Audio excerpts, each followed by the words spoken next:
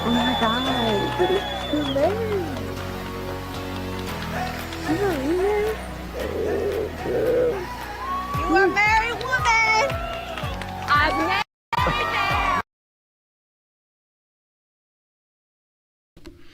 Hey guys, welcome to Little Blackbird 91. You know what time it is. It's going to be super panel time. Listen, they're going to come on in the next half an hour for you guys, and they're going to come on and discuss about the latest episode.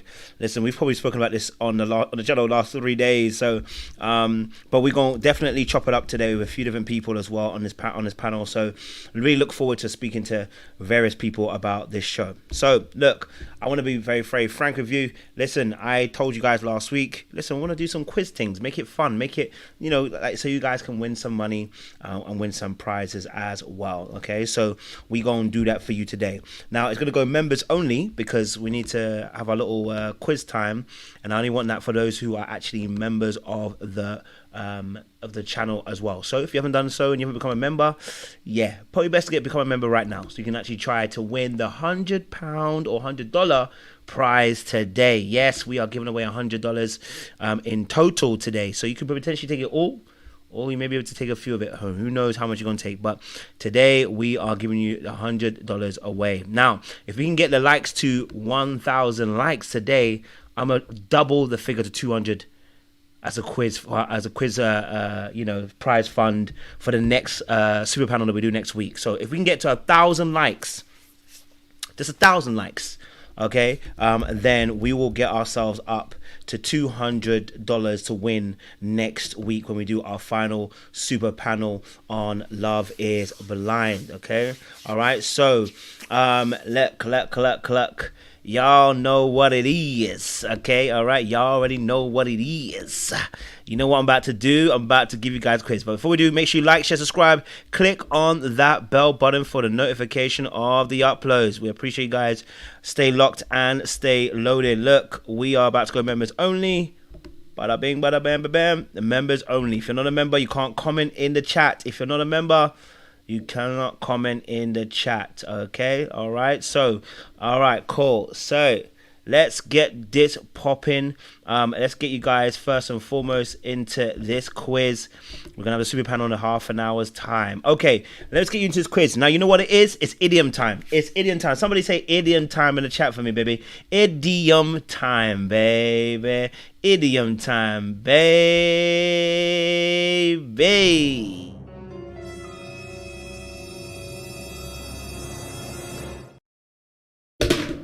That's right, idiom time, and I got these sweets. Don't play with me. Okay, cool. So, listen, let's get some music going. Let's get some music going.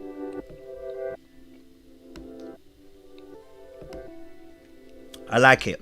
All right, cool. So, as I said, an opportunity to win $100. Okay, an opportunity to win $100. Okay, now you know what that means.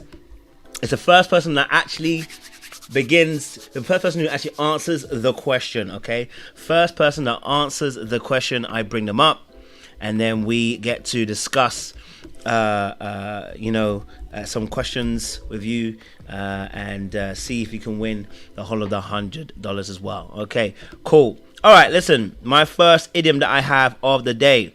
Okay, all right, it's going to do with animals. To do with animals. Okay, all right, so if you're ready, you're ready. All right, yeah. Okay, cool. Let me check the music on the low thing quickly. All right, cool. So let me see if I can, let me get a little sound effect. Hold on, so I can get a little sound effect. There we go. We got a little sound effect. Love it. All right, cool. Referee whistle. Beautiful. Let's get the show going. All right, cool. So the first one.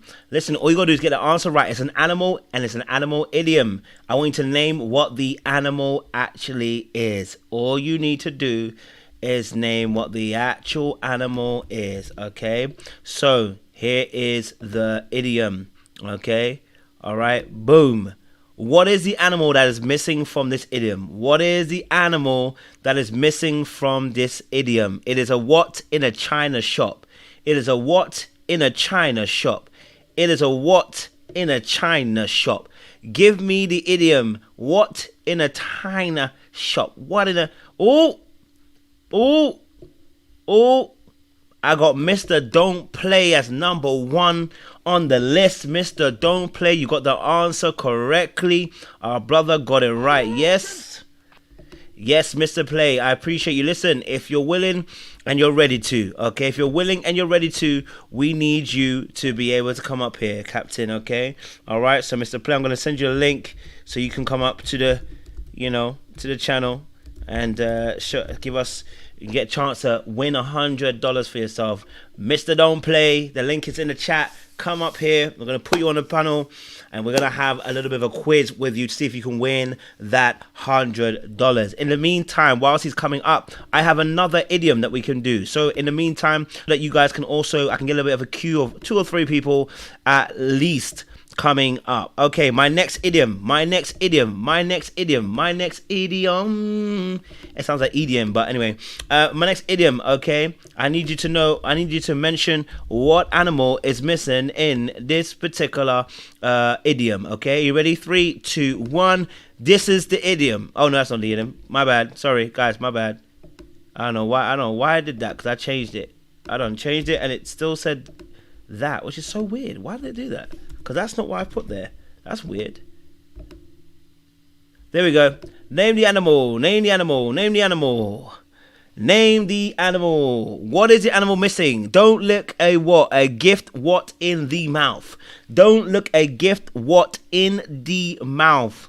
Don't lift a gift what in the mouth. The first person was Crystal Lau. Yes, Crystal Lau was the first person. He got it right. Crystal Lau, we appreciate you guys, Captain. Well done. You got the answer right. I'm going to send you a link too. You can use a link to come up here and we'll have you up on the channel as well. Crystal. Remember, when you're coming up here, you're going to need the camera on though, because we can't have cheaters up in this thing, okay? Can't have cheaters up in this thing, okay? All right, we can't have cheaters up in this thing, okay? All right, Miles got Mr. Play and Crystal coming through. We'll do another one again as well, so we can also get a third person at least up on this chat as well. Okay, so all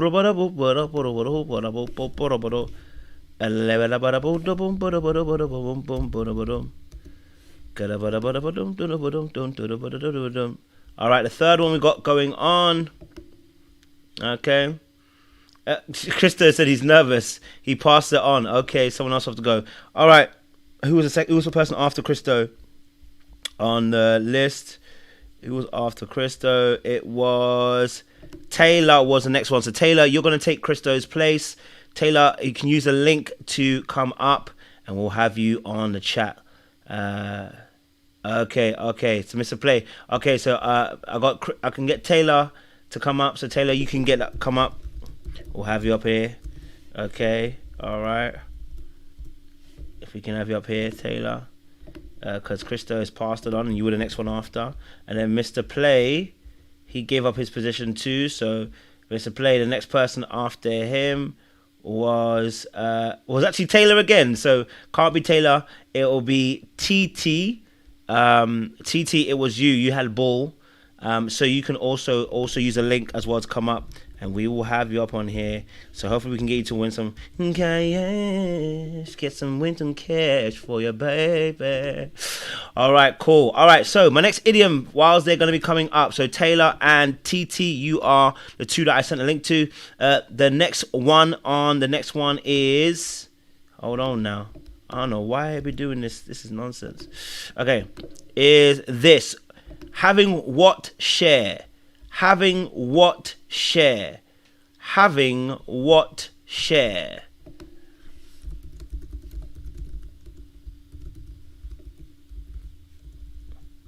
The animal that must be named. Having what share?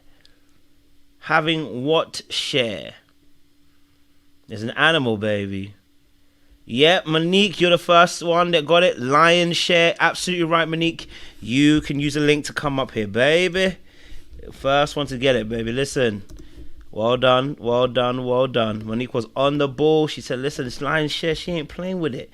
She ain't playing with it. She gonna get this money. I told you, listen, we trying to get y'all some money, but you know, y'all don't want to do it. TT says she passing too.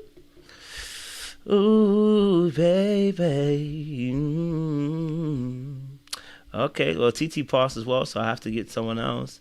After TT, well, it was Jay. So Jay, you can take her place. You're already on the panel, Jay. So Jay was the next one actually in line. So it was actually Jay after. So I will get Jay up here as well. Yes, exactly. You ain't telling no lies. Into Johnson 100 Club. That's what they need to do. Y'all saying you're not camera ready. Listen, all you need is a cloth over your head. Nobody needs to see your face. Okay, you want to put a cloth over your face, put a cloth over your face. You want to put a hoodie on, put a hoodie on. No one needs to know what you necessarily look like. You know what I'm saying? It's just so that we know that you're not out here typing on the internet. You know what I'm saying to you? Yeah, we need to see all hands on decky deck. Okay.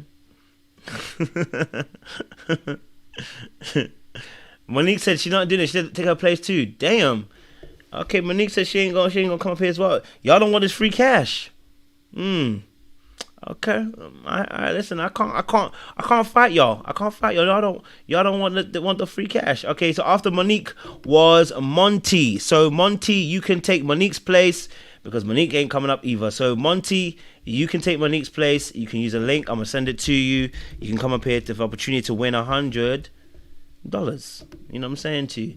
Yeah, y'all need to be ready, man. You know when I come with this thing, I'm gonna come asking you guys come on it. Okay, all right. Y'all need to come out ready. Okay, we need to come ready because y'all ain't coming ready. So I got Jay and I gotta get Monty on. Okay, all right. Ooh. Okay, in the meantime, whilst we're waiting, I know Jay's already there, but whilst we're waiting, we'll have another one to see if you can win this as well. Okay, all right. Whilst they're waiting, we have another one coming up. Monty said she cannot. Y'all be killing us, man. Y'all be killing us. Monty said she can't. Okay, now I'll pass it on to someone else. No worries at all. All right, cool. Well, listen, we're going to go to the next one. And I will pass it on. So, another one we're going to have as an idiom is I smell a what? I smell a what?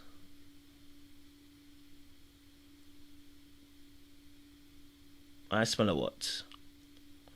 A rat. Yes, Dahlia, absolutely. Dahlia was the first one on this thing. Boom. Dahlia, use the link. Get up here. You can have a chance of winning $100 as well. Okay, all right. Get up here, and you can have a chance of winning $100 as well. Look, I know a lot of you guys don't do the camera stuff. Listen, you don't have to show your face per se. I don't care if you put a helmet over your head. You know what I'm saying to you? You don't need to. You don't mind. We don't have to show your actual face. You know what I'm saying to you? You don't have to show your actual faces, guys. All right. So just in case some of you have got some governmental jobs that you don't want to be seen on this channel, showing your face. Okay. All right. Hey, these sweets are slapping. These squishies right here, drumsticks. Deadly and dangerous. Okay.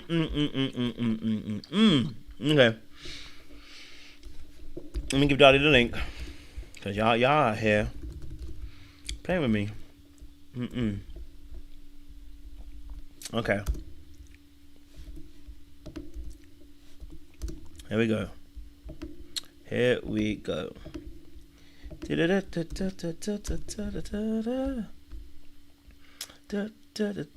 Someone said pounds or USD. USD. If you're in America, it's USD. If it's in UK, you're pounds. Yeah. You know. Krista said he needs more courage to speak. I understand, Krista. No worries. I get it, Krista. No beef. No worries. There's no push. You know what I'm saying to you? Okay, I got Dahlia ready. So fantastic. I got Dahlia ready. Hello, Dahlia. You right? I am great. Before you get started, I literally just came on here when you were asking the question. I have no idea what's happening right now. I just typed it in. Oh, no, it's fine. It's fine. It's just a quiz. It's a quiz to win $100. or to win £100. Oh, okay. Yeah. No, that's nothing crazy. Nothing crazy at all. Don't even worry about the. Okay. We ain't doing that to you. So it's just a little bit of a quiz to see if we can win you. If we can win you $100. You know what I'm saying to you. So Okay. we gonna play a little game. Is that okay? Yeah. Okay. Well, you sound like Jigsaw right now when you say that, but I'm gonna trust you here.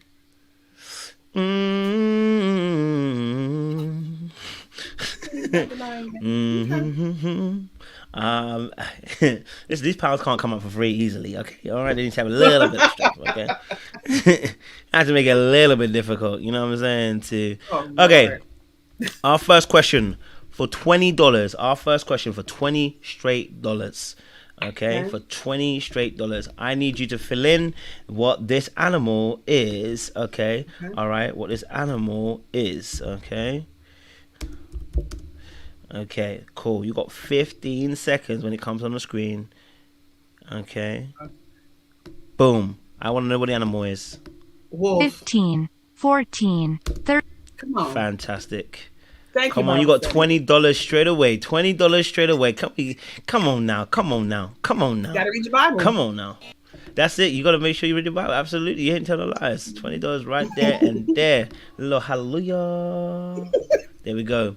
All right, cool. So, praise God indeed. Praise God. All right, cool. Our next idiom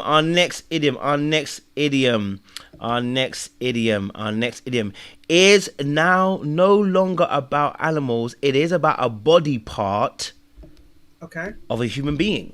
Okay, so the body part of a human being, we need the body part, what it is missing in this particular idiom as well. Okay, all right. So for $40, okay, for $40, okay, we need to know what this particular thing is missing. Okay, I'm gonna give you another 15 seconds. I'm changing my clock time so it's fair. Okay, here we go. Boom. What is missing? What 15, what 14, 13, 12, 11. Absolutely right. Yes, once again, you have got it right. Absolutely. It is an eye, baby. Beautiful. We're on $40. We're now going to $80. Now, listen. When you get to $80, by the grace of God, you have an option to split the $80 to 40 to give to somebody, or take all the 80. Oh, come on, man. I know. Yeah, jigsaw roll up. Yep. Oh. Yeah. Yeah. So I want to see you win.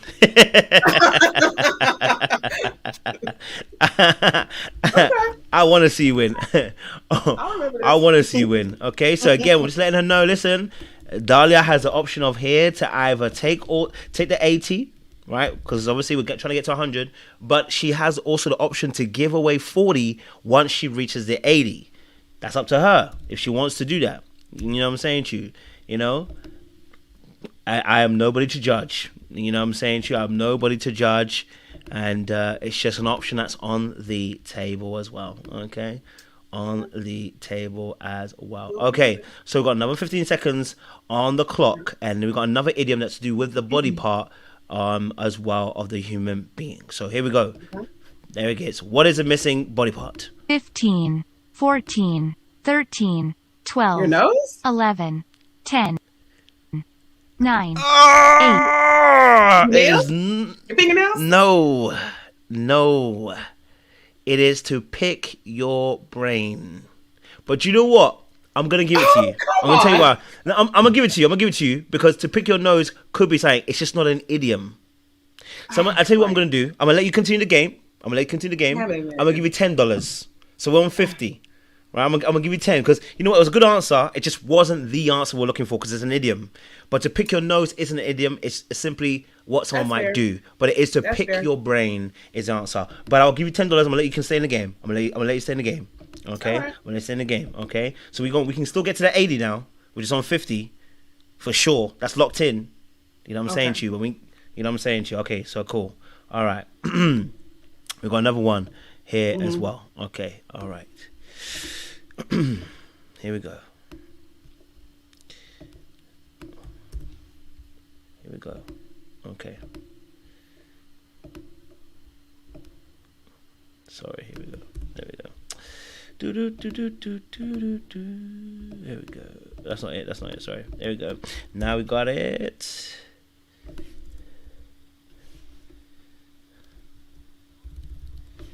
Okay. All right. Are you ready? Mm-hmm. All right. Cool. Idioms. So Yes. here we go. Idioms. 3, 2, 1. Idioms. There we go. For 15 seconds. 15, 14, I 13, think it's eyes 12, bigger than your stomach. 11, 10. You are right, Nah. indeed. It is eyes bigger than the stomach. We are on $80, baby. Okay. Come on now. Let's go. We have got one hurdle. We have got one last hurdle. That's all. We've got one last hurdle to see if we can win the whole $100. Okay. Taylor done popped up. I see you, Taylor. Taylor done popped up behind. I see you, Taylor. I see you. Don't worry. I'm gonna bring you on. Don't worry, Taylor. You know what I'm saying? I see you popped up. You know what I'm saying? I'm hearing you. Okay. Okay. All right. So I am going to give you one last one, and it is once more again. Okay. It is once more again. An animal. Okay. It is an animal. Okay. It is an animal. Okay. It is an animal. Okay. You get this, you win the whole 100. Okay. All right. Got 15 seconds on the clock. 15 seconds on the clock. 15 seconds on the clock. Okay. Here we go. It's an animal. What is missing? Bull. Come on. You are absolutely correct. You are absolutely on point. You have won the whole $100. I knew it was my day. I knew it was my day. You know. When the Lord is in the building, the Lord is in the building. You have won this game. You have $100. $100. It will be given to you today. Well done, Dahlia, for winning the 100. We appreciate you. Well done. And congratulations. I'll send it to you by PayPal as well, so you'll get that as well. Okay? I appreciate that, sir. No worries at all. Well, if you want to stand on the panel, you can stand on the panel. I'll put you behind, but if you want to stand on the panel, no worries at all. Okay. If not, it's not for you. Okay? So I'll put you behind. No, I'll do the panel. I'll come back. Yeah? Okay, no worries. All right. Appreciate Dahlia. All right. So we got Dahlia who won, you know. Should I feel generous? Because Taylor's come up now, but someone's already won the 100. Should I feel generous now? But you know what? I'm going to be generous. Because Taylor, you decided to put your camera on. I'm going to be generous. You know what I'm saying? True. Maybe we can win another $100 today. Can we win another $100 today? I'm feeling generous. Dahlia. Hello, sis. Hi everyone. How are you doing? I'm doing well. I'm hoping to win $100. Congratulations Come on. to Dahlia. So we'll see how this goes. Listen, look, you know what? The Lord is full of grace. And so you know what? We are going to try and get you $100 today, Taylor. Okay? All right. So our first question is going to be for $20. Okay? It's going to be for $20. Okay? All right. For $20. All right. So it is going to be a body part. Okay? A body part is what we're starting with. All right? A body part. And you'll have 15 seconds to answer the question. Okay. All right. All right. 3, 2, 1. What is the body part? 13, Lips. 14, 13, My 12, lips are sealed. 11, 10. I love that answer. It's correct. It's locked in. It's on point. We love to see it, baby. We got $20 in the bank, baby.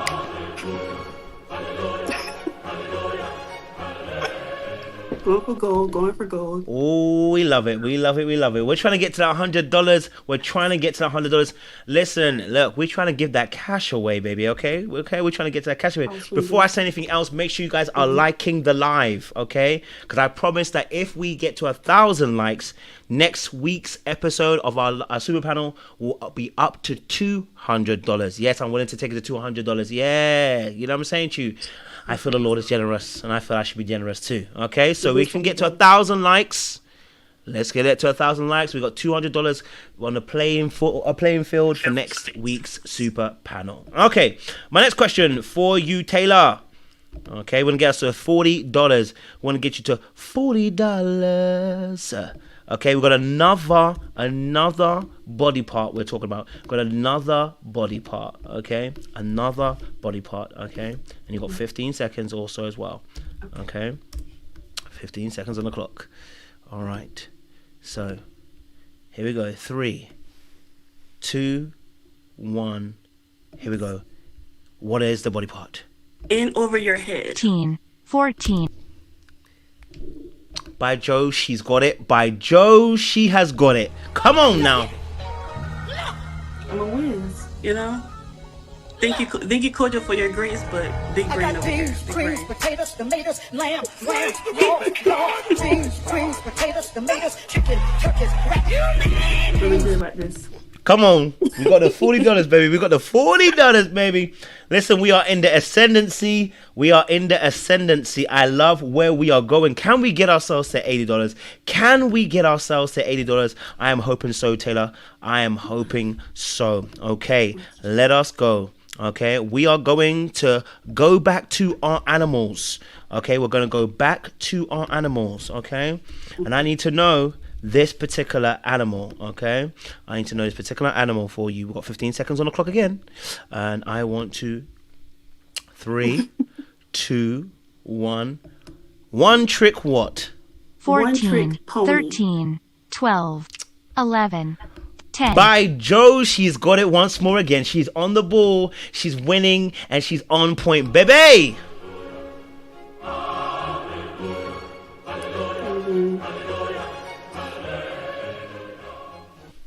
We are up to $80, ladies and gentlemen. We are up to $80. Look at that. You turned up for a one-night day event, Thank you, you know, Kojo. for a few hours, and you're going to end up leaving with some money.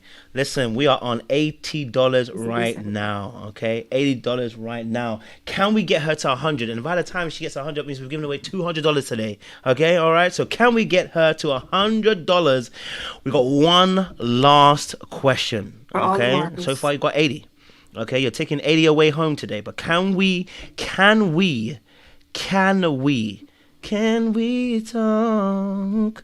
All right, my particular thing. I'm willing to accept 2 answers in this particular one. Okay, all right. I'm willing to accept 2 answers for this particular answer. Okay. Okay, we've got 15 seconds on the clock again. All right, 15 seconds on the clock again. Cast pearls before what? 13, 14, 13, It's an 12, 11, 10, 9, 8, Oh no.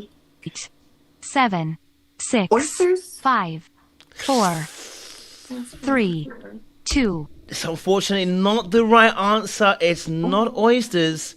It is swine. And I would have accepted pig as well. Casting pearls I've before never swine. heard that one. You never heard it? Baby. Baby. Darn I'm so it. sorry, Taylor. But listen, you still get the $80. Okay? Thank you still you. get the $80. And in fact, I'm feeling generous. That extra 20, I want you to nominate somebody in the chat who can get $20 I gotta find the as well. chat. Who was it? I nominate Katashki, I think her name.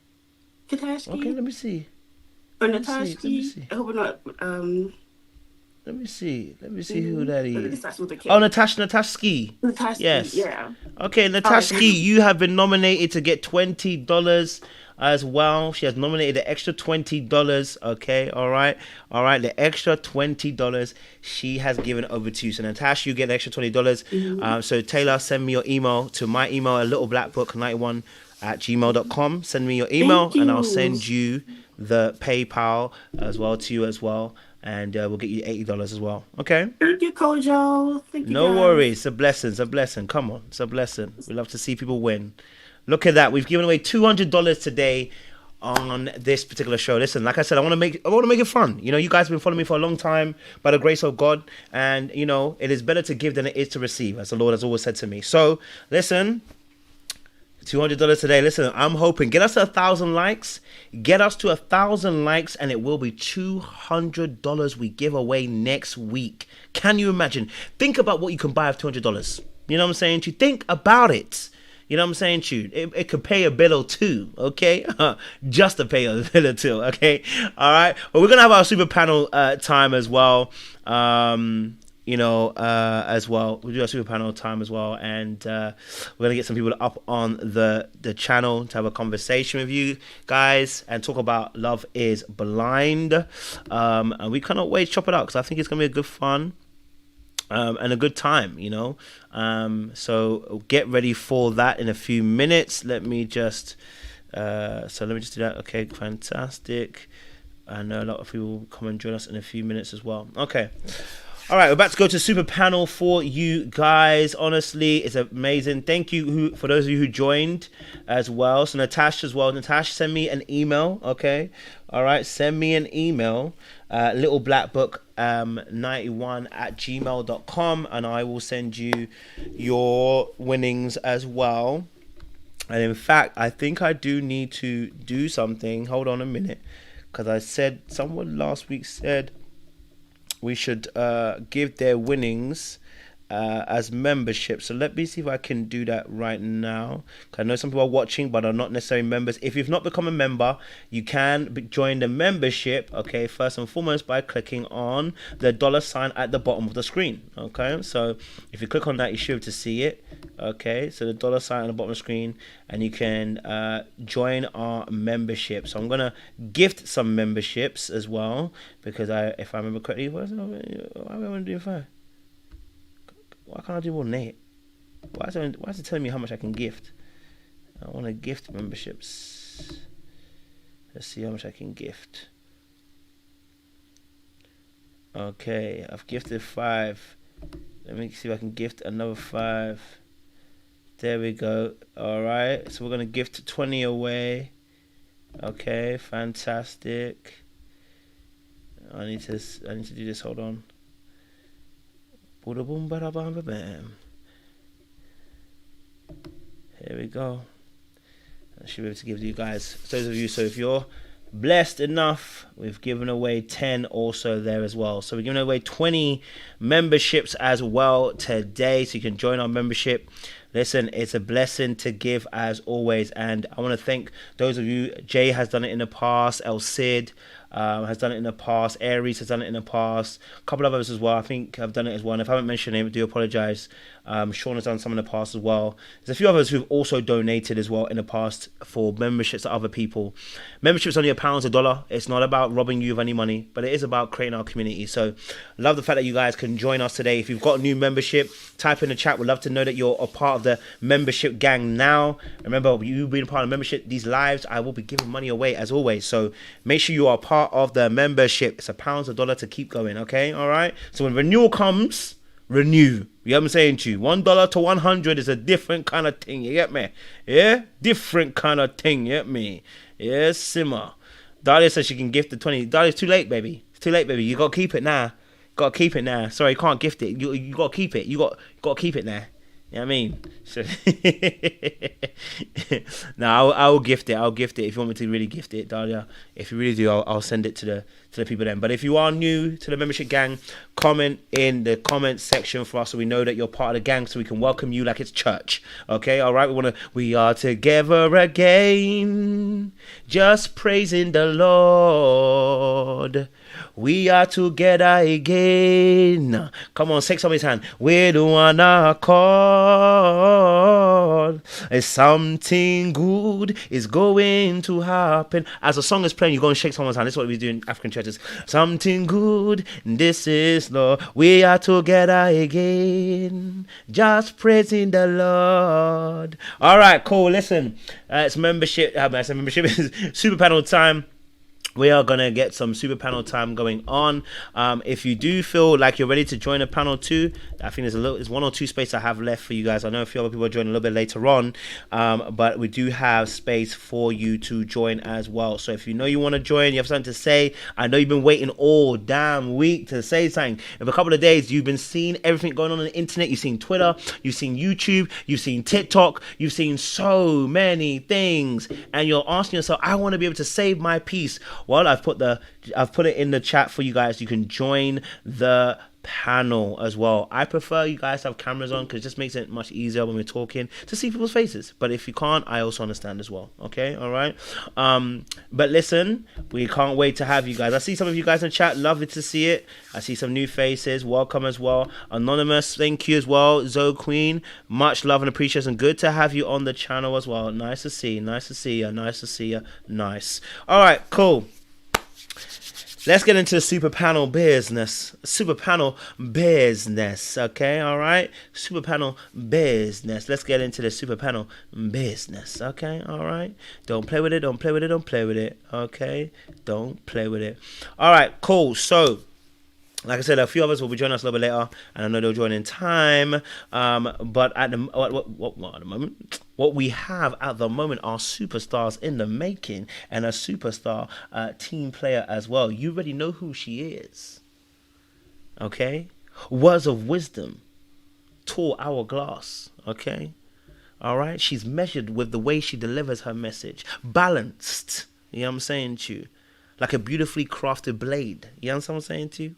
Okay, when she speaks, we listen. Okay, when smoke arrives, there is fire close behind. Just want to let you know. Okay, yeah. So don't play with who she is. You said that they're tapping the chat because they know who I'm talking about already. You know what I'm saying to you? Okay, all right. The first letter of her name is the one just before mine. You know what I'm saying to you? Okay, this is the mysterious. This is the wonderful.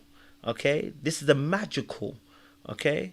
This is the wondrous. You know what I'm saying to you? Yeah? The magnificent.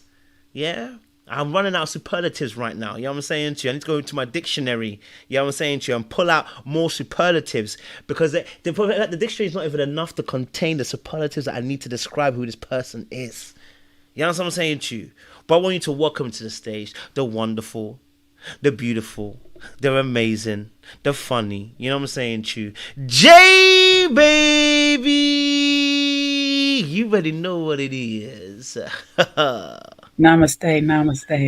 I come in peace, or I'm gonna leave in pieces. We're gonna figure out what's going.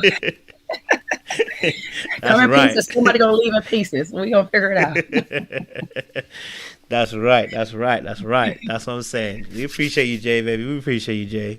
Love and peace. Thank you. All right, our next one. No worries, baby. You know I got you. The next person we're inviting on the stage. You know who she is. Okay?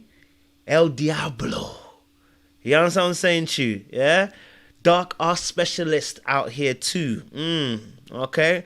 When she's on the panel with myself and Jay, it's really dark on that panel. Real dark. You know what I'm saying to you? Okay? This is a person who knows how to meticulously, spectacularly, you know what I'm saying to you? Specifically, you know what I mean? Yeah? Circumspectly knows how to dissect, okay, a point.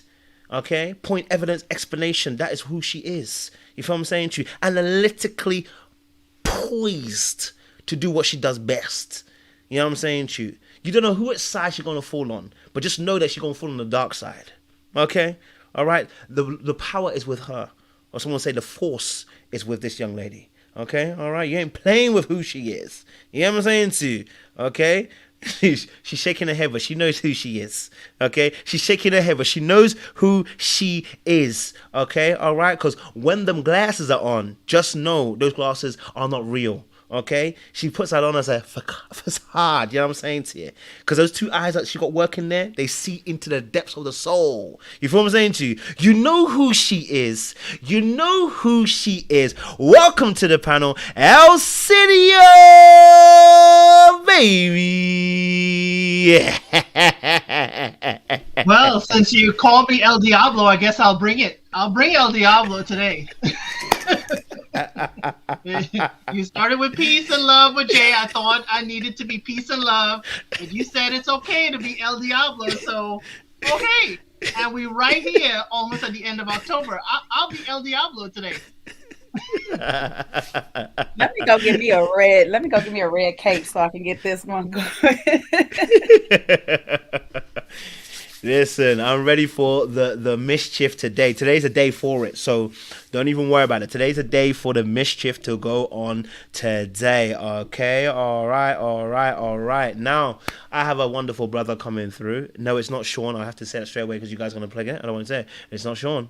Okay, when he comes along, I've got a separate name for him. You know who I call him now? Mr. M and Mr. P. Okay, so listen, before we get this person on though, what a wonderful gentleman. He was on the channel a few days ago. Okay, all right. Listen, this is a brother who likes a bit of true crime. Okay, and there was a lot of crime that was going on in Love Is Blind. So he's got a lot of work to do. I call him the Inspector Gadget, the Inspector Morse. Okay, all right, because he's gonna inspect some things to make sure it is clean cut and above the board. Okay, all right. Now you saw him in a lovely red shirt the other day. You saw how he came in all bloodied up, looking good, crimson. Okay, trying to spice the ladies with a little summon.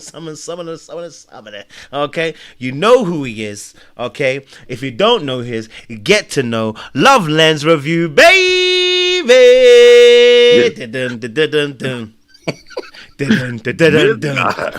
guy, thank you for a lovely intro. You know, that's what I just had on all day.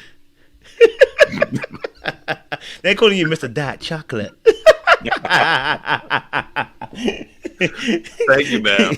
It's such a privilege to be on here, man. Especially coming from you reviewed a season some time ago, and you was going off on somebody, and I'm like, oh my God, he calling me out. You was showing all my flaws. I'm like, I gotta follow this guy and been hooked ever since. So thank you. It's a privilege to be on here with everybody. It's a blessing, brother. It's a blessing, brother. Thank you, honestly. Our next person coming up to the platform, yes, you know who he is. Straight from the LDN, the LONDON, from the London, baby. Listen, I don't know how he does it, okay? All right? I don't know how he does it, okay? Now, sometimes he be awake, but he be asleep. But sometimes he be asleep, but he be awake. You know what I'm saying to you? Listen, you never know. He's in the Matrix, and he's not in the Matrix. This is a brother who you know, okay? When it comes to the streams, he does struggle. But listen, don't play with this brother now, okay? Because once he chooses a side, he's loyal to the end. That's one thing I respect. He is loyal to the end. This is a brother you need in your corner. When the Bible says that, to have a friend that is far, this is the kind of guy you need, okay? All right? Then the brother that's close. Because this brother here, he loyal to the end, okay? And once he chooses who he wants to decimate, there is nothing that can stop him. Thanos can't stop him. Okay, all right. No snap of the finger. No Marvel characters. No Black Panther. No Iron Man. Okay, all right. Nobody can stop him. Once he says he's coming for you, he's coming for you. And you've got to accept it. And you have to accept it. And you have to accept it. And you have to accept it. This is a brother out here who I appreciate. You know what I'm saying to you? Listen, brother. Struggle Streams. JRTV. Baby. What you telling me, JR? Man, hey, thanks for the introduction, bro. That was epic. Hey, listen, man. Peace to everyone out there. Can't wait to get stuck into this review. Good to see everyone tonight. Looking forward to it. Look forward to hearing your perspective, because I know you're going to get stuck. So I know you're going to stick on somebody and they're going to stick. So I appreciate you, brother. I appreciate you big time. Okay. All right. So we appreciate you big time. Listen, I've got a few other people I've got to bring onto the panel as well today. Listen, I haven't formulated you guys' beautiful introduction, okay? But I'm going to keep this one nice and sweet. This is the wonderful. This is the wise. This is the all considering different points and bringing them into perspective. This is I never thought about that, but now I'm going to think about it. I'm going to bring a different perspective to the table. This is somebody who has joined me on several different streams before. This is a young lady who also at the same time, okay, brings a little bit of heat when she needs to bring a little bit of heat, but then she brings a little bit of ice when she needs to bring a little bit of ice. No, it's not Seaway, because if it was Seaway, you'd know it's Seaway, because there would only be one way when it's Seaway. You know when it's Seaway, it's only one way when it's Seaway. But this young lady here, like I said, she's nice with a little bit of spice. And when you mix these ingredients together, you know what you get? Dahlia, baby! energy. I accept that. Hi, Linda. You all right? I'm doing great. This is my Friday, so I'm doing wonderful. Yeah. Okay. Oh, before we go anywhere, listen, shout out to Pam for the 20 gifted memberships. We appreciate it. I'm going to definitely celebrate you in a second or two, Pam. Don't you worry, baby. We're going to celebrate you. All right, our next person coming up to the stage. Listen, this is my resident psychologist, okay? My resident fascinologist. I don't know if that's a word, but I'm making it up, okay? All right, this is my person from the LONDON as well, okay? Listen, this young lady always joins us at the craziest of times, okay? And she likes to keep what I call a balance, okay? I want to see a bit of this, a bit of that, a bit of this, a bit of this, a bit of that. She brings a buffet of ideas, okay? All right? One's for consideration up to the panel. I appreciate her energy, I appreciate her time, and I appreciate the fact that she holds strong points when she needs to, okay? And she once told somebody, let me not repeat what they said to that person on that panel, but she said something to that panel that was strong, okay? And we appreciate her for standing 10 toes down. It's Lorraine, baby! Hi, What are you telling me? I see you with the blonde. I have healed. So what I said to that person, I have healed. Okay. Let's just leave it there. We know But you she can healed, come but out are if they? she needs to. She can come out if she needs to. But I have healed. Okay. We appreciate you, Lorraine. We appreciate you. Honestly, we appreciate you. Big shout out to you, Lorraine. Good to see you as well. All right, we've got 2 more panel members coming up to the platform as well. Listen, one you already know, one you do not know. I've got a new person coming up to the platform as well. Listen, look. Whew, listen. It's gonna get tasty today. That's what I'm gonna say, okay? Because I can see various people on this panel. It's gonna get tasty today. But this person, obviously, again, I don't necessarily have a biggest boldest one because obviously new to the team, and I wanna be able to formulate my introductions. But she has been on the panel before, okay? All right. Now she likes to keep it nice and short and sweet, but the sweetness, be careful now. You know what I'm saying to you? It's got a little spike at the end of it. You know what I'm saying to you? Just when you think that she's being really sweet, she comes with a heavy point. Do you know what I'm saying to you? So you got to be very careful with this one. Don't misunderstand her, and don't look at her stature or know her frame, okay? But when she speaks, there's an eloquence as well to it, and we want to appreciate you. Faye, welcome to the panel, baby. How you doing, Faye? How you doing? Huh? How you doing? Give us a little hello, baby. Hey y'all, thanks for having me. I always appreciate when I'm able to come join you guys. It's always a blast. So looking We forward appreciate to it. you. See how I said about nice and short and sweet? Yeah. Wait till she starts. Ba-bam! Before you know it. All right, cool. I got one last person to come up on here. Listen, a brand new person's come up on here, and he wants a, you know what?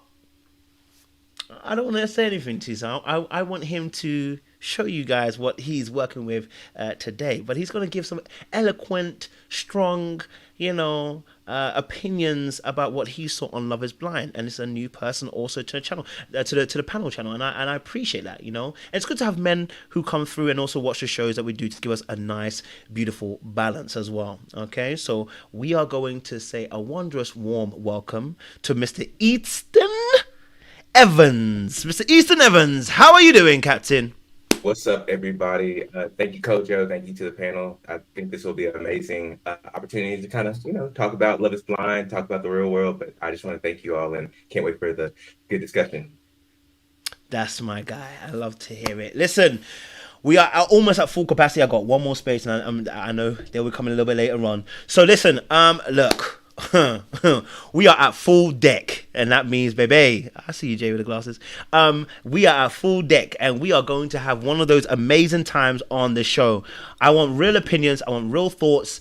Okay, we're going to keep it cute, classy, and respectable amongst each other. Whilst we may disagree, we are friends here as well. And plus, I like to say the kids are watching, so fight behind the scenes, not in front of the camera. Okay, yeah. In the chat, that's what I mean. Cuss them out in the chat. But no jokes. Okay, cool. So we got these kids don't learn that. They don't know. They're going to find out.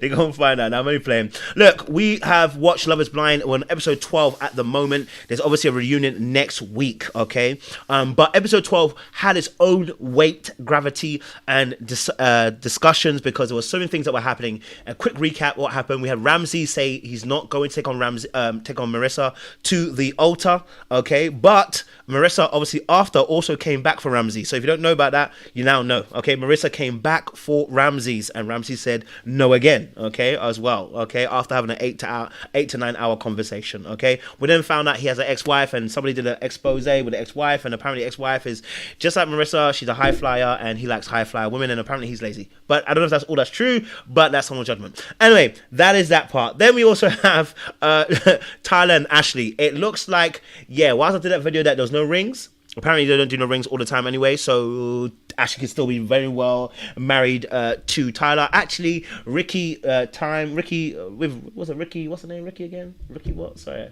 Storytime with Ricky. Storytime with Ricky. Thank you. Storytime with Ricky did actually a video talking about how the reunion would look, and it looks like Tyler and Ashley are still married. So sorry to spoil it, but they are still married, okay? So I wanted you to have that opinion, so when you're giving your point of view, you have that point of view. Apparently, that's allegedly. We don't 100% know. You know what I'm saying to you? Okay, so that's them two. And then we also have Gareth and Taylor. I mean, that's not much to say about them, is it really? They got married. Okay, but what happened was Gareth did let Taylor know up until this point he ain't going to San Diego.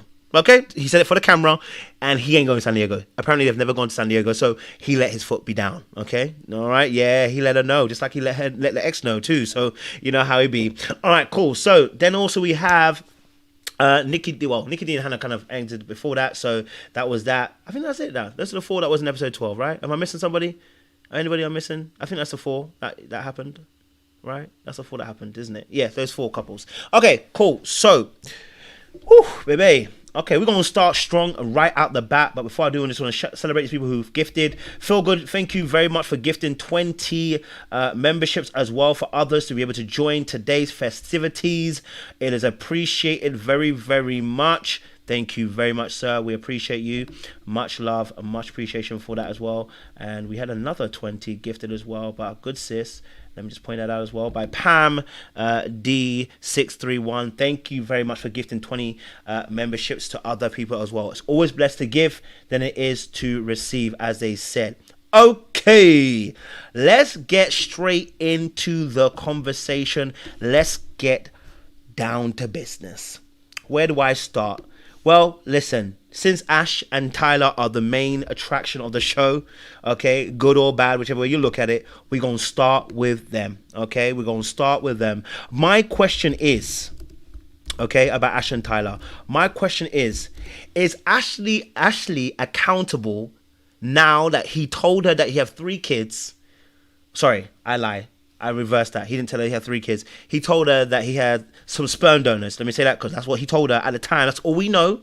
It may have told her something else after, but what we can see by camera, he told her that he has sperm donors after he didn't tell her that he had kids beforehand. So I want to know, is Ashley accountable if now she gets married, which we saw she did, and now he plays her the same way he played the other women? Is Ashley accountable is the question I am asking. Is Ashley accountable now he told her that information? Or are we still saying Tyler is, it's still Tyler's fault all the way? Is there any blame that should be attached to Ashley if this goes wrong? By the way, it could go right. So, shoot, the brother could turn around and be an angel. You know what I'm saying to you? I mean, he has got 7 evictions, and he owes obviously about 30K. And, she may never buy a house, but that is irrelevant and besides the point. You know what I'm saying to you? Okay, it's not important. And the fact that he has sperm donors is actually 3 kids, which 2 of them are twins, which after he has sex with a lesbian, it's irrelevant to that point. Okay, now the court can throw that out if they want to throw that out, but I had to mention it just in case. You know what I'm saying to you? So I want to know, is Ashley accountable in this situation because of what she knew just at that point in time? We don't know what she knows now. Of course, we know she probably watches things now, but at that point in time at the show, when they get married, is Ashley accountable is what I'm asking. Is Ashley accountable is the first question I'm asking. I've got a few questions to say. Who would like to take this first? Dahlia, go for it. Open up the platform for us. Let's have that conversation.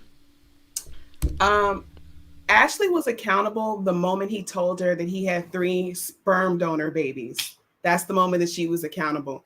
He even told her, if you need me to show you the paperwork, I will show it to you. And she nodded her head like she understood. And we didn't hear no more about this mysterious paperwork. So yeah, she's accountable for herself. She chose to marry this man knowing he has these children. She never saw this supposed best friend. He said she's the mother is a really good friend of his. Didn't see her at the wedding party. As far as we know, she never talked to her. You never saw those kids.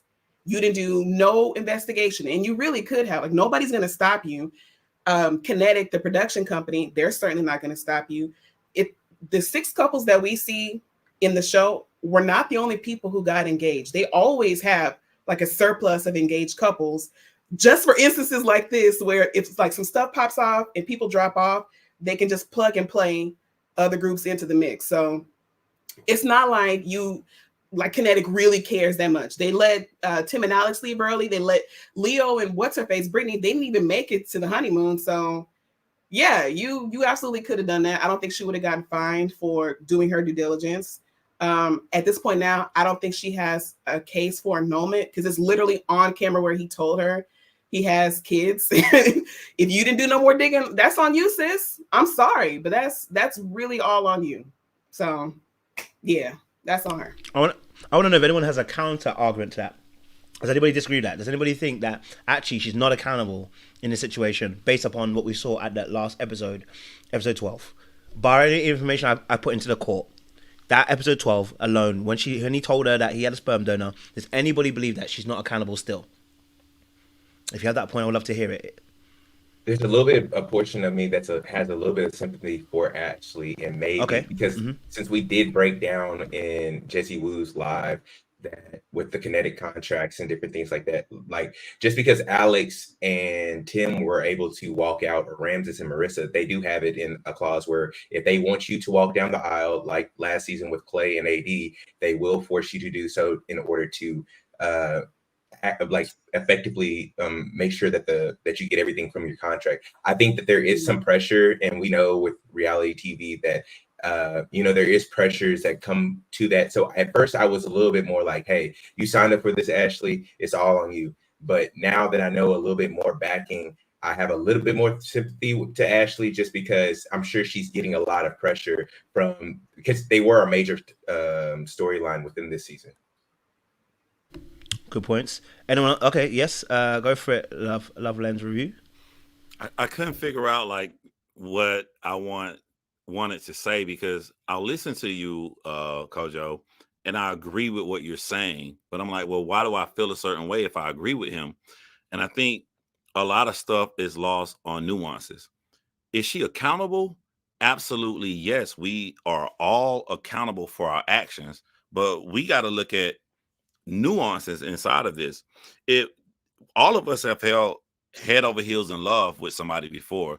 When you're hearing your favorite song play, and when you're laying, you're holding that person at night, when you're hearing Desiree sing Kissing You in your head, everybody has felt that strong emotional bond. And when it's that strong, it's going to take a lot to push you away. We have to let go everything we learned after the show, and we have to only go by what you're saying, what happened on the show. I feel this strong, close bond, but a part of me can understand, like, if he's just a sperm donor, okay, I get it. She did what more people wouldn't do. They would have argued with him for 5 minutes. She left for the entire night. With most people who would have been that head over heels in love, this would have been like a 10-minute conversation. She thought deeply about it, and she felt that her connection was strong. And I feel like we don't give her grace for this because we know so much information than she did. But all she knows is that he is a sperm donor for 3 children. He doesn't have rights to 3 children. So there was nothing else on the show that I felt that could propel her away from this situation. I can totally have empathy and put myself in her shoes and understand why she'd stay. While the answer remains, yes, she's responsible, because we're all responsible for our actions. All right, I like it. Yes, Elsa, do you want to say something? Go for it. While I semi agree with Loveland's review. At that point, you know he has 3 biological children. At some point in their lives, they can lay claim to what he has built as biological children. So I would say there needs to be some kind of postnup after the marriage, or since she knows ahead of the marriage, she has an opportunity to do a prenup. So again, both of them should be, thinking about how to potentially protect themselves for the future. Because now you know there are 3 people out here. And if you potentially cannot bear him children, these are his children. These are his heirs. So you got to think about all of that. So that whole night she was away, I hope that was part of her thinking process. Go for it, Jay. Just want to say before you go further, average sperm donor got like 1,000 kids. That's all. Sick. I don't know how I'm supposed to go after that. Okay. I'm not as strong as Dahlia is. It's not when he told her, because she hadn't made a decision yet. There's no decision made. So I can't fault her when she hasn't made a decision. But once she said yes, that takes into account what Elsie said, that you did your due diligence to go do whatever research that you need, and you're making a sound decision on why you're saying yes. You cannot be mad at, I cannot be mad at you if a person's withholding information and you make an uninformed decision about anything. But once you got the information that you need and you go and do your research or not do your research, whichever way you do it, you're held responsible for your choice and actions at that point. You had the choice to go do research, investigate, do whatever you need to do. You had the choice to say no. You had the choice to put it on hold. You had a whole bunch of choices made because they gave you some information. It's not the whole truth, but you got enough information for yourself to go find out more and make a sound decision.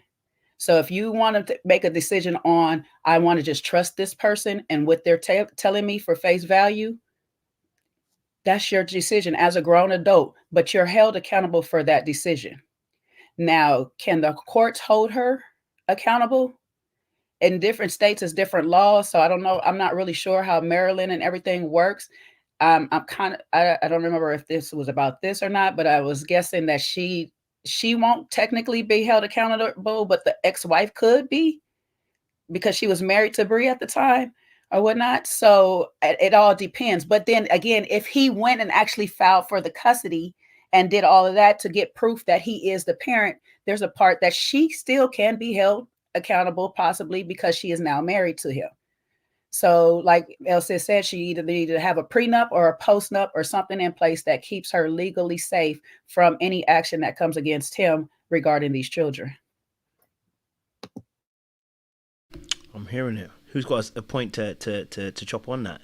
If you've got a different point. Yes, Dahlia. I have some pushback. Oh, okay. Push it back, baby. Okay. So Elsa knows I love a good background check. Okay. Me and her, we've already discussed this. I'm a fan of background checks, and I work in insurance. I do bodily injury claims. We do background checks all the time because people love to file fraudulent claims. It's a thing. You will be surprised at how much information that you can find off of a very quick, surprisingly cheap background check, and they have quick turnarounds. And if you're willing to pay a little extra, you can get it express. Okay, so I'm sorry. I know I sound harsh when I say this, but you kind of have to be, because you have to consider the time frame here that we're talking about. Lovelands, when you were talking about falling in love and you like your nose is wide open and you like stuck in the ether, it's like I get that, but also we got 3 weeks, so the timeline is really truncated, and you basically have to make like really quick decisions. So unfortunately for her, she doesn't have the benefit of time. She can't just kind of like just follow her heart here. She actually does have to follow. She has to use her brains here. It's like, okay, yeah, you fell in love, but now this man just told you information that he knowingly omitted in the pods to you, waited until you fell in love. That ought to send off a signal to your brain, like red flag behavior. Let me dig further. She didn't even ask him any questions. Like she asked, do they know what you look like? And that was it. And it's like, okay, well, that's a yes or no question that a person can lie to you about. We already know that he lied to you about this shit before. Why wouldn't he lie to you about that now? she's not great at crafting questions, and you haven't gotten into this, Kojo, but I suspect, based off of the history with her dad and how her mom and her grandma was talking, they got this thing about forgiving people and letting them off the hook with no real accountability, and it seems like that's hereditary. So I don't know. I'm seeing a pattern here, and I can't let her off the hook on that, because she's only hurting herself.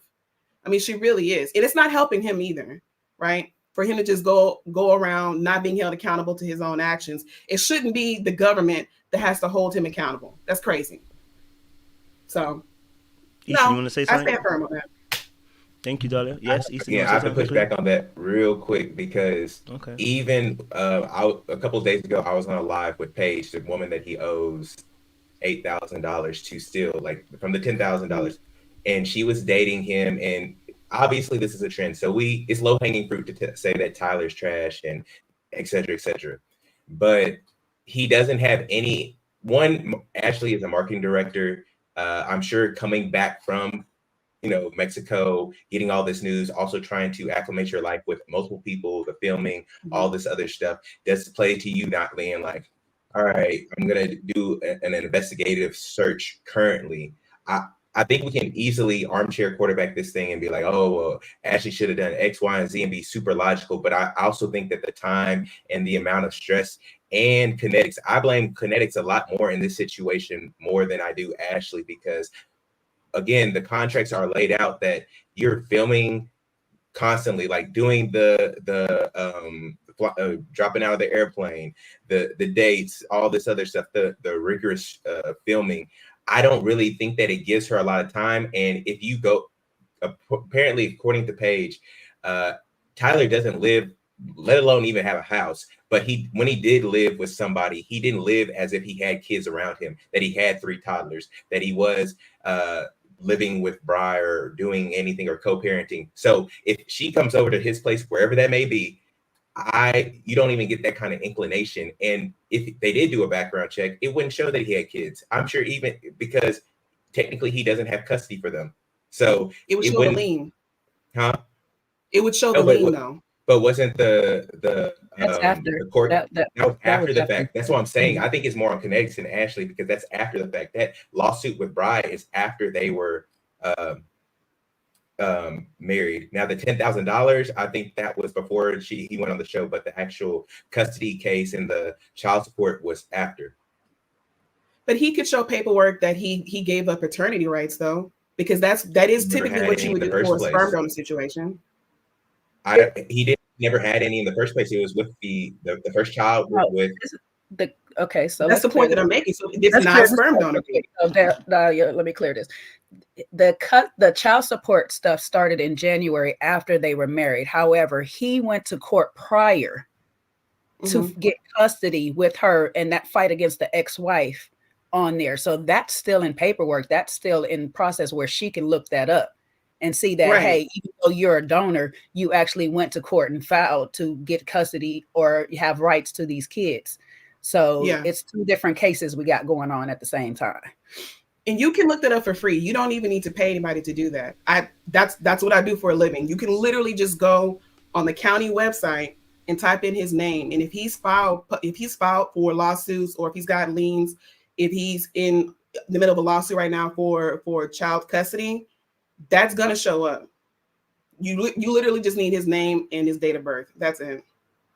Okay, before anyone jumps in, there's people. I like the conversation was going excellently well. Lorraine's open the mic. Yes. Before you go, Len. No. Wait, Len. I want to get those who haven't spoken yet. That's why. Sorry. Lorraine, jump in for me, and then those who haven't spoken, I want you to go in first before I get it back to the other guys. Go for it, Lorraine. What's your thoughts? Yeah, I want to give like a quiet taste point of view. You know how to do.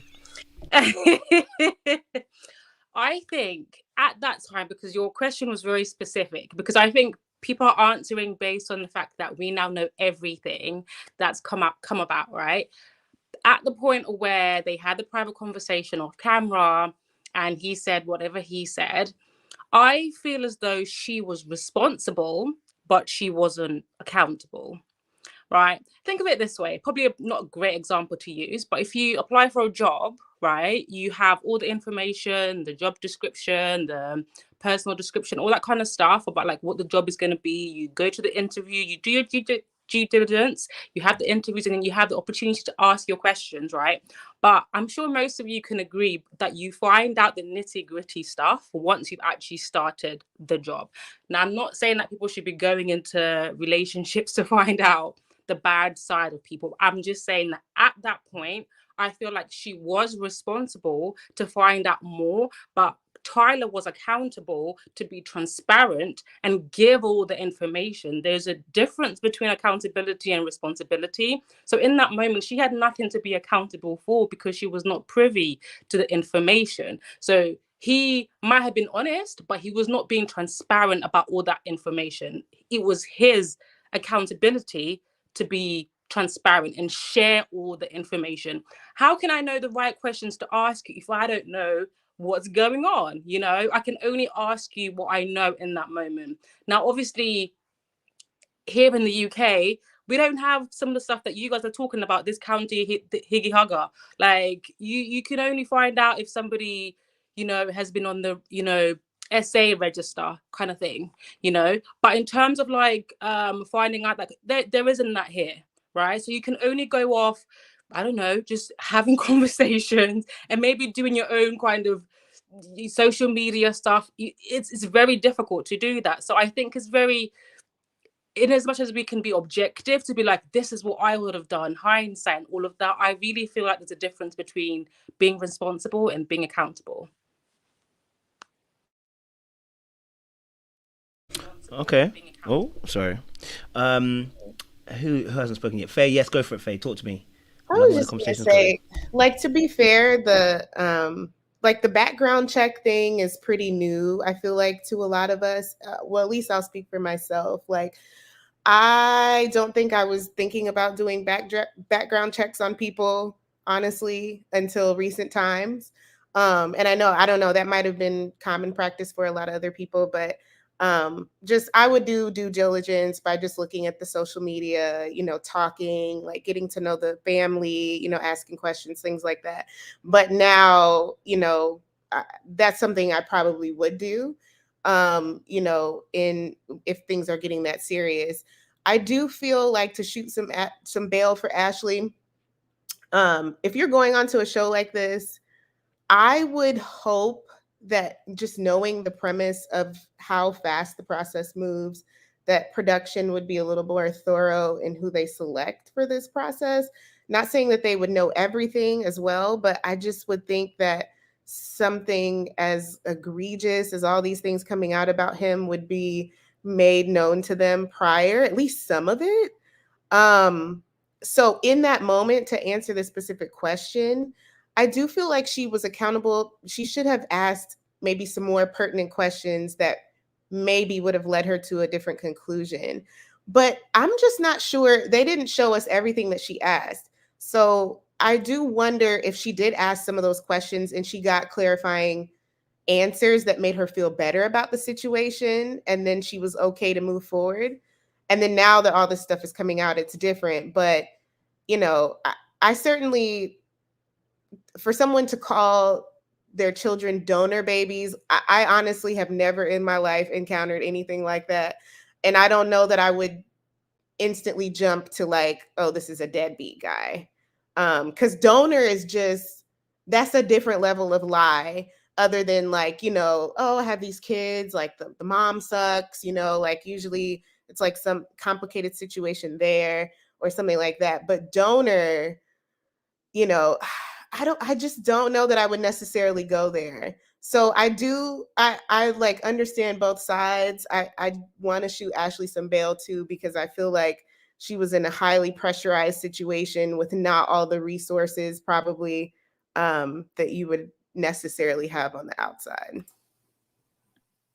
Okay, I appreciate it. Struggle Streams. Listen, talk to me, brother. We haven't heard from you yet. Yeah, I think I agree with Lorraine on this. I think you can hold Ashley responsible for her decision to stay with him once she found out certain bits of information. and got to see how he lives, got to know him more. And even though the kids may not be a part of his daily life, they're still a part of his life. So, you know, I will have to hold her to a level of having responsibility for that. I think Netflix need to be accountable, and I think Tyler needs to be accountable. Tyler unfortunately got himself into a really big mess, as we all know, right? Trying to help his friend out initially, leading to having, you know, threesomes and other sex exploits with a crew of people. And ultimately, his friend came to him and said, let's have this baby. And, you know, I need a donor from me and my wife and this, that, the other. So he wasn't meant to be part of their plan. I'm sure if the two women stayed together married, you know, Tyler would be excluded, even though Bree would have tried to sneak him in differently.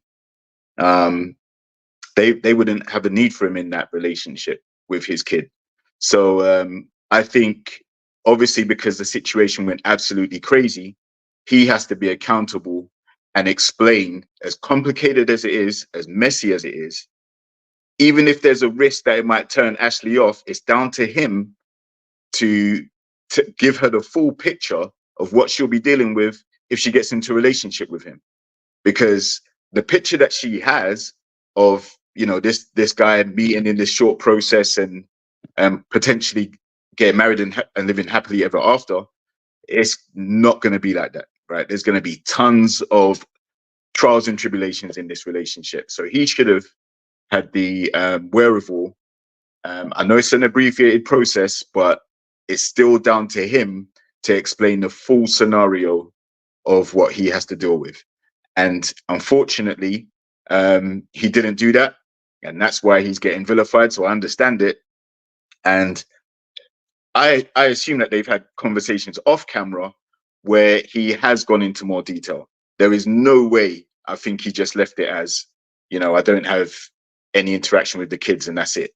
I think there's been enough time for him to fully explain off camera what his situation is. And if they're still married after that, then again, that's where she has to take responsibility for still staying with him in the murky situation he has. Love to hear that. Love to hear that. Layla, what's your thoughts on this? Good to have you on the panel. Hi, everyone. I think that she asked specifically for documentation when he first told her whatever version of the truth. So she said, I want to see, you know, what the contracts were looking like to make this donor arrangement. I want to see like the parental rights documentation. She was asking all of the right questions when it first came up. So if she did not ensure that she got those documents, or if she didn't pay attention to the fact that he could not produce documents that supported the story that he seems to have said. I mean, I have seen, you know, it is reality TV. I have seen, there's this show called Unreal from like the early 2000s that show like there's a lot of tricks that go into reality TV to paint people the way, whatever. But the fact that she asked for the documentation means that she should know the truth. And the way those daddy issues were spilling out right before she walked down the aisle, the abandonment issues, the like, you know, like it seemed, to be honest, what I do hold her accountable for is if it's your wedding day and your daddy issues are being triggered that hard, I think you really need to think about it, sis. Like you really need to think about like, why are you being so in touch with your inner child who was abandoned and rejected and hurt? And why are you talking to your mom and your grandma about all of these things right now? Like that's like a lot to go down the aisle on the happiest day of your life, to the love of your life, to this man who's so special and so different from your dad.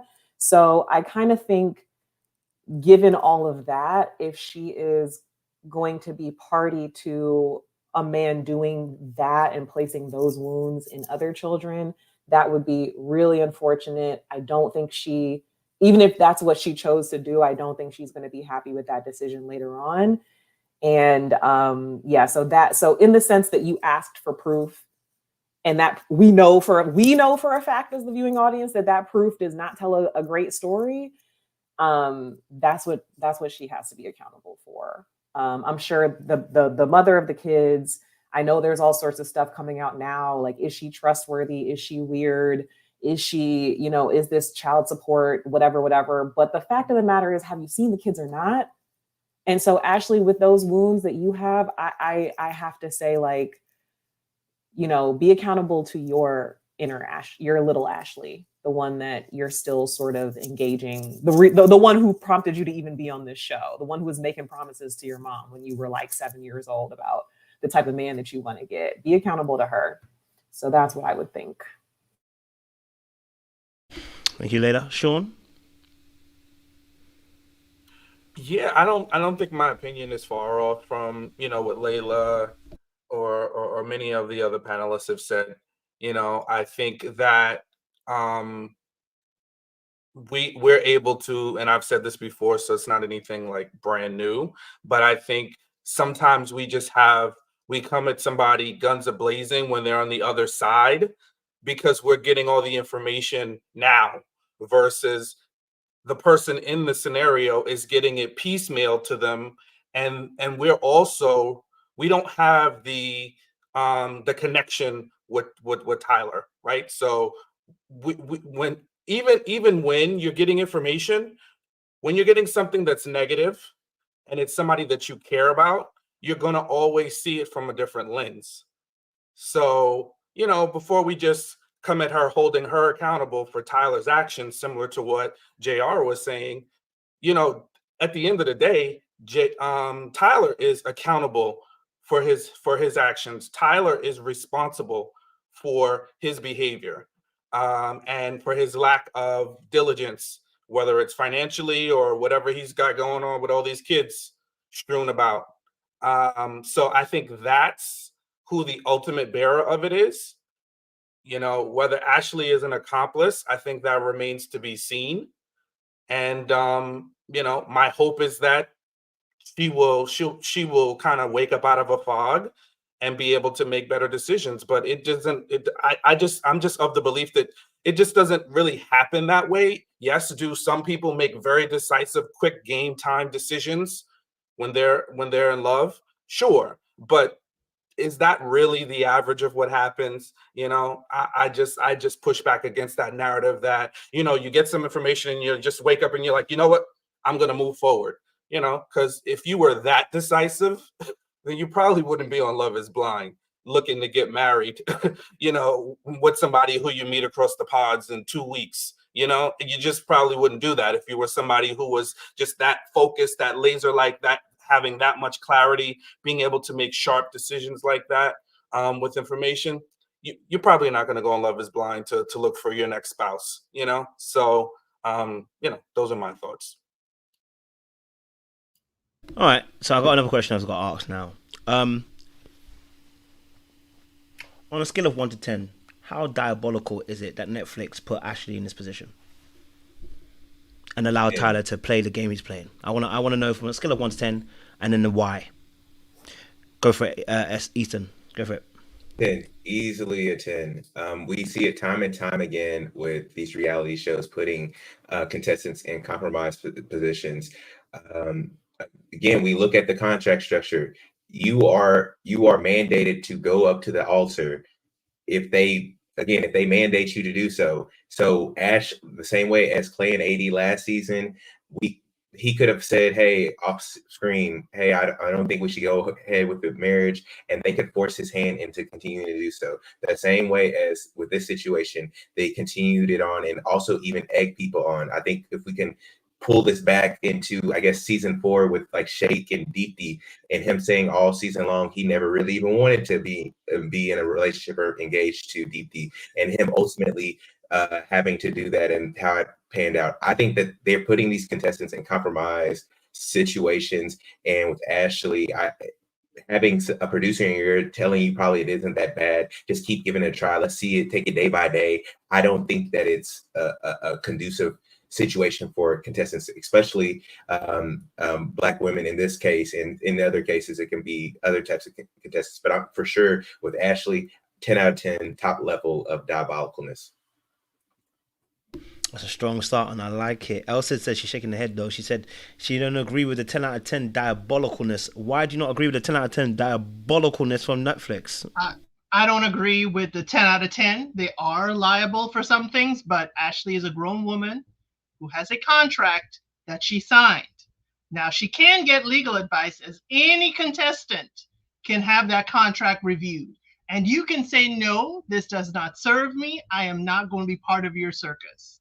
So my thing is 10 out of 10, I'll probably give them a strong 8, but I'm not going to completely take Ashley out of the fact that she signed a binding agreement. Now, if that agreement is good or not is like back in hip hop. Back in hip hop, we had these bad contracts for all these musicians. So yes, she can probably fight this.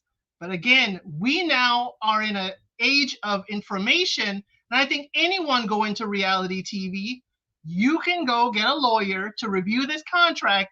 And once you saw that you were only going to be making that amount of money, or once you saw I can't even get an annulment because you're forcing me to stay in this marriage for a year, I'm going to have to pump the brakes and find my way to reality TV another way, because this does not serve me. So they are responsible, but I ain't giving them a 10 out of 10. She grown, she over 30, she can read, she can go find a lawyer. It's strong over here. Anybody agree or disagree with that point and has a strong point? You know what I'm saying? Lorraine, look, you're touching the button. Go for it.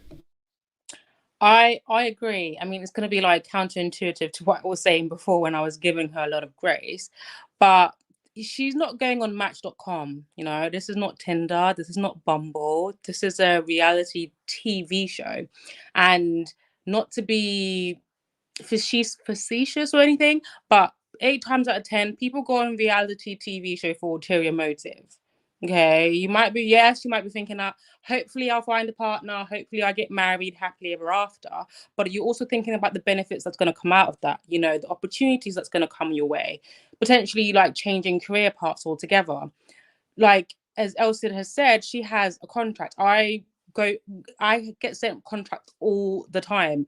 How can I then say if something was to go wrong, well, I didn't like the fact that, you know, you have said I can't do this for this amount of time, or you are only giving me this amount, but I have done A, B, C, D. When I had the contract all along, you know, there's ChatGPT. If you can't afford to get a lawyer for you to review and ask the questions about what does this mean. So I will hold her accountable on that, because she put herself in that situation, knowing it's just not about finding love and getting married. It is a reality TV show. The production company are there to entertain us. Like, are you not entertained? Are we not sitting here and talking about the Love is Blind season 7? Yes, we are. So they have done their job, and as cruel as it might seem that they potentially knew this information about Tyler, their job is to give us a show, and a show they have gave. And as a person, if you have been reached out to, if you apply on your own accord, you are making a decision, an informed decision, I would like to hope, that you are happy to accept whatever that might come out of it, regardless of whether you ever end up marrying that person or not. So that I won't give her too much grace on. She knew she should have known what she was getting herself into if she didn't. Damn. Y'all a tough crowd out here. I like it, but tough crowd out here. You ain't gonna cut them no grace, okay? Layla, I hear you. I'm here with you. I'm liking the points that you guys are sharing. It's good. Yeah, I'm of two minds, right? Because I'm an honest person. I would hope that this show that was built on sort of like a docu-series type of format, like a social experiment type of format.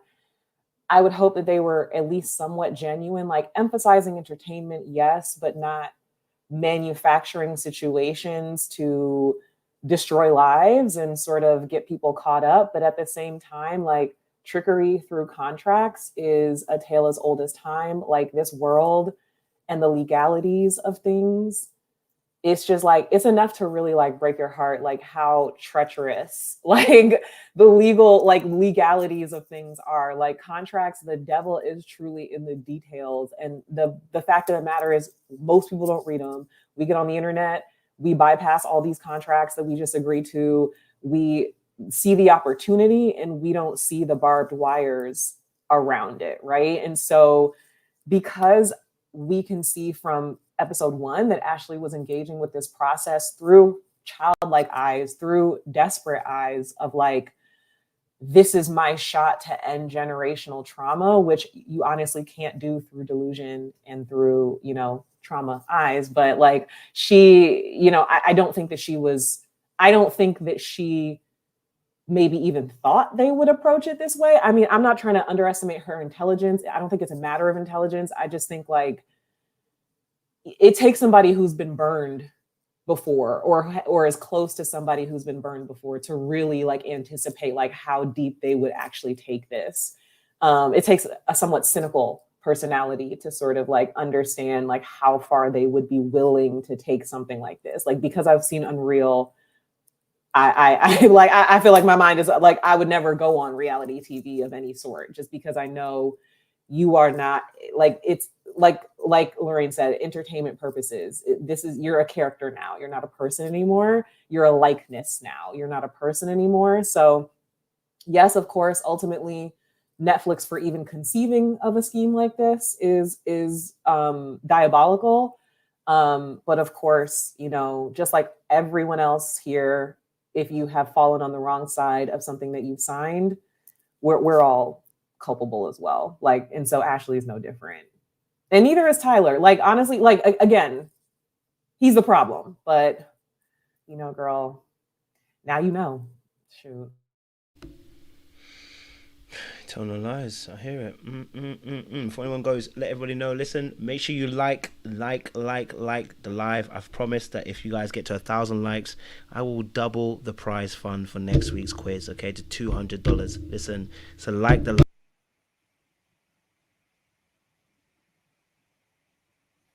You're muted, coach. Sorry. My mic went out there. Apologies. I done slammed the table. All right, listen. So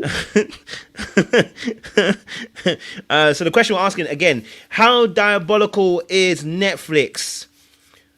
How diabolical? I'm going to ask the question again slightly differently. How diabolical is Netflix for Tyler? Not just even for the contract, but also for Tyler. Allowing someone like Terranus Tyler to enter the show, knowing that the background checks hadn't been done the way, or actually, I'm not going to say they hadn't been done, for allowing him through, even though they may have done the background checks and allowed this full-time criminal at this point, allegedly looks like full-time criminal, 7-time evictee, come onto the show.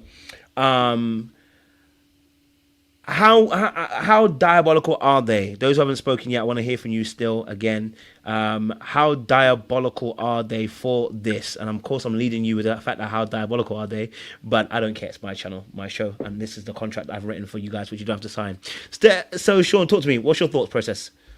Yeah, I don't think it's necessarily Netflix per se. There's layers to it. And you know, I have a little bit of bias because I have connections to Netflix. So oh yeah, sorry. But I do think it's, you know, trying to be as objective as possible. I do think that it is on the production company, because Netflix is the vehicle through which the show streams. The production company is the one that does all the work, gets the people together, you know, sets the tone and the pace for how the show is going to run. So I think, if anything, the responsibility is there. Now, they do their contracts in partnership with Netflix. So yes, there still is responsibility on Netflix for just having such stringent contracts that really are not, you know, big picture. Is not beneficial to the participants. You know, on the front end, definitely not. On the back end, it just depends. Some people do get opportunities on the back end that make up for, you know, some of the constraints of the contracts that they sign. I do think it does need to be looked at. We've seen just very prohibitive contracts and the damage they do. We see that in the music industry and entertainment industries, where people just aren't really being paid fairly. We've seen lawsuits come from folks on Love is Blind talking about a variety of things, work conditions. So I think they need to continue to look at that and, you know, really also be you know, a little bit better screening of the people that they bring forward. And when they do decide to bring forward people, being transparent with those people that they're in relationships with, because, you know, they're on TV at the end of the day. This isn't just, you know, them making bad dating decisions. They're on a television show in a very, you know, different kind of environment. Okay, I love that. So I'm going to add kinetic to that as well, because they're the ones who obviously do the very thing. So just in case, yes, Dahlia, you want to answer the question: how diabolical is Netflix or kinetic for allowing Tyler into it? When you were saying Netflix, in my mind, I substituted it with kinetic, because that's who my heat initially was reserved for. And then I thought about it, because I was about to give them a strong 8, but I'm going to drop it back down to a soft 7. And the reason I'm going to do that is because I just want to remind people, Kinetic, that is the same company who does Married at First Sight, Ultimatum, and The Perfect Match. These people have been diabolical for years. We are on season 7 of the original Love is Blind. We haven't even gotten to the international versions, okay? We're on season 7. So if she didn't do her due diligence and do her Googles so she can see what kind of devil she's working with. Now, admittedly, they are diabolical, so they were supposed to do a proper background check. But we know they don't do that. We know they don't do that because I used to watch Married at First Sight. I stopped watching them because I could tell they don't do proper background checks. Like the fact that they were able to let Michael, the pathological liar, through, because I'm never going to forget that. They let that man harass that lady and lie to her, gaslight her for weeks. She literally had to go to court to get an annulment, which, by the way, she's the only one who ever been able to do that. I can't remember that lady's name. Pretty lady. They stressed her out. Mika. Yes. She had to get an annulment. Like, this is the same company. So I want people to really keep that in mind. That's what you're walking into. So if you're going to be doing reality TV has been on since the 90s, since the Real World. And they weren't checking on those people then. All the people who came out of the Real World, half of them are alcoholics, and the other half got gray hairs from dealing with the stress. Okay, that's who we're dealing with. They are known. So I'm sorry, Ashley. I would love to be able to give you a break because I know you want love. I get it. For a half a second, I thought about signing up for it too, and then I remembered it's kinetic. So, but I said half a second, Elsa. It was a half second. Leave me alone. But I can't. I mean, I'm sorry, but she's gonna have to hold some of this weight too, even though they let that Serbian demon come through. I can't put it all on them. Now, why is Europe in it? Serbian. He ain't black. He's Serbian. Why Serbian? They're gonna take that hit, not us. It won't be us. Why is Europeans in it? They done roped us in. Serbian demon, yes. That'd be all right. It's cold over there, I told you. Yes, Love Lens review. I haven't heard from you yet. How diabolical is Netflix, Kinetic? You know, I'm gonna add one more for you. How diabolical is DC in general for you? Because clearly it seems to be a DC issue. Looks like why do it have to be that season? You know what I mean? It's been bad before, but why is DC so bad? You know what I'm saying? I'm playing, but Kinetic and Netflix. Talk to me. I don't like Donald Trump, so don't take this the wrong way. I don't like him at all, but I love to learn from everybody. So taking from Donald Trump, I'm going to answer your question, but I'm going to go back to what I did not respond to like he does. Because Dahlia, she called me out. And I don't want to be seen as someone who just God damn. Yeah. I'm going back. It's half an hour. I don't care. Do your diligence. Do your thing. Hey, do your thing. All right. So I want to start with a question, y'all. What does Nick, who dated Hannah, what does Nick do for a living? Can y'all answer this question for me? Real estate. All right. Real estate. What does Garrett do? He was physicist, right? Physicist. How do we know what they do? None of the girls did background checks on him. Y'all just trusted that, but y'all crushing Ashley when she did far more than people are willing to recognize. I don't think anybody on this panel recognizes we are not normal. We are solely invested in this show. And Me, like when I date somebody, like I'll go on a date with a girl and she be like, we get to the point, she be like, well, this is my house.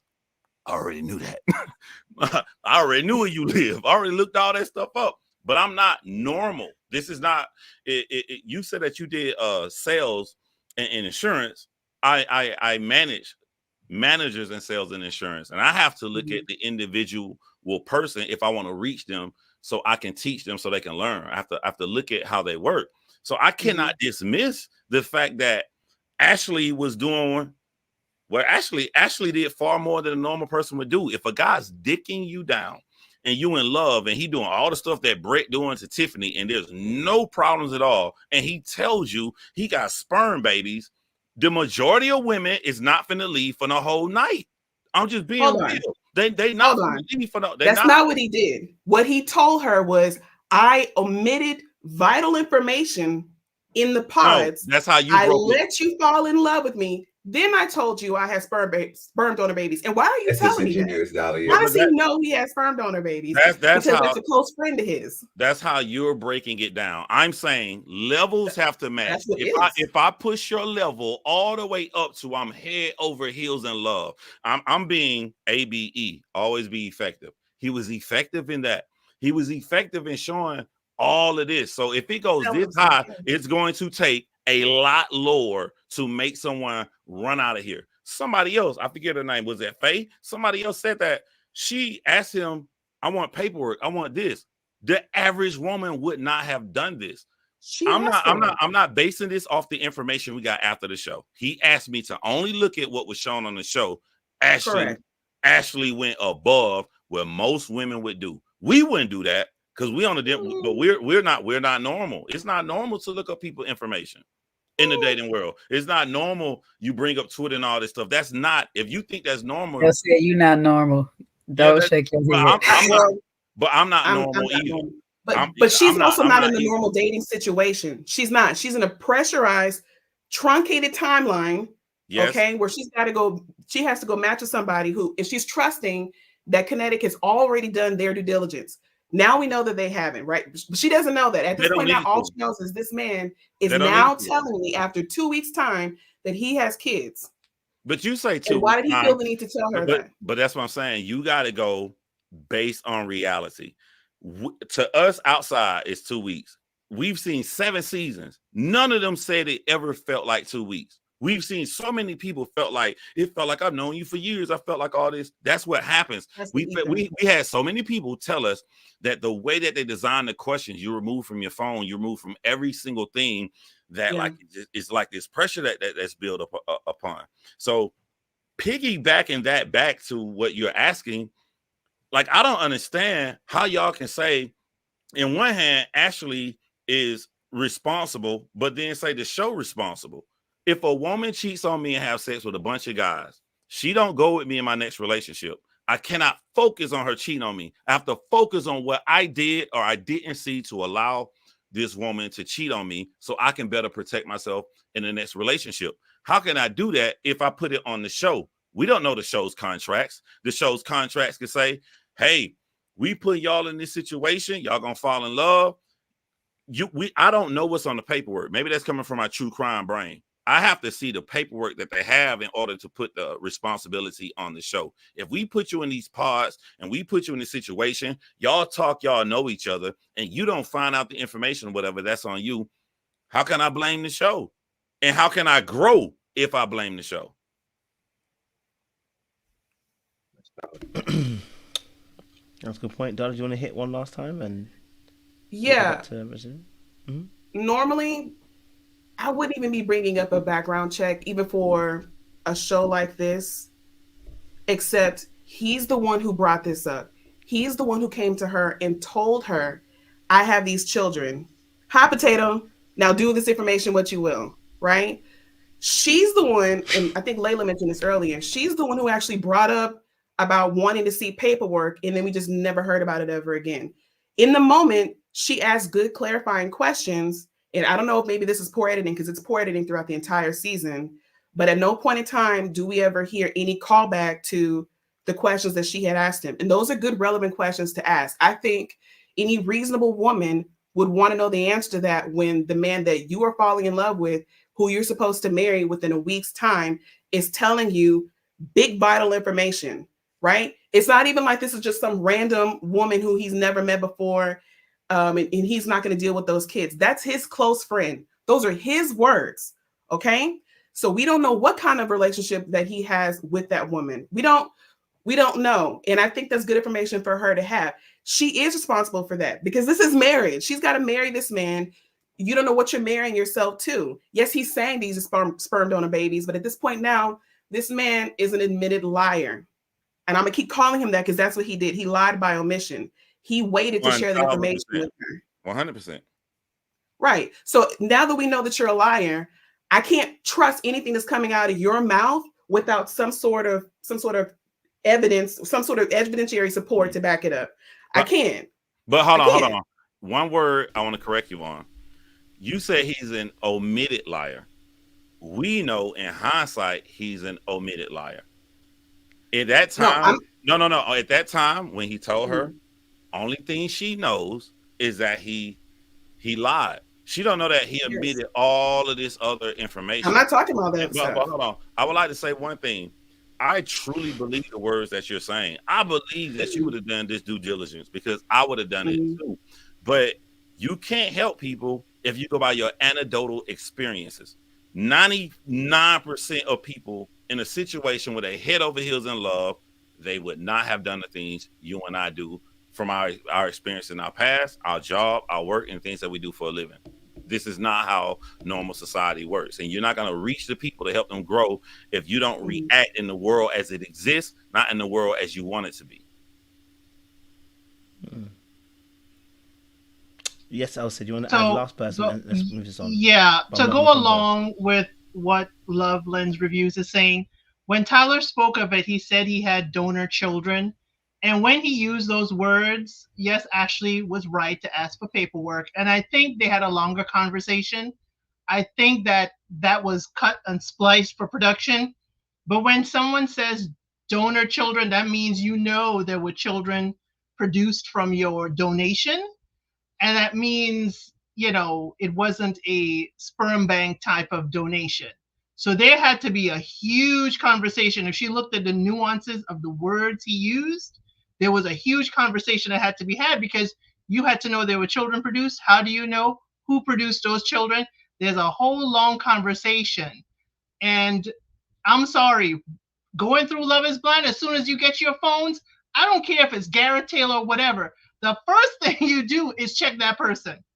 The first thing you do is, I'm sorry, if people are not usually doing background checks, I don't know what's going on out here because I have been doing background checks since I was in college and that was in the 2000s. I'm sorry. I don't know what's going on out here. If we are just trusting what people tell us, people lie. Our own parents lie sometimes. So why are we trusting Joe or Jane who we're dating and not verifying? I am not a proponent for anything other than one thing. I love the phrase, trust but verify. And that's how I live. Hey, listen, I love the cover. You lot were going in it and in. I know you guys want to...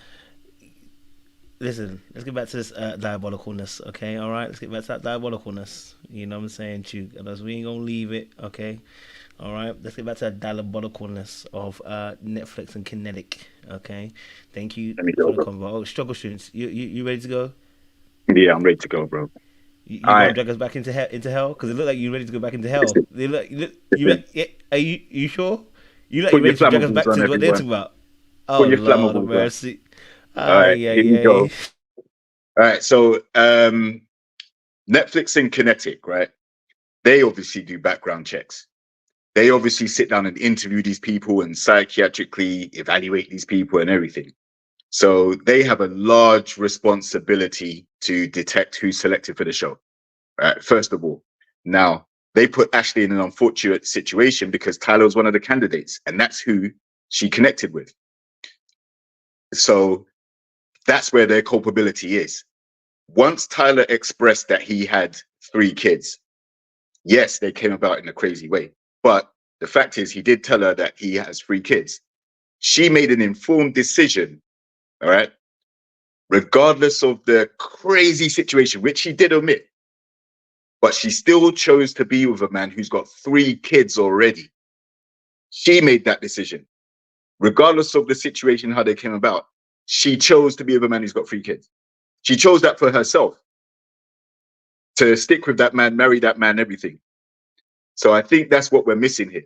Netflix definitely diabolical, because he shouldn't have been part of the selection process with all of that stuff going on.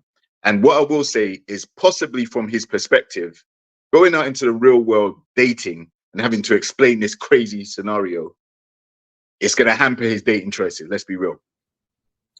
But he messed up even more because he's gone on a national platform, Netflix, and put the potential for all of this crazy stuff to come out. Baby mama's mad. Baby mama's ex-wife is mad. They're all spilling tea. So a situation that he probably was ashamed of and afraid of putting out there, it's now blown out to massive proportions. So if Ashley and him are still together now, and she's seeing all this blowback on TikTok and social media and all these commentators coming with different bits of evidence and everything, if she still chose to be there, she's made an informed decision. Whether we like it or not, that's the life she chose. Damn, that's the life she chose, and life chose her. I hear it. Who hasn't spoken yet? I know Lens Review, you're going to go, but someone hasn't spoken yet. Yes, Jay, go for it. Oh, tears coming up my eye. You know, me and JR like to go back and forth when we can, how we can. I know he ended it in saying that Ashley does have the responsibility, so we're going to agree on that part. But as far as you trying to say that Kinetic has a responsibility to bring on a show, they'll do the background checks and all that stuff, not to look for sane people. They're not looking for everyday regular people, because they don't make their show. They're looking for the flaws, the kinks, the things that throw you off, so they can possibly have reactions and get a show. You're responsible when you sign a contract. The contract is designed to protect the company. If you can negotiate, then you should negotiate your contract, because you can. You have that option to do it. And then you can say, you know what? This contract's not going to work for me. I'm not going to sign. Unless you have, like somebody said earlier, Lorraine said earlier, you have an alternative motive. You want to be on TV. You want to be seen. So you will sign a contract blindly. This is how the record company generally works. This is why a lot of people have bad deals, because they don't sit here and take their time and read their contract and negotiate what they want out of it. The same thing we watched with Taraji when she got on her platform and started running around crying about what they didn't have and all that. You had the opportunity to negotiate. You've been in the business for a long time. Now, unfortunately, the people that was with you didn't negotiate with you. So therefore, y'all had to come to compromises on a lot of things. So if you are going into a space that you're signing a contract, understand the contract is designed for the person giving you the contract. It's not designed for your protection. You can have a counter contract and you can bring that to the table. You can have lawyers come in. You can do whatever you want. You can negotiate, or you can just simply not sign.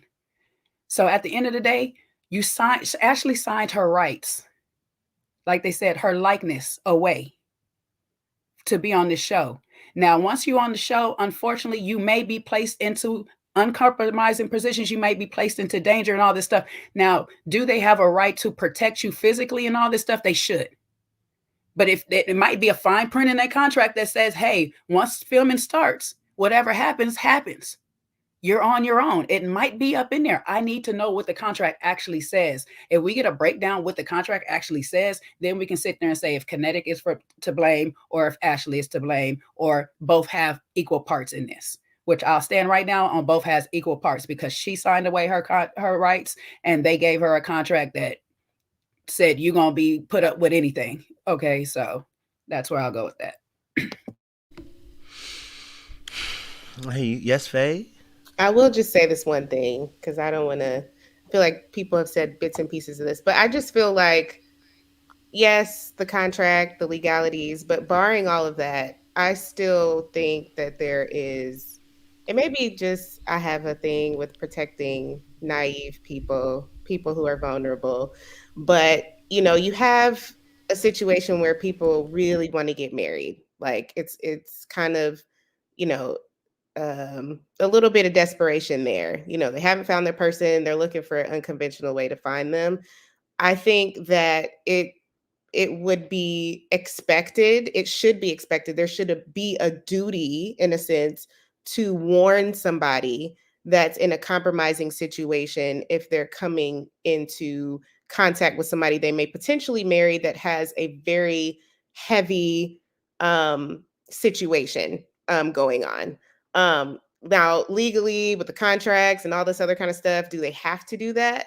Maybe not. But I just think the question was, are they diabolical? 100% they're diabolical, because there's no level of entertainment or anything, I think, out there that should, you know, supersede your moral obligation to protect vulnerable people. And, you know, you can have entertainment without having, you know, all this extra stuff going on. Like we like the entertainment because just the pure, you know, bringing two people together, that in itself is entertaining, you know, seeing how their personalities gel with each other, that sort of thing. But these extra bombshells, like 3 kids, you know, like that there should be something in there. These companies do have a duty, and I think they need to be 100% held accountable. I'm going to leave the Ashley thing out of it for now, just to focus on them. The production company is 100% diabolical as hell for that. If they knew and they still put her in that position, yes, she should have done her due diligence, blah, blah, blah, blah, blah. But that situation should never happen if it's knowingly done that way. You know, if they missed some things doing a thorough background check, okay, fine. They did due diligence, they tried, they missed something, they did it in good faith, I think is what Easton was saying. That's what you should do. But having knowledge of that information and still placing someone in such a vulnerable state in that position, I'm nothing. But the machine is diabolical, and that's what they thrive off of. You being vulnerable. That's why they pick all of these people and stuff, and that's why they do the background check, because they won't have a strong-minded people like us up on there. We will never pass their background check because we're not vulnerable enough for them. Unfortunately, we're not desperate enough for them to be put into a position to say, you know what, I will sacrifice my life to be on TV for whatever it is that y'all want out of it. You can edit me any type of way. Me personally, I wouldn't really give my rights up like that. Like, you have control over how you're going to edit me. You're going to perceive me. I wouldn't want to give my rights, but other people might not mind that. And so, yes, they're diabolical, but are they held responsible? No, they have a contract in place to continue their diabolical deeds. That's the unfortunate part. Until somebody comes up with a suit, you know, that finds a way around that, you know, because I think there were suits in the past for Love is Blind, for the way they were treating and things like that. You know, that's how these things, you know, they're not going to encounter every situation, you know, so they're going to come a point where they encounter something that they're going to have to be held accountable for, probably in the form of a lawsuit. Aren't we assuming we know what the background checks are for? We are assuming. I'm about to go way deep on y'all. If you young, I'm 44 years old. Puck, if you know Puck, real world road rules. Puck, he went through every extensive background check, and they chose Puck because he was crazy. He was going to provide the drama for the show. They didn't choose Puck because he was a stand-up citizen. Like, how do we know? Like, they could have chose him. Like, all right, he cool. We're not going to get sued on any situation. Like, it's up to you. They're promising you will go into a pod. You're going to talk to 15 other contestants, and that's just going to be it. That's it. We're making assumptions based upon we know their motive, and we don't know their motive. Like, it's up to you to go through all of these people to decide who you like. I want to keep it long. Okay, I appreciate it. I don't know if Sean or Easton wanted to say something. Go for it, Sean. Do you want to say something or no? Okay, Easton, do you want to say anything? No. At this point, I think the Ashley Tyler fiasco is like really, really low hanging fruit in this whole. I love this season because to me it seems like the most realistic to real life, but I think Tyler and Ashley, it's super like low hanging fruit because at the end of the day, Tyler's trash. Ashley seems to be like a pretty standard version of what we see today in today's dating market, but it just happens to be a cautionary tale. I hear it. I hear it. Okay. Quick thoughts, just quick thoughts, and then we'll go to the next couple. Quick thoughts. Tyler's behavior on this particular show. So the actual behavior, because I know I talked about Ashley being accountable, but what about Tyler's behavior here? You know what I mean? Because he's waited to the last minute. Okay, like he's playing b-ball. Okay, trying to shoot for the hoop, and then told her this information. And so I want to know, manipulative or not? Yes, who's opening mic? Someone open the mic. Who's that? I can't see. Layla, go for it. Sorry, but I couldn't see who it was. Go for it, Layla. Yes? Yeah, I found him manipulative. I found that his sort of like the prayers were very, like, I think Seaway said something like, if a man starts mentioning the Lord, like within the first couple weeks of you knowing him, like it's a red flag. It is, unfortunately. It is, unfortunately. I feel like he was listening to her talk about her priorities and listening to her tell her stories, and he was mirroring her, and he was being just very like performative. Like he was, I'm not saying that he isn't a man who prays. I'm just saying, like, I feel like that whole prayer that you wrote, instantly I rolled my eyes. Let's just say it like that. I don't roll my eyes when everyone prays on TV or on the internet or whatever. Like, do you? But this seemed like, if you don't get on and then the Christmas story, I think I said it the last time I was up here, you bringing up a story that just so happens to match exactly a story that she has. I know she let it slip, and you just took her story and put yourself in it. And then she's like, oh my God, twins. Oh my God, we do the same things. Like, stop. Like women, like we gotta be way more careful. Like these, you need to, like, if you're single and you're a woman, like, remember everything that you say to these men, because they're remembering everything that you say to them. And it might take 2 days. In their case, it's a very truncated time that they're in these pods. It might take 2 weeks. It might take 2 months. They're storing information about you, and they're using it to their advantage. Not every man, but the type of man that Tyler is. So I found him manipulative, from the prayer to the story about Christmas. He talking about he just adopted the very first episode that I saw with him, he was talking about how he just adopted a puppy and they go hiking together. You go hiking with your puppy and your kids. What are you talking about? So yeah, no, absolutely manipulative. Absolutely. He knew what he was doing. And then he knew that he needed to get her reeled in to a certain point before telling her, by the way, I have 3 kids, 2 of whom I am legally responsible for.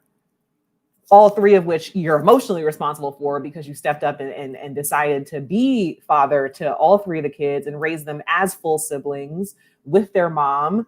Co-parenting and sometimes cohabitating and co-parenting. So yeah, completely manipulative. Like, even if it comes out that he told her the full story, we know that he waited a very long time to tell her that. He waited until, like, they're in Mexico and she's talking about, I could marry you tomorrow, still not knowing, still basing that off of lies. The lies that said that they had more in common than they do, and the lies that said that they were in similar places in their lives, and they're not, because you're a father of 3 and she's not a mother. So yeah, I think there's no there's no way that he's innocent, even if he eventually told her everything and eventually showed her paperwork and she just decided to protect him on TV. Maybe she felt like, as a wife, it's my duty to make sure that, like, I'm protecting what's between us. But girl, like, no, he's a liar. That's the part that shouldn't be forgiven. I did want to real quick. I know everybody wants to talk. This is the thing that I guess I'm a little bit more passionate about. Is I think there is a little bit more. A guy like Tyler operates off of half truths. I don't think that we really got his side of the story, and I don't think we will ever will. Maybe they'll get paid like hundreds of thousands of dollars to spill the tea on their side, but I think that there is a little bit more nuance that Tyler could add into the story, because I don't trust everything that Brian says, and I dang sure don't trust everything that Deshaun is saying. On the caveat, Tyler has motion outside of needing to be in Love Is Blind. Like, the guy doesn't need, he gets girls outside of it. So when you see that, it always perks a little interest in my mind. Like, bro, why are you on this show? Like, you not an ugly dude. Your hairline's evened up. Everything's good. You're Serbian, so you shouldn't have too many issues getting girls in the real world. But we see what that led to. And again, it's a common cautionary tale, because these type of guys, and although his story, I do have a soft spot for Tyler, because his story, I do believe, like, he came from a broken household, and we see how one bad situation can lead with a young man can lead to a huge amount of destruction for tons of women down the road. Because not only did he affect Ashley, but the women that he took money from, his ex-fiance, the Brian, her people, the kids.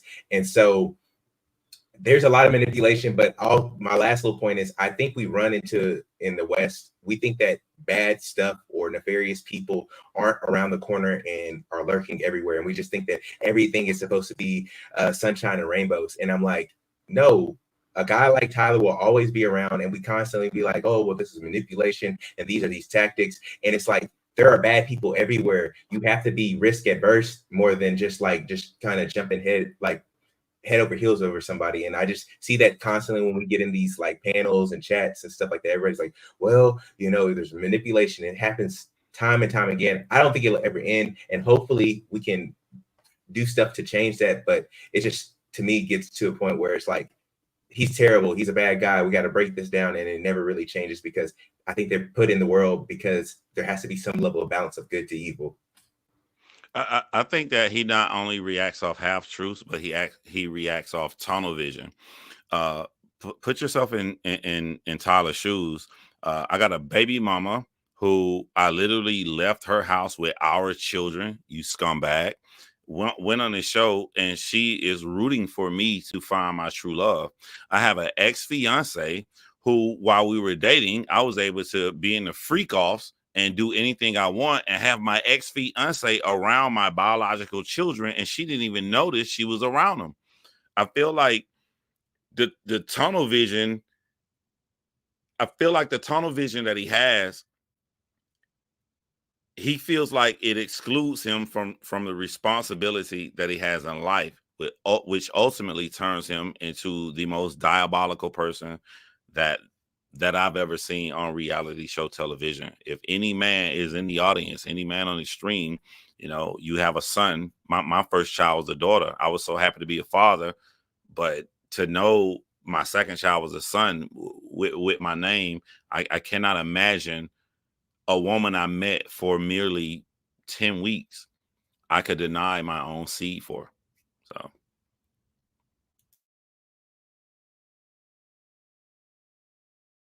Definitely hear that. Who would like to go next? Manipulative or not? Tyler's behavior. Manipulative or not? Tyler's behavior. Yes, Lorraine, go for it. I think yes. However, in Tyler's world, I feel like he's done nothing wrong. You see, Tyler has pretty privilege. Poor guy. I always raise my eyebrow when I see someone who looks like that. I'm sorry, you are guilty until proven innocent. Like, when I saw him, I was like, now, Tyler, you are too fine to be on Love Is Blind. So that was already minus 100 points for me. So now for me, he had to prove himself even before when the whole thing came out, I was like, okay, makes sense. I was right. So he gets away with there's a reason why there's so many women coming out with stories. And now they're like, oh yeah, he's done this. Well, girl, you fell for his pretty face. That's what happened. If it was regular, Samson from across the road, you would not have put up with that bull crap. You would have been like, I'm not giving you 10,000. Are you crazy? you would have paused way more than you would have for Tyler. Now, a lot of people are saying, oh, I wouldn't. A lot of us has fell for Tyler. Okay, maybe not to the extent to Ashley, but a lot of us had a talent in our lives who's pretty, and you're like, damn, like you lose sense for a second. You do. And that's why all these women are like, they're losing sense over this man. So, you know, he had an image in his head that I'm going to come on TV and I'm going to be this, emotional man, So that's the reason I feel he didn't tell his full truth on camera. And he knew that if I tell her off camera, it's going to be sweet, because by then, one, I've come across as this emotional man, and two, she's seen me. Signed, sealed, delivered. And guess what? They're married. It worked. It worked. And people feel like pretty privilege isn't a thing. I don't want a man who's prettier than me. That is a problem. Sorry, it is a problem. I like a medium ugly kind of guy, because it's too much going on. Why are you too pretty? You have a lot. You are a homosexual, but I just know it, because you're just so used to women just giving you things and just like looking after you and just losing sense over you. I can't. Before you even come close to me, I'm like, oh, please, no. I want someone medium ugly, because maybe, yeah, we can work something out. So yeah, he's got pretty privilege, and in his mind, he's done nothing wrong. I'm telling you, he will never come out and say, I done this woman wrong, because in his mind, you are lucky to be in my presence anyway, heifer. So Tyler doesn't look like a Wendy's chicken nugget in the face. No. Okay. He looks like a golden retriever. No. Tyler looks like Hakkasan. He looks like an STK. He looks like the Shard. So that's why he gets away with a lot. That is the honest truth. And you lot can laugh like I'm telling a lie, but it's the truth. A regular guy could never. With Ashley, are you joking? With the ex-fiance, did you see her? Even with Miss Bride, she's a lesbian, but she's gorgeous. But she nearly changed her sexuality. Do you actually understand? Do you understand the depths of this pretty privilege? This woman is a lesbian, and she was confused. Ready to risk it all for that man. Risk it all for the anyway, chat. Listen, look, pretty privilege is a thing. 10 seconds and I'm out. It makes me scared for women when I think about Tyler, because if you think about the most diabolical guy ever in the history of this show, he would be a guy chasing clout. I honestly feel in my heart, Tyler came on this show to find a wife. It was just about the way he went about doing it. That's what scares me for women. Okay. So can I pick her back off of Lorraine or whatever? Go ahead. No. Lorraine done shut that part down, so don't worry. I'm not going there with it. Okay. Hey, listen, I got pretty privilege too. Okay. But I will say this though, with pretty privilege though, Lorraine, he may not in this instance with Ashley, for sure, believe that he was manipulating her. But with pretty privilege that you have a level of manipulation to you, that you can use your privilege to manipulate and get out of situations with a lot of things.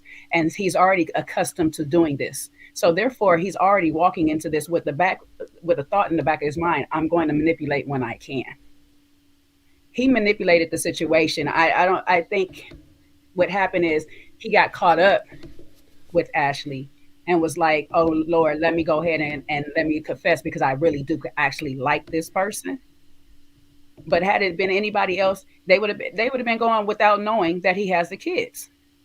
He would have went through this whole process without knowing that. It was something about Ashley that made him want to say, you know what, I need to treat you a little bit something different from I treated somebody else. You can do whatever you want to say, El Cid, but there's sometimes when people do manipulative things, and this is why people hurry up and get married to the next person after they just dump somebody, because there's something about them that makes them want to act a little bit better or something and bring the goodness out of them.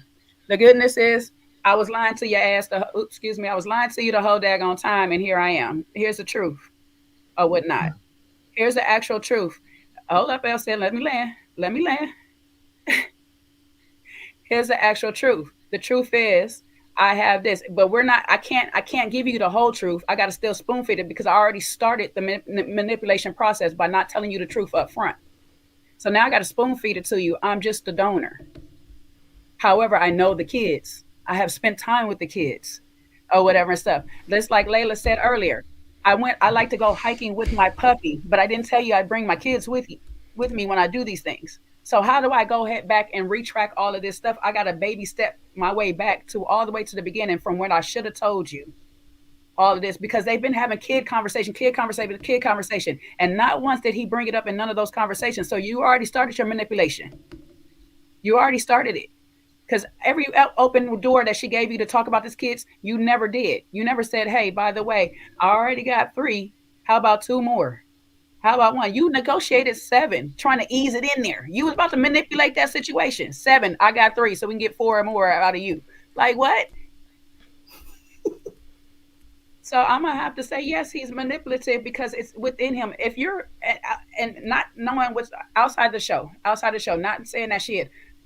You have been running around dodging your rent, getting eviction out of eviction, but somehow still being able to get another place to stay and living from girl to girl to girl. You're manipulative. This is a pattern of yours. You're a whole scammer. You can't tell me you're a scammer without being manipulative. You just can't tell me that. Okay. I ain't met one yet. So my brother has it within his DNA. I'm sorry. At the end of the day, and he uses his pretty privilege, like Loren says, to increase his chances of being more manipulative to even more people. He gets better, successful, I don't know, whatever you want to call the women that he get. He gets better opportunities with the women he get. It's not low grade women he's getting. Okay. Can I one up? Wait. I wanna ask Jay, and Jay is always the sweet one. She's always the nice one. We don't know why Tyler told her that night. You're assuming he wanted to come clean and he wanted to start new. Somebody could have been like, you tell her I will. And that forced him to say. So I'm not going to give him the, privilege of, I want to come clean before our wedding day, before we jump through this plane to be all nice. No. I think the way it happened was an act of desperation. Maybe production said, you better come clean. Or somebody was like, knock, knock, knock, Tyler. I know where you are, and I'm going to let this be known. I'm not going to agree that he's being all altruistic. We don't have to agree. We don't have to agree. It's either scenario though. It's one way or another, but he has to come out. He's been manipulative. That was my whole point. My whole point is he's been manipulative. It doesn't matter what the reason of him coming clean. It's just that he was going to carry this lie as long as he could.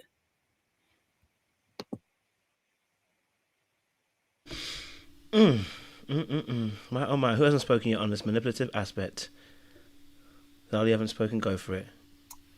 No, what I was gonna say, just to piggyback off of Lorraine and Jay, yes, he's manipulative. And not only does he have pretty privilege, just like Jody from Baby Boy, he's gonna get away with it. He's gonna land on his feet. I just want you guys to be prepared for that. Nothing's gonna happen to him. He's gonna slide his way out of it like he's done his whole life. I personally don't find him very attractive. I think he looks like every other light-skinned man I've ever met in my life, but other women like him. So okay. I'm just being honest. Sorry, but I don't see it. But he's been attractive his whole life, so he's been able to cultivate them skills. He knows how to use it. You know what he reminds me of? Do you guys remember Prison Bae? You guys remember that guy? Yeah. That was a good looking dude. He just missing the eyes. The eyes were spectacular. Even me, I was looking at him. Eyes for me. Spectacular eyes. Spectacular eyes. My God. It's gorgeous. I've never seen a more beautiful man in my life. This man divorced his wife to go be with a billionaire's daughter. I was just in a perfume shop. He has an ad campaign with Giada Cologne right now. He's one of their ambassadors. The face, like, you want some of this today? Like, I've never seen anything like it. Off of a mugshot.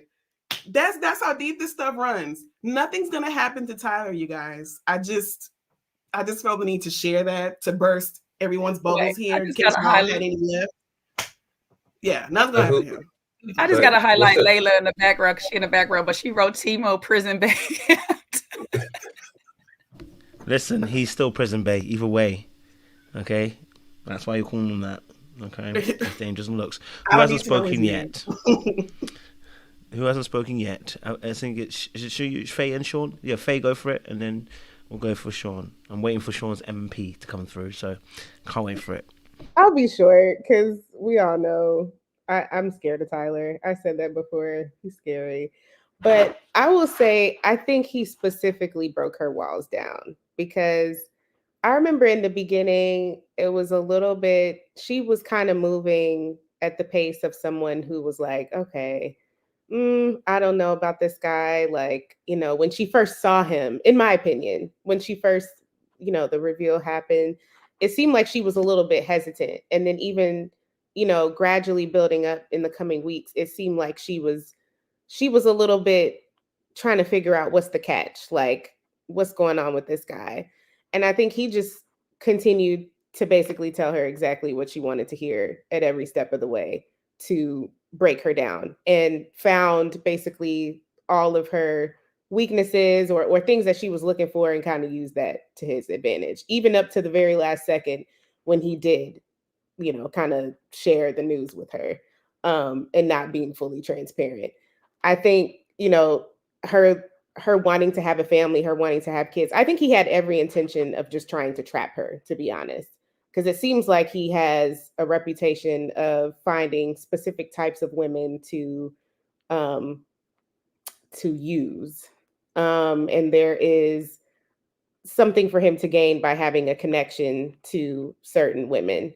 There was like another guy, I don't know if you guys did Love is Blind.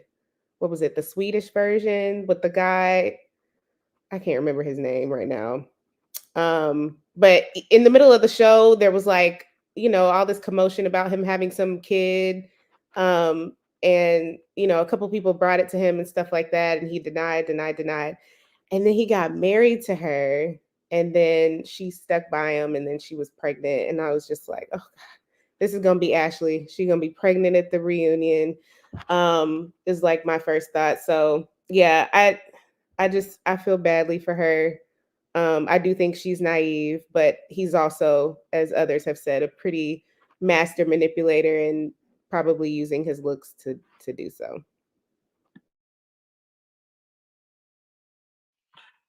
Well, Faye, we saw her at the reunion, and she ain't pregnant. Not in that dress. I mean, I don't, I don't want to, spoil it for anybody, but it's,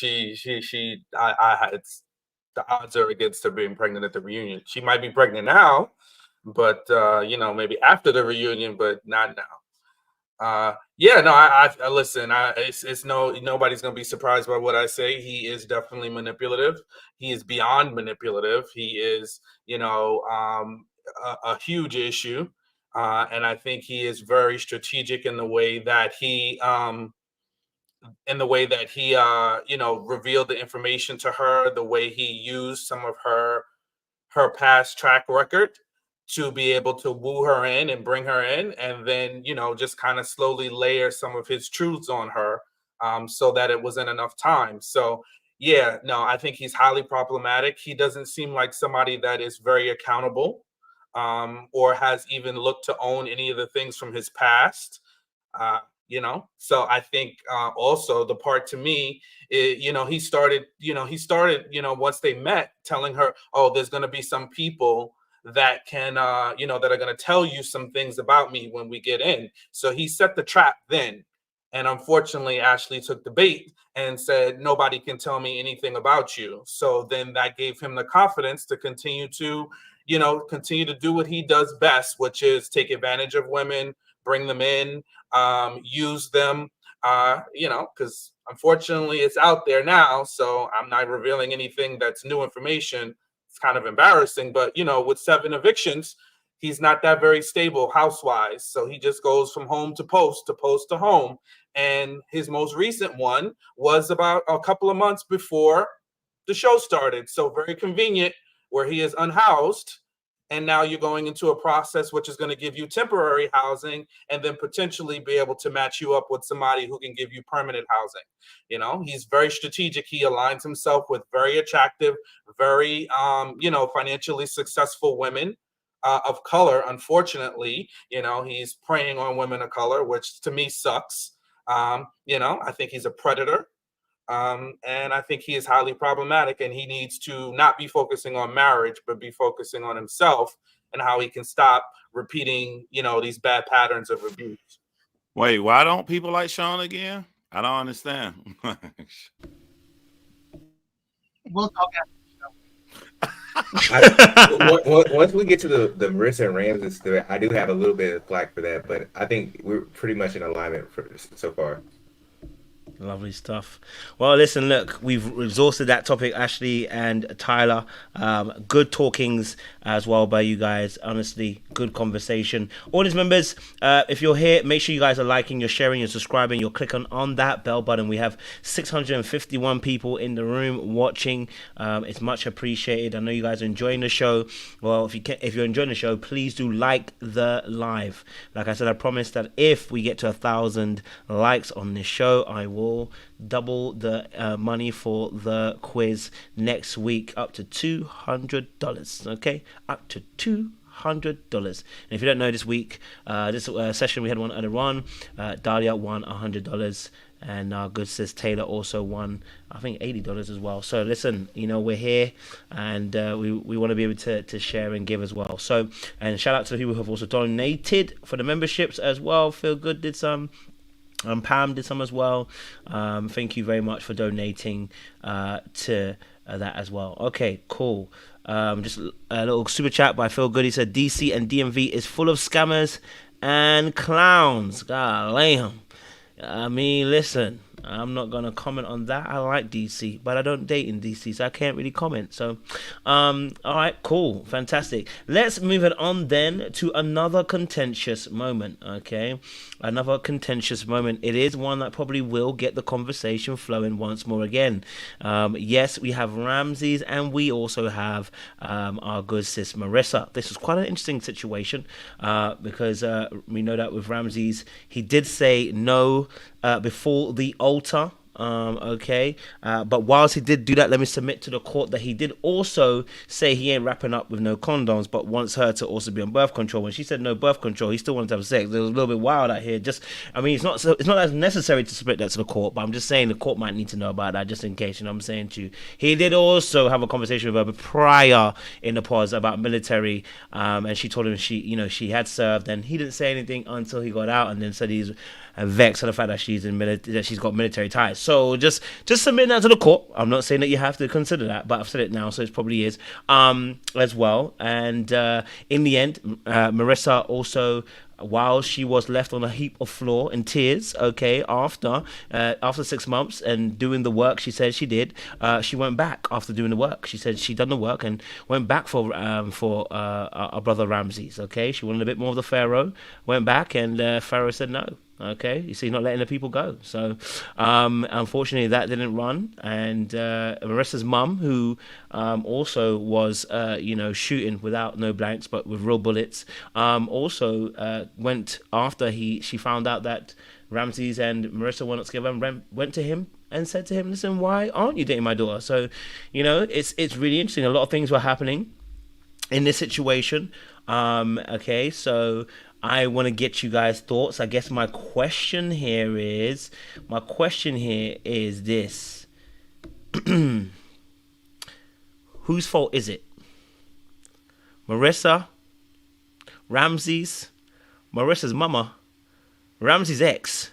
Whose fault is it that we are looking at a situation which is not working right now? They are not together. Whose fault is it? Merissa, Ramses, Marissa's mom, and Ramses' ex. Whose fault is it that they are not together? Who's willing to take a shot at that question and go forth and then prosperance? Who's ready to go? Easton wants to go first. Go for it. Talk to me. Whose fault is it that they are not together right now? Easily, Marissa's, in my opinion.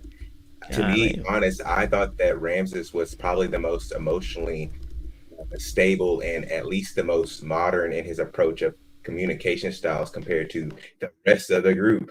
I listened to everybody's soliloquies last time, but let's break it down.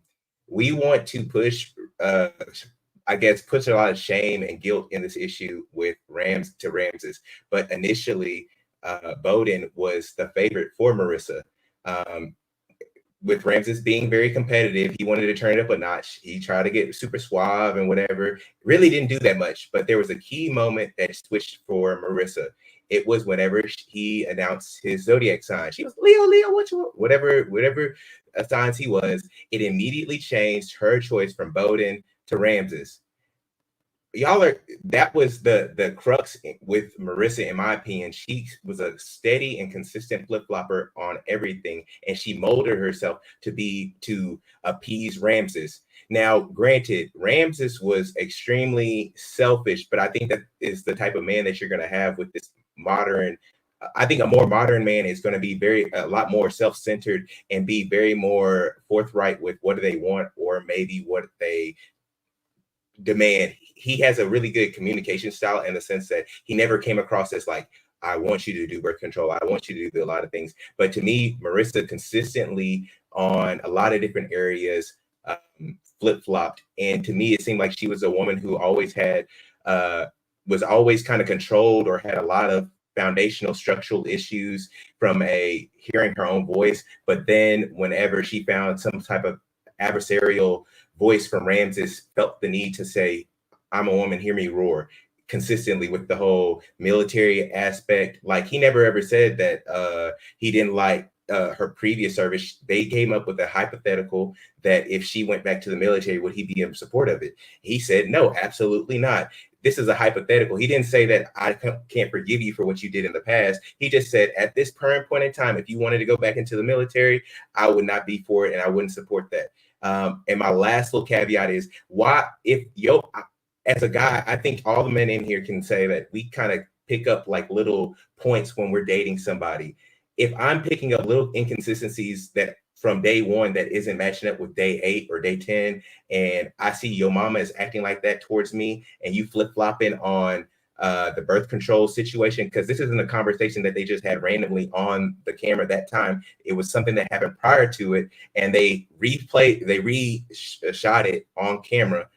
I'm saying, hey, this woman ain't the same person that I met on day one, and she's constantly flip-flopping. But that's just my point of view. I'd love to hear the floors, and then we can kind of go back and forth. No, I know you set the place on fire. I thank God you went first to set the place on fire. Set it alight. I want to know who is here to speak to that particular point there. If they disagree, it's good to have a conversation, a different point of view. You know what I'm saying, Chu? Don't be shy now. I think it's a great time to add your 2 penny pence in. Let the fire burn. Who's ready to go? You can let Layla up and take me down. Lame.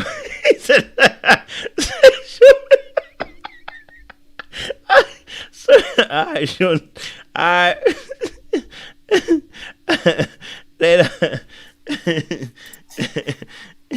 Yeah, I mean, to be honest, it's like I don't even really want to vilify Ramses too much, because I feel like Ramses is dealing with his own things. But when it comes, and I also don't think that like the magnitude of her emotional response kind of makes him worse. You know what I mean? As hard as that was to watch, as confusing as it was as to like, why are we watching 8 hours of her falling apart like on TV when we're getting dropped in the middle of arguments and the aftermath of arguments? We're missing all the conversations, but we're here for the entirety of her emotional breakdown. Like, they're trash for that. But I saw an interview where she said that they did discuss her ADHD in the pods, and they discussed how, you know, sometimes she becomes overstimulated and a little bit hyper. They discussed her autoimmune disorder, and he was like really he's like, okay, well, how can I be there to support you? Like, how can I help, you know, whenever you have like a flare up of this thing? Well, you could understand that if I say I don't want to be touched, then it's not a personal attack. It's literally me going through you know, just the condition that I told you that I had, but that was too much for him. Honestly, I don't think that Ramses wanted to be married. I don't believe that. And that's totally fine. I feel like there's this default that like everyone on earth should be married or you failed something. Like, I don't think he wants to be married. I think he wants a wife. Don't get me wrong. I think almost every man and many women in the world want a wife who's going to perform traditional wifely duties. But I don't think that he wants to be a partner in that. I think he wants to be receiving of that. See, at first when she said, everyone's cool with my energy for the first couple months and then they get like tired of it, I thought like, oh, maybe she's putting on a facade and then she can't keep it up after 2 months. But really what he was saying is, no, like you're like consistently like this. And I don't like the fact that I don't consistently want to receive it. And so I'm not into it. Like you being this chipper, like hyper, oh my gosh, over the top, like childlike almost in this exuberance that she has, that is fun in doses. That can brighten your day if you're down. That is amazing in so many instances. But he's like, I'm just trying to watch TV and you're on 10 because the lights were just here, the cameras were just here, the producers were just here. Your ADHD has you, you know, a little bit more ramped up than I am. And that's not always fun for me. And then, oh, sometimes you don't want to be touched, but I want to touch you. Like sometimes people don't realize that they're actually using their partner to self-soothe.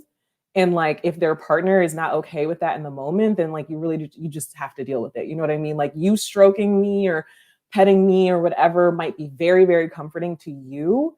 But if you're overstimulating me, or if I'm like, my skin is very sensitive right now, like I should be able to just be like, that's not what I want in the moment. I'm sorry, like deal with it. You know what I mean? Like, I feel like Ramses was trying to say all of those things when he was breaking up with her. He was like, you know, you bring home stress from work. And it's not like you bring home stress from work. It's just that you're not the Merissa in the pods and in Mexico when there was no work.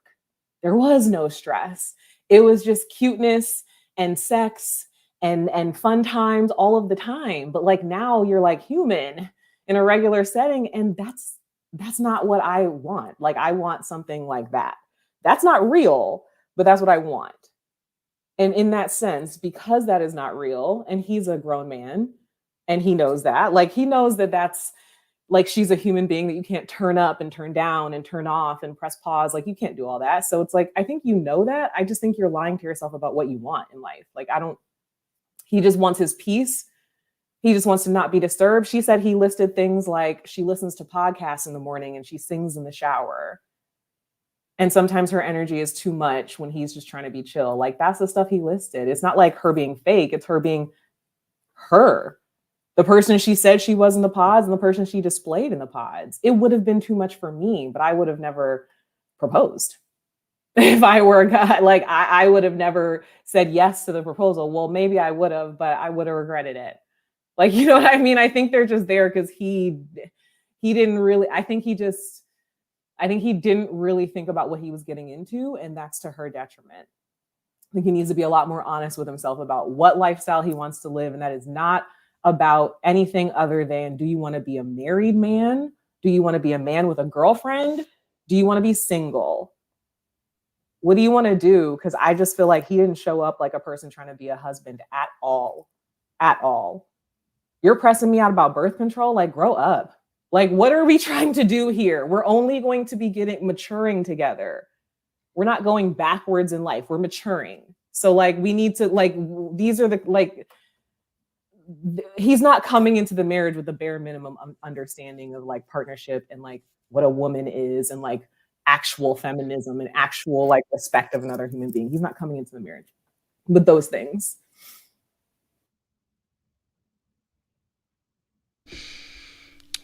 Nice, he said later. Okay. Who's got? Oh yeah, yes. Lens review. Go for it. Oh, was that Lens review? Who was saying it? I don't know. Open the mic. I'll go for it, Lens, and I'll get Easton after. Go for it. Thank you, man. I was a little nervous to speak on this right here because like I like what you teach on your channel, and that we got to be careful not to put this to our personal life. And if I put it to my personal life, I'm so open because I want an honest relationship. Like, I'm not going to hold anything back from my partner. So that would make me biased to a guy who is holding things from his partner. So while I agree with everything she just said, me and Layla, is that how you pronounce your name? Me and Layla, I 1000% agree with everything she said, but like, we're drawing this from watching him. He never let this out to his partner. So if I look at what he actually told us, he told us he was married. She asked him what happened with the marriage. He said they just both decided it didn't work. I don't know. I view things a certain way when someone gives a bland answer like that to something such seriousness as marriage. So I don't know why you got divorced. I don't understand why you broke off an engagement. Is like I can see why. Well, I want to choose my words correctly. I don't understand why you broke up with a girl. You didn't have to get married on this show. I'm thinking, okay, if he's nervous, they can continue dating and see where it goes. But he like, nah, this ending tonight, right now. I didn't see that. And don't get mad at me, Dollar. But knowing how when people fall in love and how they are and how emotions are heightened, I didn't understand how something as minuscule as someone being in the military, whether you agree with them being in the military or you disagree with them being in the military. That's something that you look at your partner and be like, yeah, I ain't agree with that, but at least you're not in it now. At least you're not going back to it now. I didn't think how you did something so far in the past that's not SA or something as egregious as that could stop you from proceeding for further in a relationship. So I had no choice but look at Ramses as a runner, someone that the public blame on sex, but I think he used sex and used anything he could to find a flaw in his partner to run away. And I feel that he did it with his wife as well. And he runs away so fast that would make sense why he was so shocked that years later his wife was so hurt. I feel that this is a weird season because most a-holes, they want clout, they want to build a social media. Tyler's an a-hole. He did not want clout. He did not want to build a social media. He wanted to be married. I feel that Ramses lied to himself. He wanted to be married, but he didn't know. He didn't check on himself enough to know you're gonna pick at every little thing, and there's no way you would marry anybody on this show.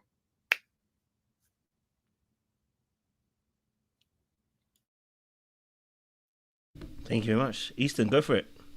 Good points, guys. Again, I think we're kind of missing the point with this relationship. I think with Merissa and Ramses, the fundamental issue is that also there's a like 7 year or 7 seasons of Love is Blind into this. So as a guy going onto the show, I know that I will be perceived as a villain that will affect my if I don't do things correctly, if I screw over the fan favorite, and I do believe that Merissa gets the pretty privileged aspect of it from a woman's side, where she's pretty, she's bubbly, she has this great personality, and everybody feels she's more like the average girl that will be in these relationships than maybe a Tyler is. I think that there's far more Marissas than there are Tylers in the world. That being said, Ramses had already had it calculated because she had already had enough inconsistencies in his mind to need to get out of there. Plus, you add on the cherry on top, the mama. Now, I don't care how you flip it, dip it, and skip it. The mama, if I'm talking to her and I don't see my significant other defending me or protecting me in a way, oh no, that's a red flag that's going off in my head. Although there are certain circumstances. He was a former pastor that ended up, divorcing his wife and disbanding the religion and stuff like that. There's those things to calculate too. But for what I've been hearing about Ramses was that he was, leading her on and this and another, and he was just a manipulator. Y'all have put him in the same subcategory as a Tyler, and I'm like, bro, he communicated, and again, he could have been more demanding and more aggressive with his tone and his approach with Merissa, but he really did try to negotiate everything. The sex stuff, the birth control stuff, as was in her IG post, they had already talked about it off camera that she was going to do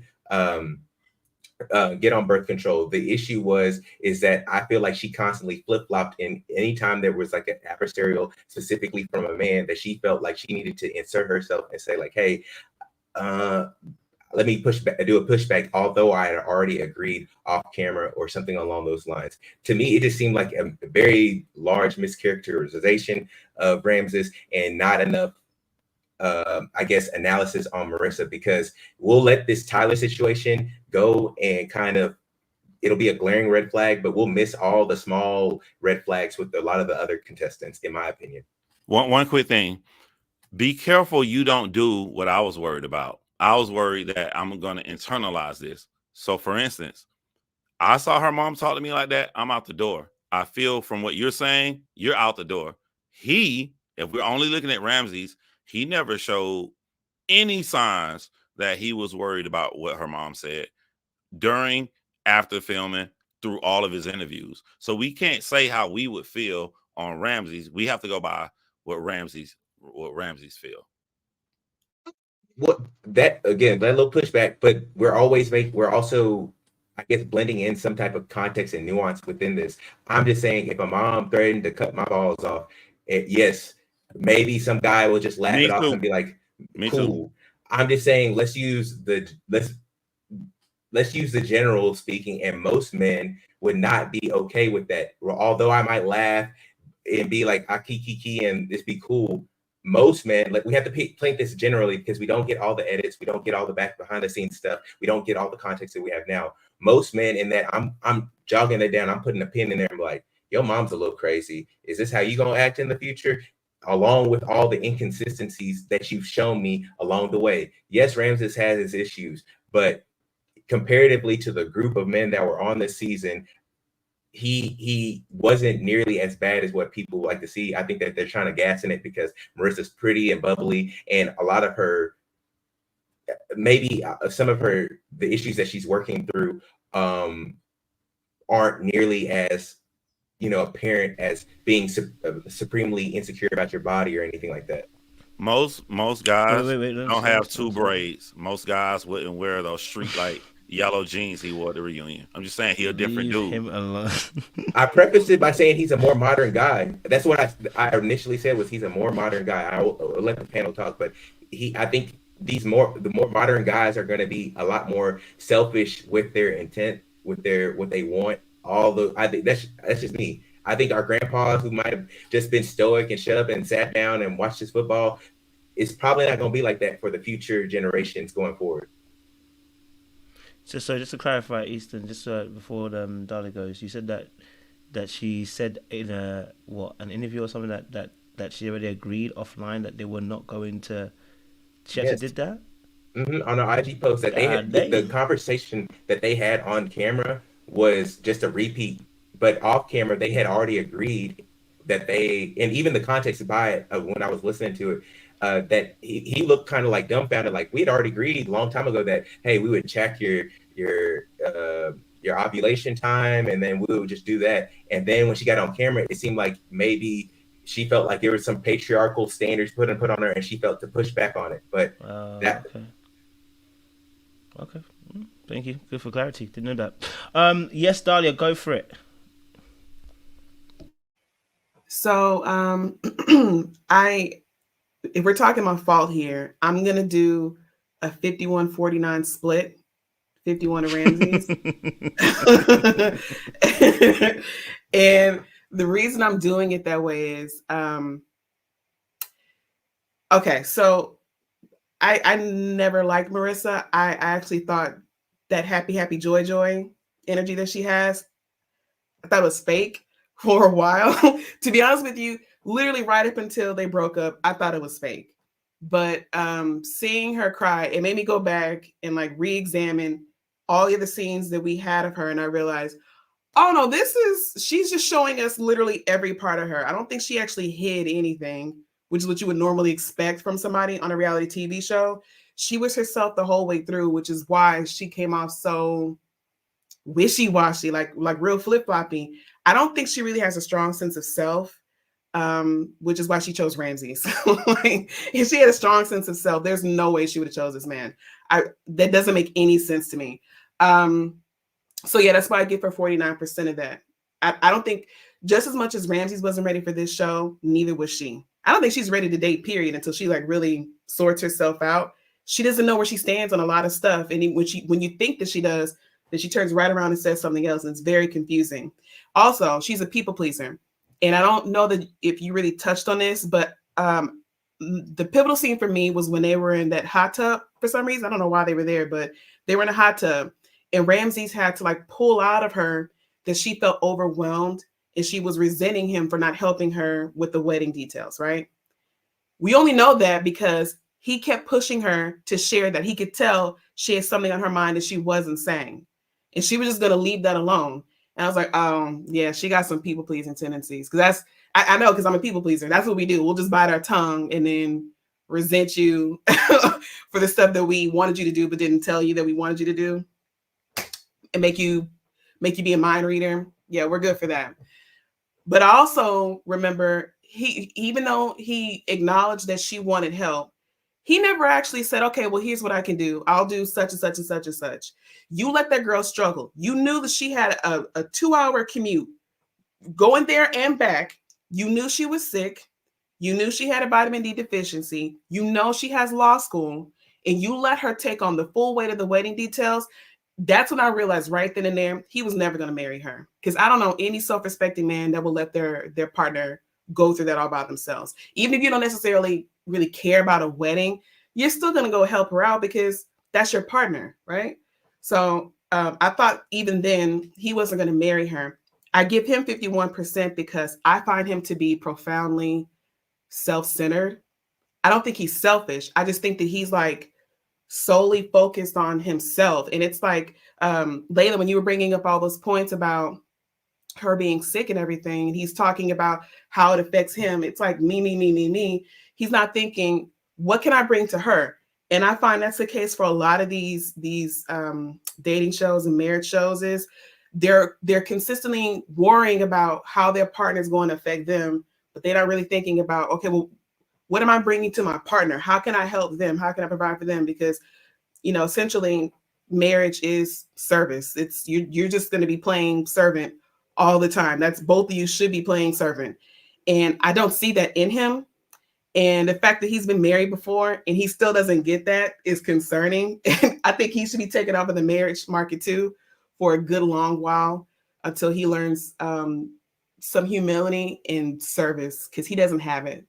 He really doesn't have it. And yeah, I felt very bad for her in that scene. I could tell like she was really hurting. And yeah, Layla, I did feel like it was kind of like it was not, what's the equivalent of torture porn where it's sorry, not that word, sorry. Where it's like I feel like it was kind of exploitative, like, okay, are we gonna cut away at some point? Because we're just sitting here watching this girl fall apart and she's not holding back any tears. Like, okay. It was a lot. It was a lot. I'm kind of surprised that the mom didn't go off on him. Or maybe she did and they just edited it out. They just edited out the cuss words because she said like 2 lines and then we didn't hear from her after that. So yeah, 51-49 split. That's what I think. Good breakdowns. I'm hearing it. Okay. Who hasn't spoken on this particular aspect? Who's at fault? Yes, Faye, talk to me. Who's at fault, baby? All right. So I will give this 50-50 down the middle. And everyone's kind of touched on all the points, so I won't rehash that. I think he's wishy-washy, she's wishy-washy. They both kind of have some shaky sense of selves. But I do want to say for Ramses, the reason why I think he's a little bit of a villain, though, in this sense, is because, she was looking for like, I think, a different type of man. She kept saying that, like, she wanted a softer man, not the like super macho, kind of guy maybe she was used to in the military. And so he piqued her interest for those reasons. And he did at first come off as the guy who's like in touch with his emotions and like, oh, I've been married before. Like, I just think a lot of the things that he appealed to her for, he didn't deliver on. And then to take it further, I just feel like he basically was storing up all these reasons. He knew he didn't like her for a long time. Like, he knew that for a long time. And I just don't respect the way that he went about the breakup, to say, oh, I talked to so and so, and I just, I realized that, it's just a lot of things, like, and he was given these like half answers, and she had to basically kind of pull things out of him to really get answers, and she was still not getting answers. Like, you don't like the woman, just say you don't like the woman and move on. Like, the dragging out of all of this stuff was just too much. The breakup, everything leading up to the breakup, I thought could have been done a long time ago, when he realized her energy was too much. She was herself the whole time, which is why I think that's where the villain thing comes in. Like, she was being herself the whole time, and then here he was like doing this whole like, wishy-washy thing. All these things are coming up. Oh, you're in the military. Oh, you're not giving me the affection I want. Oh, all these different things. That's not acceptable for somebody who's coming onto a show for marriage and you've been married before.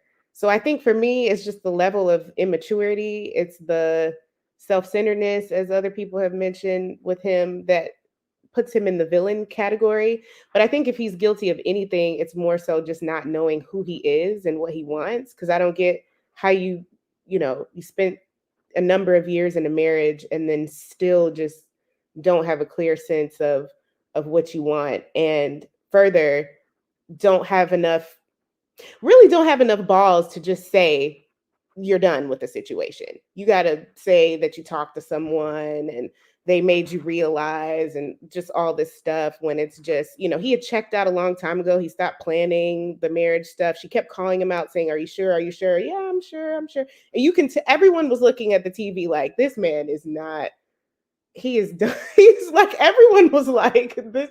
And on the other hand, for Merissa, if you got to ask that many times if somebody's sure, then you kind of know the answer, so I think it's 50-50, but I think he just kind of elevates into the villain category just because of, those things that I explained. But that's all I have to add. Love that. Okay. Who hasn't spoken yet? Lorraine, I haven't heard from you yet. Yeah, I mean, I think I have to agree 50-50. But Ramses can hold my drink for a second while I go into Merissa. Merissa, someone mentioned that she had pretty privilege. Baby, she's cute. She's cute. She's a girl next door. If she had pretty privilege, he would have let a lot of things slide. The mom issue, like a lot of moms and dads, they do all this. I mean, she did got a bit extra, but if he really wanted her and she did have pretty privilege, that would not have been an issue. Okay, so she's cute. She's not a bad looking lady, girl next door, but she does not have pretty privilege. Move that to the side. Now, has daddy issues seeping out of her. Do you get? Literally,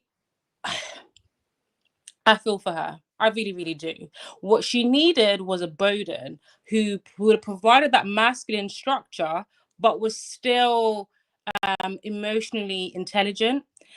Our guy Ramses is emotional, not emotionally intelligent. There's a difference.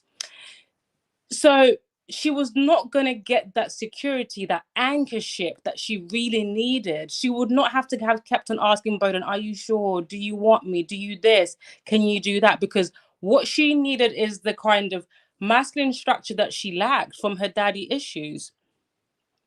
And, Ramses was not going to give that to her. So she chose wrong because she hasn't worked through what she needs to work through. And hence why poor girl was begging on the television, begging this man, please, are you sure? Are you sure? It was so bad. It was, it was so awful. And I understand we're human, and like, you never know how you can react in that situation. But remember, you're on national television. I would have cried out. I would have been on the wall crying outside, away from the cameras. Like, have a bit of decorum. That's what I would say. So I think, I don't even know if she really wanted him. She just wanted somebody, and she felt like, oh, he was going to be able to give me this because all the men that I have been with, they haven't been emotionally available. And she thought that a man who was quite fluid will be able to provide that, not knowing that he is just emotional. He's not emotionally intelligent. She needs an anchor ship, someone who is masculine, but who is emotionally available. Back to Ramses. Ramses did not like Merissa one bit. He just wanted to win and get out of the pods. Everything that he was saying in the pods was like, oh, I heard about Bode and just want to make sure that I'm number one. All this other stuff. I thought, you don't want her. And he kept on saying, I love how she holds my masculinity. It was never anything to do with Merissa, what her character, her personality. It was just about him and how he felt. He just wanted to be loved. And I question when he kept on saying that, is that the reason why his marriage fell apart? His sexuality, not sexuality, pardon, that was a Freudian slip. His masculinity. Because why do you keep on mentioning that? Does it play a part in all the relationships, and the fact that you can't be an anchor for women? It's nothing to do with him being a feminist. It's nothing to do with him being emotional. It's just that he's just so self-focused. He's, thinking about his own needs. And to be honest, I feel like women should be more like Ramses. I feel like women can be a bit too giving and too maternal and like, what can I do? And all of this. Like, sometimes be self-serving and think about what you want and what you need. And that's what Marissa should have done in that moment. She should have put herself first to be like, okay, but how am I feeling in this moment? Every single time he would say something, you would see herself hold her tongue. And I'm like, you want to say more, but you're holding yourself because you're thinking, oh, if I say this, I might lose him or he might not be happy. Like, forget all that. How do you feel in this moment? What do you want?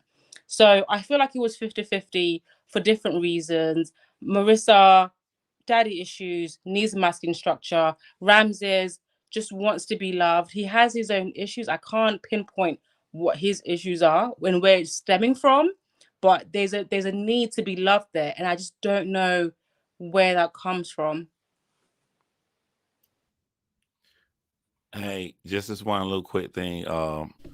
Felicia Cooper said Lorraine subconsciously saying Ramses is the male bride. I have a video where I said that. I just want to throw that out there. That's all. I'm done. 10 seconds. I don't think a lot of women understand when a man gets the ick. Y'all might see how when y'all have the ick and you stop liking a girl or a guy, and how you might be mean and jabby or make up little things. But I recognize Ramses. He got the ick because enough little data points gave him like, you're not the same person that I was with. Positive. Beyond the having fun part, he got the ick for her, and a lot of women don't really see that, and they get mad when it does happen. And like, yeah, Merissa is like the girl next door, but a lot of women, relate to her and kind of are and like that, but y'all don't really understand when a guy gets the ick and how he might respond to that. Who hasn't spoken yet? Sugar Streams, talk to me. Yeah, I've got to say, I definitely think Ramses is to blame for this situation. I think the fact that he used his former partner and how her feelings were hurt as a means to exit the relationship means that he still hasn't healed from that, and probably went on the show to try and heal from that. He dropped the ball because he really found someone that accepted him for his quirky dress sense, personality, all of that. She was into him. and that's probably what he ultimately wanted. But he didn't have enough attraction to her to reciprocate that. So I think he's definitely to blame. The lack of masculinity, as Lorraine said, I think is a very important part of this as well, because the structure and stability that usually comes with the presumption of masculinity, she didn't want that. Like, she wanted someone more fluid and more in touch with their feminine side, and that's what she got. But he, to me, was a mess. Like, he initially started liking her in the pods, obviously, but I think the reality hit when he got to spend time with her. And it may not necessarily have been the ick straight away, but I think he was definitely, accumulating so many things that kind of ruffled his feathers, got under his skin a little bit, and that was enough for him to bounce. It wasn't like she did anything egregious. She didn't say anything egregious to him or offend him in any way. If anything, the mum did, and he laughed that off. So I just think he was still dealing with outside influences, the previous marriage and all that stuff, and probably had cold feet because going into his second marriage, he probably wanted to be more all in than he was with Merissa. That's my take.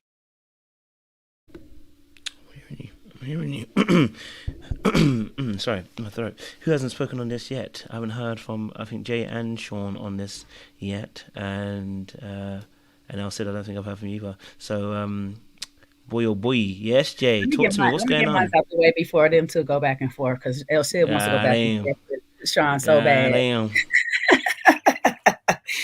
But listen, I'm in the belief of both of these people have equal parts to play in this. When we were in the pods, we weren't asking none of the right questions, and when the questions were asked or the topics were discussed, we weren't being honest.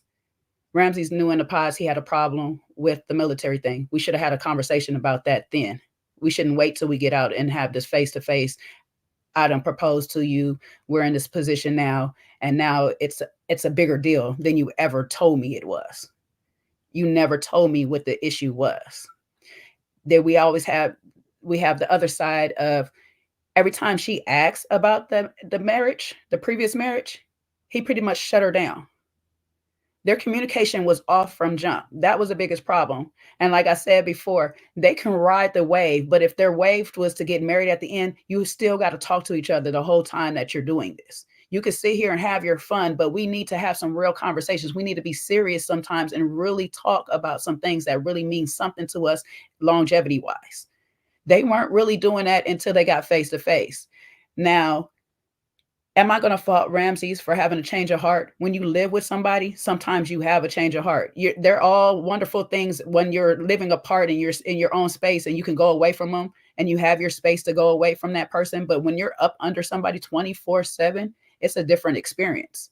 And sometimes that's a bit much. Now, for a person who has been married before, even though it was a short marriage and a long relationship,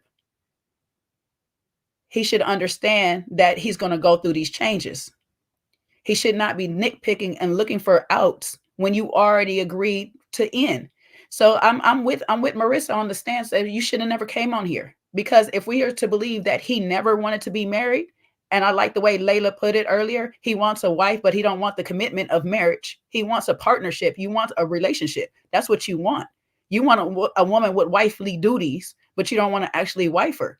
Just say that. Don't come on a show where the premise of the show is to get married. You're wasting everybody's time, including your own.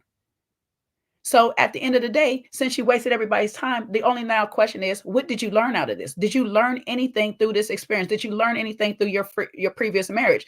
Marissa has came out and stated that she has learned some things about herself, that she's a people pleaser. She's trying to learn how to not be so much of that she's trying to set better boundaries and stuff. She has to definitely set better boundaries for herself, because 6 months later, you better not be going back for a relationship. You better be going back for the peen alone, and that's it.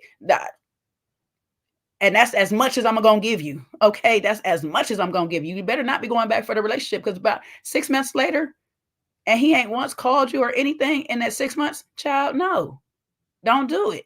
So yes, you need to set some boundaries for yourself or whatever.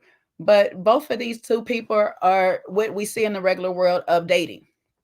You get in, you ignore all the red flags, you ignore all the conversations that are supposed to be have, or you don't even have them in the first place. You're going off the flight seat of your pants and emotions and you know, whatever you feeling in the love below, you working all that out, but you're not really factoring in that, is this person going to be long term in my life? If this person is somebody I really want to be with, and then one person is doing that, is making room and space for the other person when the other person really is not. So they both got a part to play up in this situation. They're the villain in their own stories because they're getting in their own way by not really being honest about what they want. Merissa wants somebody different, but you want them this different from you? Do you want them this different? That Ramses was completely different from anything you've been with. You got to baby step yourself over there and stuff like that. That was a drastic switch up. So you can't just expect that I'm gonna do a drastic switch up and still be me. You know what I'm saying? You can't really be you. I'm not saying I'm not gonna fault her for doing that, because you got to try at least once to see if it is you. But now that you've seen that it is you, there's some parts of you that needs to change. Because if everybody is saying that your energy is here all the time, you got to figure out how to reel that in when you need to reel it in. You know, and if Ramses, you got on here and saying that I want to be married again and I want a wife, but I'm a feminist and I have all these liberal and loose ideas and stuff, and then you can't get on here and saying I'm going to stand my ground on not wearing protection, and you have to figure it out as a woman by putting your body in harm and all this stuff like that, or and my religion is this. You can't have strong views all of a sudden. So both of these people came on this show really lying to themselves. And did neither one of the partners a disservice. I mean, they did both of their partners a disservice, and I'll leave it at that. It's real talks. I'm hearing it. Sean else said, who wants to go? Which one wants to take that lead? One of you two. I'll go. So, yeah, I think who's at fault? Obviously, they're two people in a relationship, so they both, you know, they both bear a level of responsibility. And I think that's probably all that's about equitable. Now, I think that from my perspective, the only redeeming thing that Ramses did was to let her go and not marry her, you know? And then also when she tried to spin the block, you know, also tell her no. So those two things give me some redemptive qualities in his actions from what I've seen. And everything else to me is just not good behavior. And the reason that I've consistently had smoke for somebody like him is because people like that slip through the cracks and we give them grace because they're non-traditional. They show up looking maybe a little bit different. He's not, you know, on the surface, somebody that we can just kind of pick apart. But at the end of the day, he positions himself as something, and then he shows up very differently. He positions himself as somebody who's a feminist and is the antithesis of a feminist when you have a conversation which is so base level that you shouldn't have to be a man and a feminist to understand, talking about a woman's bodily autonomy, talking about using contraceptives. You know, I'm trying to choose my words wisely. I just think, like, at the end of the day, I don't care what they agreed to behind the scenes. That's great. I'm glad they were able to finally get there. But at the end of the day, he had a very tricky conversation around using protection with her. And that kind of conversation is steeped in things that are problematic. Now, does that make him the worst man in the world? No. But he should know better as somebody who is aware and in tune to the person that he is in a relationship with. Merissa is not somebody that was his, you know, that you're just dating around in a situationship. Love is Blind is supposed to be, you're supposed to be married, right? That's the idea. You're falling in love, you're getting engaged, and you're preparing to be married. So there's an elevated expectation of your actions. So how you may treat somebody in the dating world should be very different than you do in a marriage. And then especially for him being somebody that has roots in the Christian faith, that also was married before. There's certain base level things that he should be understanding of. And I think he came off very selfish. And when his needs were no longer being met, he decided to discard her. Again, I think that rejection was her protection, you know? So I think that was the best thing that he could have done. But I do think he's a poser. I think he's somebody that doesn't own his actions. I think that at the end of the day, the way he framed the marriage that he had the first time was indicative of how he looks at himself. He's very self-righteous. That came off in so many ways when he talked about the military. He thinks he knows everything, and he just puts it out there. You know, even in that conversation that they were having around unprotected intimacy, he was very self-righteous. Oh, you've had, pleasurable interactions with contraceptives. You know, it sounds weird, but I'm just trying not to say sex because I don't want anybody to say it or say it in the comments. But you know, that whole conversation, that's dripped in problematic conversations. And it is, and whether they agreed to follow her cycle, all of that after the fact, that's great. I'm glad he finally got there. But the fact that he had to get there and the way he tried to lure her back into not doing it, to me is still problematic. And something that I hope he learns from, instead of being so quick to try to be defendant of himself online with how he showed up. He should be like, wow, I learned and I realized like I was a little cringy. You know, I think I need to dive in and think a little bit differently about how I approach contraceptives and having that conversation with women. Good points. Oh, Sid. I'm going to say that everybody defines feminism in their own way. Some people are along the journey in a different way. I'm not going to say he's not a feminist. I'm not. Because what he did was he let this woman go live her life, release her from this relationship and this show. He could have been carnage. He could have married her. He could have said no at the altar. And in any relationship, like Jay said, when you are in a relationship and then when you live with someone, it is two different things. You can say every day, I am going to love you and be with you forever. Until we start living together and I start seeing that you ticking me off with my pet peeves, it could be something different. We could be living together and you say you're going to be with me for sickness and in health until that sickness hits. It's not for everybody. It's not for everybody. So what I appreciate with Ramses is that he wants to have the conversation. He's not just shutting up, looking at you funny and saying this ain't for me and dipping out. We will talk about this. Let me see if there is a bridge we can build. He's not just running. He's not just making it up and running. Can we speak?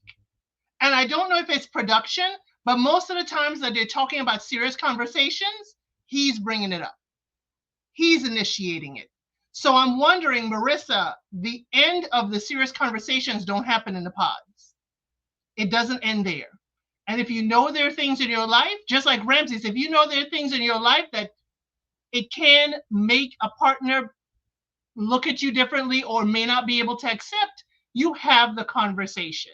My thing is, I prefer the conversation. I prefer you spell it out to me. Hey, this is what it is. Take it or leave it. And if you leave it, that's fine. But at least we talked about it. At least you're not selling me a complete dream. It's like, yes, you said this will be fine.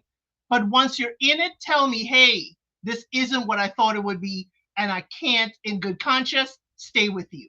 Marissa's calling him back after 6 months after she did some healing. Her mother is calling him to come back with her daughter. I mean, what Twilight Zone are we in if this man is that destructive? Why is mama and daughter like, please come back. Please come back. I'm not going to put and make, Ramses a complete villain. There are things he can work on, things he needs to work on, because he cannot enter into a second marriage with all of this baggage he's carrying. Not going to happen, no matter how long he dates the person.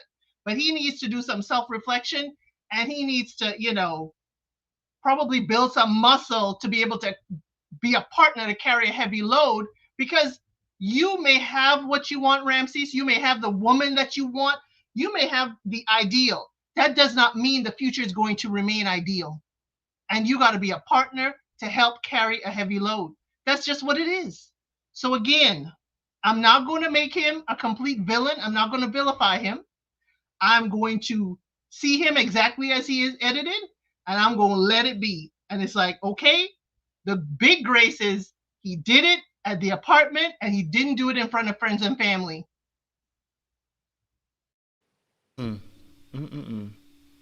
Let's go for it, Sean. Oh, Lorraine, sorry. Lorraine wants to go and then Sean. I don't know who wants to go first. Who's willing to go? Yeah, can I just say something quickly? Elsie, I love you. I'm a bit scared of you, but I do have something to say.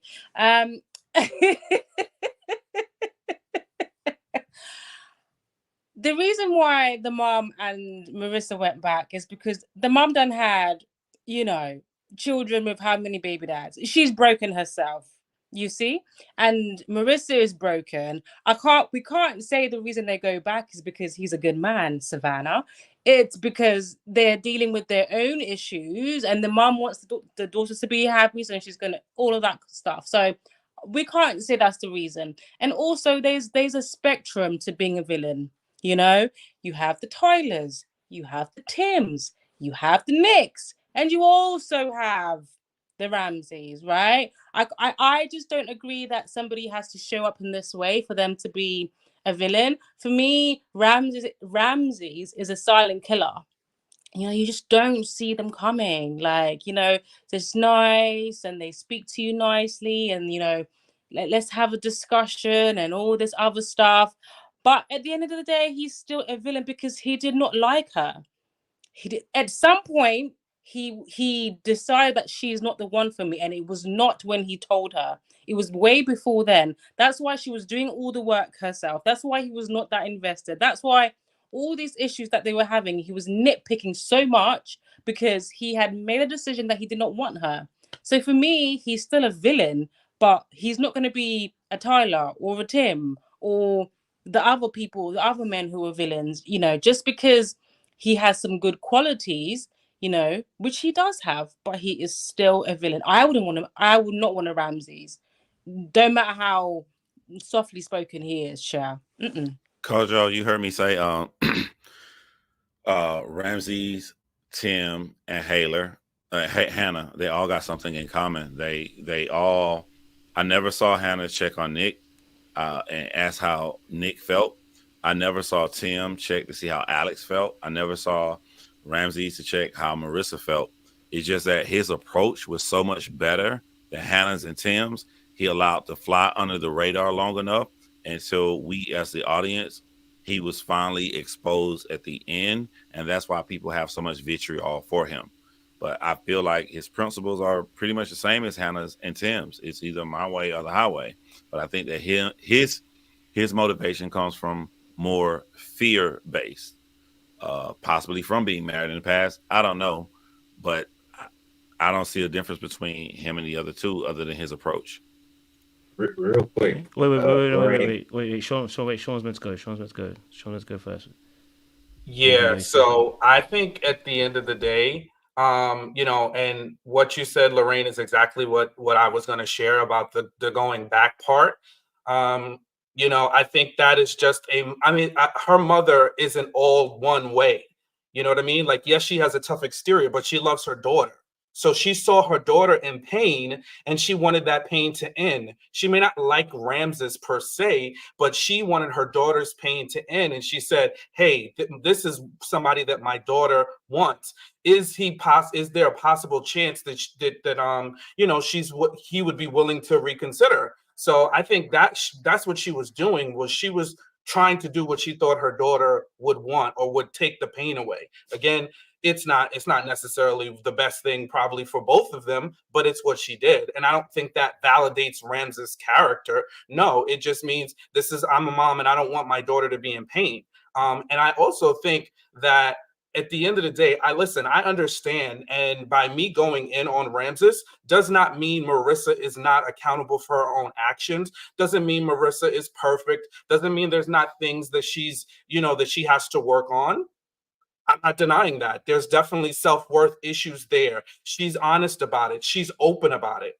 So my vim is less for her because she is in a process of working on the things that she's learned from this process. I've yet to see that. I've yet to hear any of that from Ramses at all. All I've seen him was try to defend himself, try to clean up his image, try not to be the villain, and also show up very self-righteous on the screen, and the exact opposite of how he presented himself to be. So I think he's just a wolf in sheep's clothing. And I think at the end of the day, I understand, listen, I get it. I get it that women are accountable for the men that they are in relationships with. Yeah, they're going to have to live those consequences out before, during, and after the relationship if it ends. I understand that. And understand that you have to be able to come up with safeguards to protect yourself from it happening again. But it doesn't mean that men get not to be called out. We got to call out men. Men need to change our behavior. If we are supposed to be leaders, then we have to change our behaviors. If we wield and yield the bulk of the power in the world that we live in, then we have to be the ones that are going to change our behavior and be the ones to accept it when we're called out. We can't be so fragile and defensive and, oh, I'm a good guy too, and I didn't do that. No, sometimes we do jacked up things. We do. And we have to be, and sometimes we're best intentioned. And sometimes we're just being downright selfish because we want what we want. And that's the stance I come from. It's like, hey, listen, it doesn't mean that, he's a complete villain. No, but he definitely has some villain qualities, and he's showing up very villain-like when you do certain manipulative acts. And especially, again, I'm going to end there, when you say you're the exact opposite of toxic masculinity, because I'm sorry, that's what a feminist is. When a man calls themselves a feminist, that means you will push back against the toxic masculine structure. And all the things that he did, especially around intimacy, were the exact opposite. They're actually base level toxic masculinity things that anybody that doesn't have to be a feminist can understand. Go for it, Easton. I'm gonna lay that off. Well, I wanted to kind of, I guess, piggyback off of both of these comments, but Lorraine, I found it pretty intriguing that when you brought up villains, you never brought up a woman. Lovelands, you brought up Hannah being a villain, but typically when we get into these reality TV shows, the man is effectively the villain if he doesn't come across as agreeable, or if he isn't done like Marshall, or if he doesn't maybe pander a little bit. And when we get on these panels, we tend to judge people without nuance or any type of context. And I find that intriguingly interesting that, Lorraine, that you did that. But I would ask Sean, how would you want a man to particularly act in a discussion, like, because this is also a teaching moment, and there are men out there that are listening, and myself as a young man, I'm trying to, how to figure out how to navigate. If my partner and I have a discussion behind closed doors that we are both in agreement about us not, hey, we're going to be looking at the little calendar, looking at your period cycle, all this other stuff. And then when you get in front of the camera, you completely do a 180. How would you have this discussion? Because for me, I would be taken aback, as well as if I'm in an accelerated process like Love is Blind, I would maybe factor that into, is this person consistent? Is this person the same person that I met in the pods? This would all go into my calculation as a person. Yes, and put a pin in that question, Sean, because I want you to be next. But as a guy who's trying to exit out of a relationship, no man on Love is Blind ever does it correctly. You're always going to be the villain if you break the woman's heart. You're always going to be, there's going to be hordes of women in your comments. Why did you do this to my favorite person? Merissa was the favorite person. Ramses could have, like Elsid said, could have married her, could have continued on with the relationship and then discarded her, but he didn't. Maybe he might not have landed a perfect flip like This is Olympics on how to dismount from the whatever competition he was doing, but I do believe that Ramses did the best that he could. And in these shows, you always are pretty perceptive about how the public might see you. But Sean, I would love for you to answer that. No. You can't address Sean. I knew she was going to say it. And then ask Sean's. No. We're not about to do that. I find it interesting that you phrased mine as a statement and Sean as a question. How interesting. I said all those men were villains because I was referencing the men. I never once have said that there was no villain. The women were not villains. I never Why once did said you that. throw it in as a suggestion, like Loveland? Wait, let her land. Everyone's got to land. I Everyone's got to land. never Let them said that land. Hannah was not a villain. I never said that Alex, because Alex is a villain. I never said that Alex is not a villain. I never said, I even said Marissa has her own issues. She's got daddy issues. I said all of this stuff. But my statement was because I was talking about men in general and how there's a spectrum to being a villain, not in general, men and women. I was referencing the men. That's not me saying that women are not villains and they don't have a role to play and they should not be held accountable. I will gladly hold Hannah accountable and Alex accountable when we get to them. But we were talking about Ramses and Merissa, and I held Merissa accountable. And on the spectrum, she's there as well because she has her own issues and she has to be held accountable for that. And with Ashley, she has to be held accountable. I even said that I'm not going to give her any grace because she signed a contract. And she knew, she's a big girl, you knew what you were doing, right? However, I was speaking about the men, hence why I only referenced the men. But it's interesting how you said it in a statement towards me, but when you were speaking to Sean, it was a question. You had made your mind up that I'm biased when it comes to women, when that's not the case. But you allowed Sean the grace to be able to explain himself. Now that's interesting. Let me say something, because Lovelands was able to bring in Hannah again, when we were having this discussion, you could have brought in a female example of a villain, but you chose not to. Hey, I'm not here to discriminate. I just found it interesting. Lovelands, in his discussion about the topic, he was able to bring up Hannah, Tim, and Ramses. Again, I just think that typically when we have these discussions about villains, it always turns to a magnifying glass on the men, and men can only be villains. And I would love for us to expand our mind and into having a discussion that puts everybody in the spectrum of villainry, if you will, because it just tends to kind of lean that way. And I think that it also creates a bias towards why we're constantly seeing low vibrational men hop onto shows, and why men who might be a good stop, why wouldn't they? Like, every time if I do something wrong, I will be cast. Lorraine might call me a villain. Hey, I feel like this is the second opposite. Wait. You can't jump in. Sorry. My bad. He mentioned my name 3 times. I understand. But if Lorraine's I think you did good, Loveland. Like I was saying, like I like how you used Hannah, Tim, and Ramses as villains, but Lorraine, to me, you only use the 4 men. But hey. Lorraine, do you want to respond? And then, yeah. I already responded. I explained why I did that. I was speaking about the men, so I only spoke about the men. I accept that Alex is a villain. Hannah is a villain. I even said that Ashley can be called a villain in her own right. I even went in on Merissa. So I don't understand. Just because I didn't mention them in that specific sentence does not mean that I don't see the villaincy. Is that the word? I don't see that they could be villains in their own right. It was just a statement that I made that was about the men. But when it's time for the women, everyone's going to get smoke. If you have heard me on this panel, everyone can get it. And everyone will get it. But it was just literally a statement. But like I'm saying, I posed it to you that it was interesting that when it was about me, it was a statement. But you afforded Sean the grace by asking him a question instead of phrasing it as a statement, to allow him the chance to explain himself. If you had said, well, Lorraine, why did you not reference Hannah as a villain? Then I would have explained it. But you already had made up your mind that I'm not able to hold women accountable, which is not the case at all. Interesting. Sean, do you want to respond to what Easton has said? This is a really good conversation, by the way. I can't take you in this Bridgerton accent you got going on right now. I love it. Go ahead, Sean. Tell us something about this. Yeah, no, I mean, if we're back to the question that Easton posed to me, I think that I would expect that my answers are going to mirror how my thoughts are. So if we're having a duplicate conversation on camera, I would expect that I'm going to respond how I feel.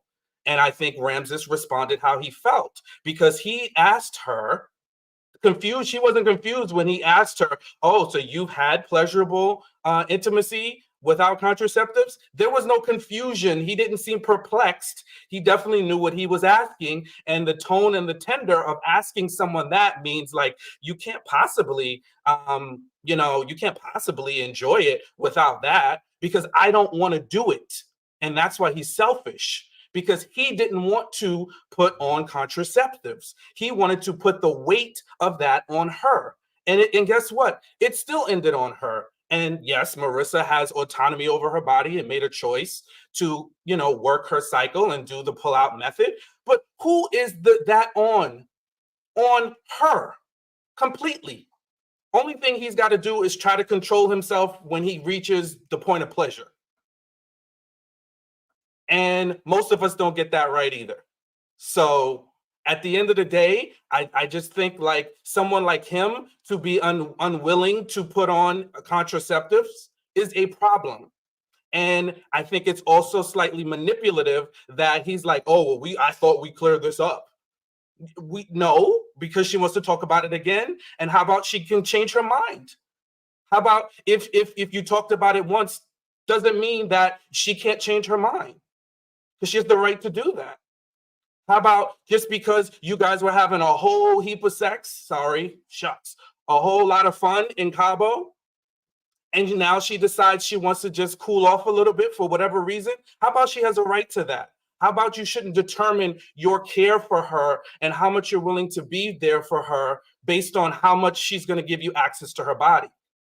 And they also discuss, which wasn't shown, her revealing to him some of the things that she is dealing with. And Ramses said that he would show up for her. Ramses gave the impression that he wanted to be there for her. He was willing to accept her with her flaws. But guess what? When he was faced with that in a marriage scenario, not his girlfriend, not some fly-by-night, hookup, he couldn't take it because he wasn't willing to self-sacrifice. So he's not willing to be married, not marriage material. And this is why I have a problem with the things that he said, because they don't match, his words don't match his actions.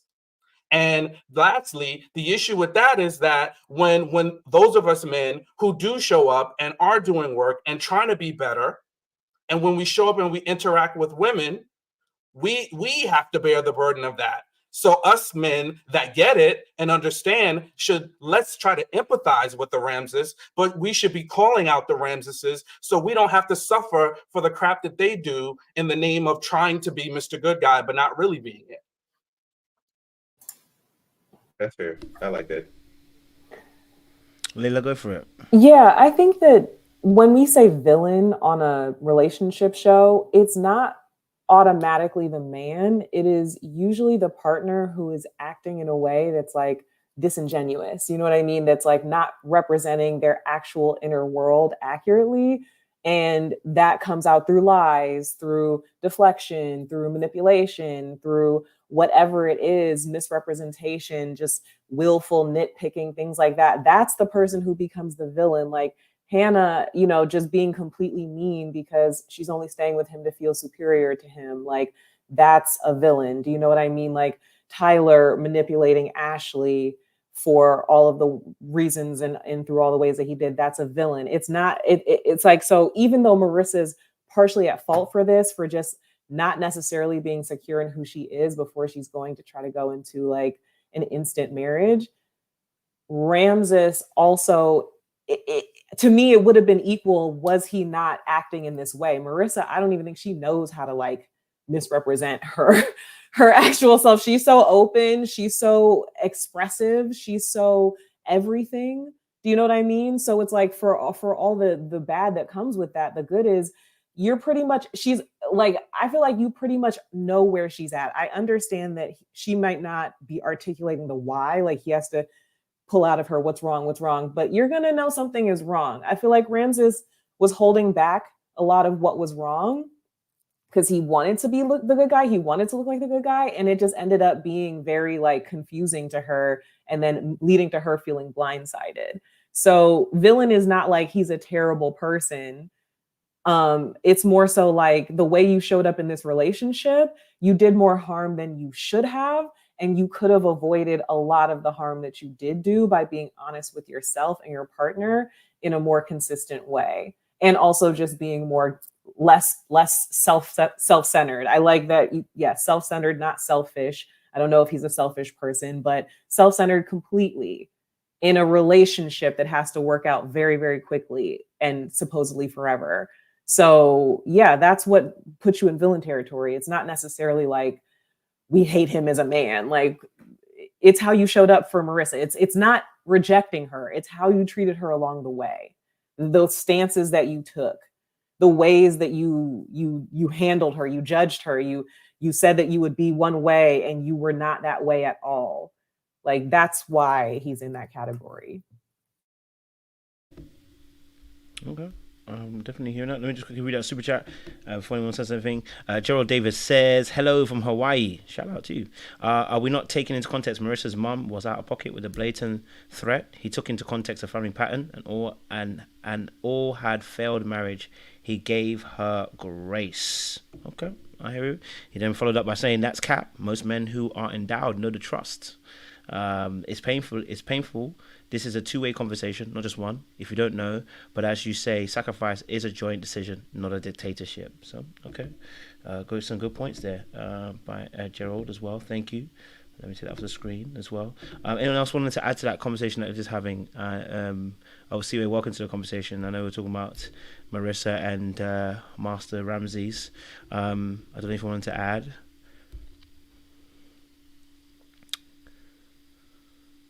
Oh, damn, the glasses came up. Okay. What was the question pending? Is there no question, or is it just about, like, Ramses being horrible? The original question was whose fault it was, but obviously the conversation has, has splintered into a different kind of conversation now. But it's still mainly around whose fault it was in terms of the relationship breaking down and stuff. But the discussion was about villainy. Yeah, Ramses used Merissa as a cum bucket. That's it. That's what happened. That's literally what happened. And even the situation in the kitchen, he was just trying to bring her in because he wasn't done with her yet.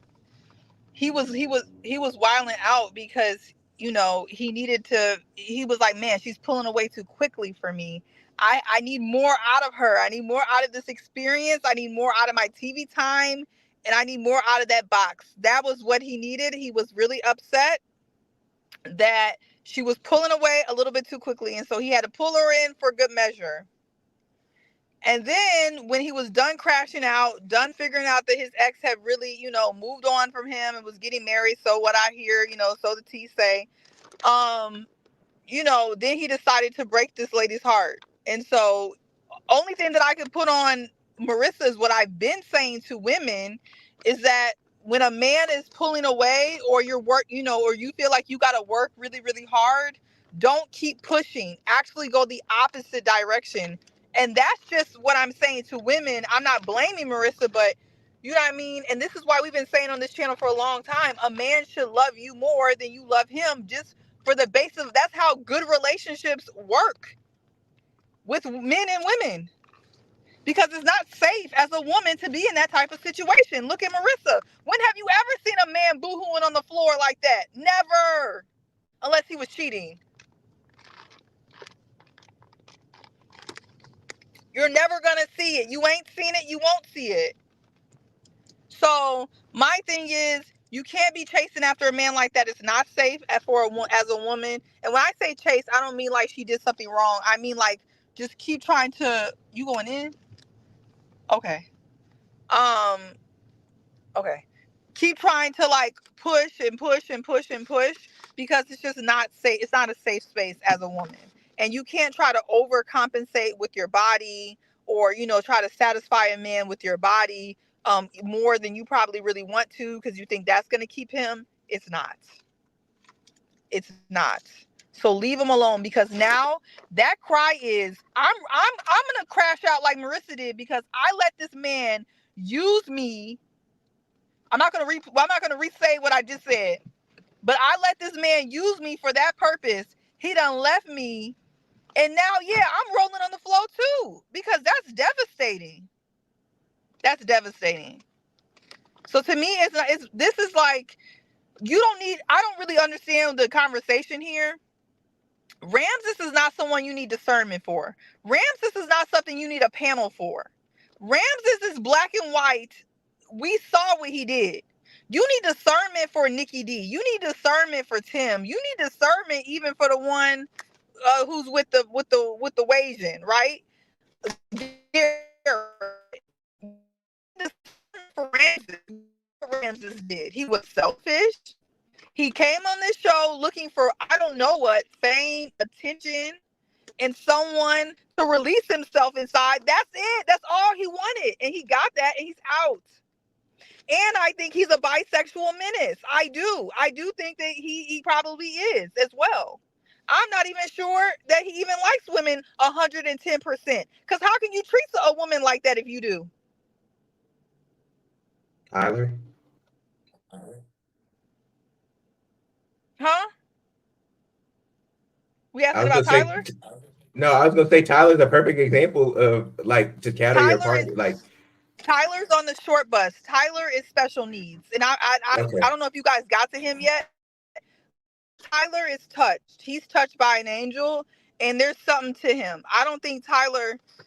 Anybody who's getting evicted right before you come on the show and has been using women since the beginning of time. Tyler clearly has some type of arrested development. Tyler has been coddled by women, so he's looking for women to take care of him, and he lies and will do anything he has to do to keep this up. Tyler is special needs, and there's a lot of men who are special needs who do what Tyler does. People just don't recognize it because they're handsome or because they're this and that. Tyler does not have it all together. And the more I look at him, the more I understand why he is using women the way he is to get by. Tyler is special, and I'm not defending it. I'm just saying he's special. I mean, so I don't, yeah. That I got. Thank you. Horrible for what he did. Can I just say one thing? I think, like, not to speak for you, Seaway, it's just that when you say like treating a woman that way, it's kind of like to Dahlia's point where Ramses just sat back and watched Merissa struggle. Like Tyler is treating Ashley poorly because he's lying to her and manipulating her. But within the confines of their relationship, within the bubble that he's created, this unreality that he's created for her, he actually does treat her very well. Do you know what I mean? Like all of the men on this show, except for Nick, even Nick in his own ways, I think he tries to treat Hannah well. It's like treating them well on a day-to-day, not necessarily like mistreating them generally, yes, because these men have been shown to be mistreating their partners through lies and manipulations and emotionally being deceptive and somewhat harmful, but they are being gentlemanly. And so I think what she's saying is like, he's not even being gentlemanly towards her. He's like, he's completely not showing up in a chivalrous way like the other men are, or at least trying to. He can't even pretend to care. I mean, even when he's pretending to care, he's not, you know what I mean? Like he can't even do that long enough. Like his girl was tired, I don't know, on her menstrual cycle on top of dealing with, autoimmune disease, and all he could do was think about himself. That's when you have to say, like, do you even like women? Do you like people? Are you okay inside? You know what I mean? Like, what is wrong with you? Like, this is a human that you're looking at, like that you're staring across from, that, needs to be treated like a human, and you treated her like a means to an end. That's disgusting. And Ramses, to me, and why, let me tell you to the men on the panel why Ramses is so triggering to women, and probably why a lot of us women who are not even criers, y'all know I'm not, we're over here crying watching it, is because we've all seen and dealt with a Ramses. Ramses is one of these people that is very hard to avoid in life. They're like the good guy that says all the right things, and they're literally a liar. And then once you get to know them, and you're like, oh, I love the feminism. I love what he's saying to me. Then you realize that they're like completely, they're scammers. Seaway, I think you really off with this. I think it's maybe triggering to a lot of women because y'all don't recognize that when y'all do, very rarely do guys get the ick. You way off with this one. Y'all don't recognize it. You just absolve yourself of the responsibility and be like, oh, he did X, Y, and Z. As a man, and maybe men on the panel, you can say this. You may have gotten ick once in your life, but you've gotten that thing and you're like, dang, I don't know how I'm gonna get out of this. I'm gonna try to because you might say something that might trigger her and she might flip the switch and go back kind of crazy on you. Marissa, Ramses got the ick. He's on a show. I don't want to be the villain. Let me try to figure out my escape strategy. He was trying to see maybe she might have some good qualities about her. Then on top of that, her mom crazy. He just got even more of the ick. I'm telling you, it.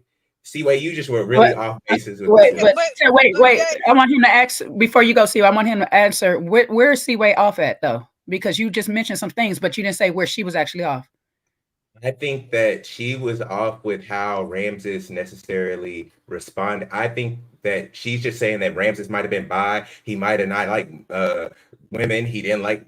I agree. The thing I do agree with you on is that he didn't like Merissa. I think that he found that out after he got out of the pods, after the intimacy, and once they got into the real world, and enough of these little small icks calculated, and he was just like, I need to check myself out, which is why he never showed up for her for the wedding and other stuff. But also the inconsistency played with the ick. He's already been married before. I'm sure he doesn't want to have the same similarities with his past marriage for whatever reason, because we don't know. It's all speculation. I'm just saying that it's so oblivious to a lot of women, and y'all might resonate with Merissa when that she was crying and booing hooing, and she's like, why doesn't anybody pick me? But you don't realize that you've had so many icks for a guy on the front end that we are now trying to find a way of how to escape and try to do it tactfully. Now I can say I'm done with you, but then you're gonna go around and tell everybody that I might have said something to you, or I might have hurt you, or I was cheating on you, or I was dismissive. I think that there's so much more into that, and Ramses was just trying to find a way of escaping, especially being on live TV. But hey, that's just me. Okay, so can I respond to that? I think that most women with any type of remnants of a brain cell and understanding would not have got mad at Ramses if he would have said, you know what, Merissa, like you, but your mom is unhinged with a tongue ring. I'm good. And he would have parted ways, would have said that. Or, hey, Merissa, love you down, but I think we're just very fundamentally different. And told her that, like, hey, you know what? I'm good. Or, hey, Merissa, I feel like I'm high, you're high energy, I'm medium energy, and I don't think it's going to work out. I'm good. He didn't say any of that. He wasn't, trickling the disappointment like Tim did all the way up to when he told Alex, I gotta go. According to Merissa, everything was all good and he was using her for her body up, or was putting the wedding of his own admission. The only reason why he had it was a feeling explained is after he found out that his ex-wife was getting married. It's getting you. See, we can't hear you. The devil done got a hold of your mic. Seaway. We can't hear you. It's breaking up. It was good, and it went off. The devil went and got a hold of your mic. Yeah, you gotta wait maybe till you get to a more stable place. Because because your mic was unstable. Crackling. We couldn't hear you. Sitting here, it wasn't like that before. You know what? That's when the enemy wanted. Ramses found a way. Ramses done heard you speak and said, "Quench thy mic, quench thy mic." He said, "Thy mic loweth." So we can't hear you. Bit of a Wi-Fi issue. When it comes back on, we'll have you speak it again. Seaway. Sorry. Darlie wanted to add in struggle streams. You haven't added anything, so I know you wanted to say something as well. So Darlie added in struggle streams, and then we can continue. We've got 700 people. Fantastic. Come on. Yeah, I'll be quick. I just wanted to refute something that Easton said. You mentioned something about how Merissa was responsible for Ramses' ick. I totally disagree with that. I disagree with that the same way that I disagree with Hannah taking issue with Nick and calling it an ick and then trying to foist off responsibility onto him. I think that's absolutely ridiculous, especially for Ramses, because it doesn't sound like at any point in time he actually had any conversation with Merissa about his quote unquote ick. That's not, first of all, ick is supposed to be something that annoys you. It's not supposed to be like a major issue that you have that's strong enough for you to want to call off a wedding. That's not an ick.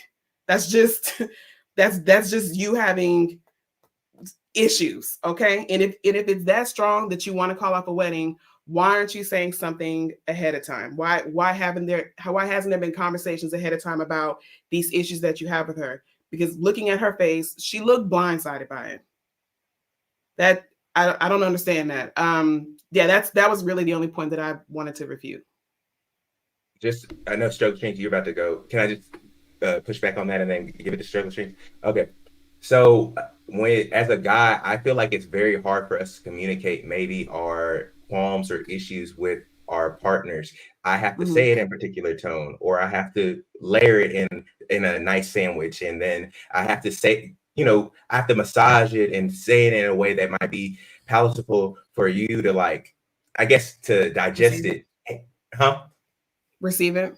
Yeah, just to receive it. And so I think in these moments, for Ramses, it's tough to do this while being taped on that's on a TV show that's going to be syndicated worldwide, as well as Marissa's icks weren't like most icks with girls are physical. It's like, I don't like how he smiles. I don't like how he talks. I don't like how he laughs. Whereas for a lot of men, it might be like something that we see that isn't going to be conducive for long term. I don't like how you handle conflict. I don't like how you manage your anger. I don't like it. For Ramses, it was stuff behind the scenes that wasn't very obvious. And again, it goes over a lot of women's heads because it's like, well, I'm on paper, I look good and I'm not really that combative and everything's fine and everything's copacetic. But Ramses is calculating all this stuff, especially being somebody who's already been married. How you might perceive things is completely different. And that's what, as a man, my ex might not be how you look. I think she passed all the physical stuff. It's the stuff that I need to build legacy and long-term healthy relationships with. Not saying that she wasn't like that. Again, we weren't privy to those conversations. I could just see Ramses and be like, those icks weren't necessarily obvious and direct things. No, that's streams. Okay, you reply to Dahlia, then Struggle Streams will go for it. No, I was just going to say that that doesn't sound like an ick. That sounds like compatibility issues, which is reasonable for somebody to want to just break it off. But he didn't give her the opportunity to actually address it. If the goal is to be able to have good, clear conflict resolution, you actually do need to bring that to the table for her to deal with. Either she's going to tell you, no, you can suck it and move on, or she's going to say, okay, well, let's try and compromise, or let me just go ahead and give you whatever it is that you're asking for, and we can move on. But either way, nothing's going to happen until he opens up his mouth. And considering this man has already been married, at this point now, he should know that. So I can't really give him too much grace on that, because he should know that. You should know that's like a major component of any marriage. You got to be able to handle conflict. You got to be able to resolve it. And it doesn't sound like he really gave an opportunity to do that, which is why he's a running a track star. He wanted out of there any way possible. He didn't want to resolve it. Struggle Streams, go for it. Yeah, I feel like he gave the relationship enough of a chance, considering it's a 3-week process before you get married. He gave the relationship enough of a chance to not get to the altar and do it in front of friends and family. Like, if he did that, then I would agree that he's led her on, and he's kind of given her false hope and things like that. So, at what point is it acceptable for him to break it off? He did it in private. He didn't embarrass her in front of her friends and family and have everybody get dressed up and go to the ceremony. He did it like in a sufficient amount of time. We can't say that he did it too soon, because they got to know each other in the pods, and they also spent time together physically in Cabo or whatever, and got to experience each other. Now, in that time where they've been around each other physically, if his feelings have changed, it would be completely wrong and insane of him to drag it to the altar and then still proceed with the marriage, right? Because then you would be dragging him for that too. So my thing is that he gave it a sufficient amount of time. It's a sped up process, as we all know. He didn't get to the point where there was no return or that was going to be major embarrassment for her.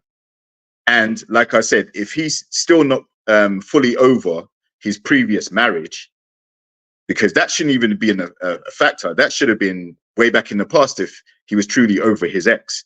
How she felt when they broke up should not impact how he's moving in this new relationship. But that's what he chose to use as an excuse to get out. So he did her a favor. He gave her grace by not bringing the friends and family around to do it. And also he did it at an early enough time period where she can, despite the hurt and the upset, she can say she experienced the show.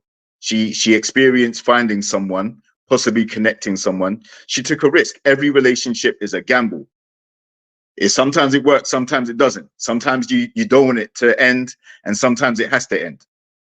But I think, like I say, I agree. You have to put the onus on him because he's the one that fell out of attraction. She was there, ready to ride or perish, as Elsid says, right? She really accepted him for who he was, and he's going to be hard pressed to find a lady that accepts all of him in the way that Merissa did. She didn't have anything bad to say about him, despite him ending it in the way he did. She was still trying to make things work.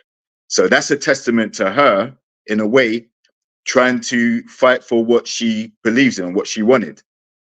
To everybody else, it might not look like the right decision. She might have looked like a pick-me or she was begging or whatever, but she is following her heart and how she felt about him. He was following his heart and saying, listen, I'm about to do this a second time round.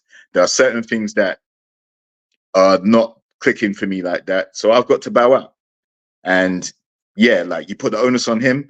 Does it make him a villain? I don't know. I think if he had done it in a more public way or in a more rude and abrasive way, I would agree with you. He's a villain, but I don't see him being villainous in just expressing his way, his intention to get out of the relationship before it gets too deep.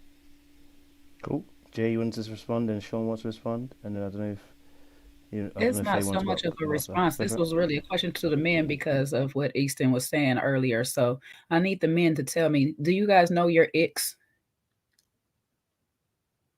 Honestly, no. No. To be fair, honestly, no. It happens. It just happens. And again, man, we don't have I'll say for myself, it took me a while before I even had like my first girlfriend. So that like experience that you get along the way from meeting like women along the way, it takes you a while to get that battle experience and like, I don't like how she talks, or I don't like how she acts in certain experiences and how she may handle certain conversations. And so it takes you to like realize it, like, this is a ick I don't like. And then you have to figure out how to like safely escape yourself from that situation, if you will. Any other man? Sean, do you know your ex? I mean, I think I just have a little bit of a different perspective on it. I think there's things that annoy me, but it's not.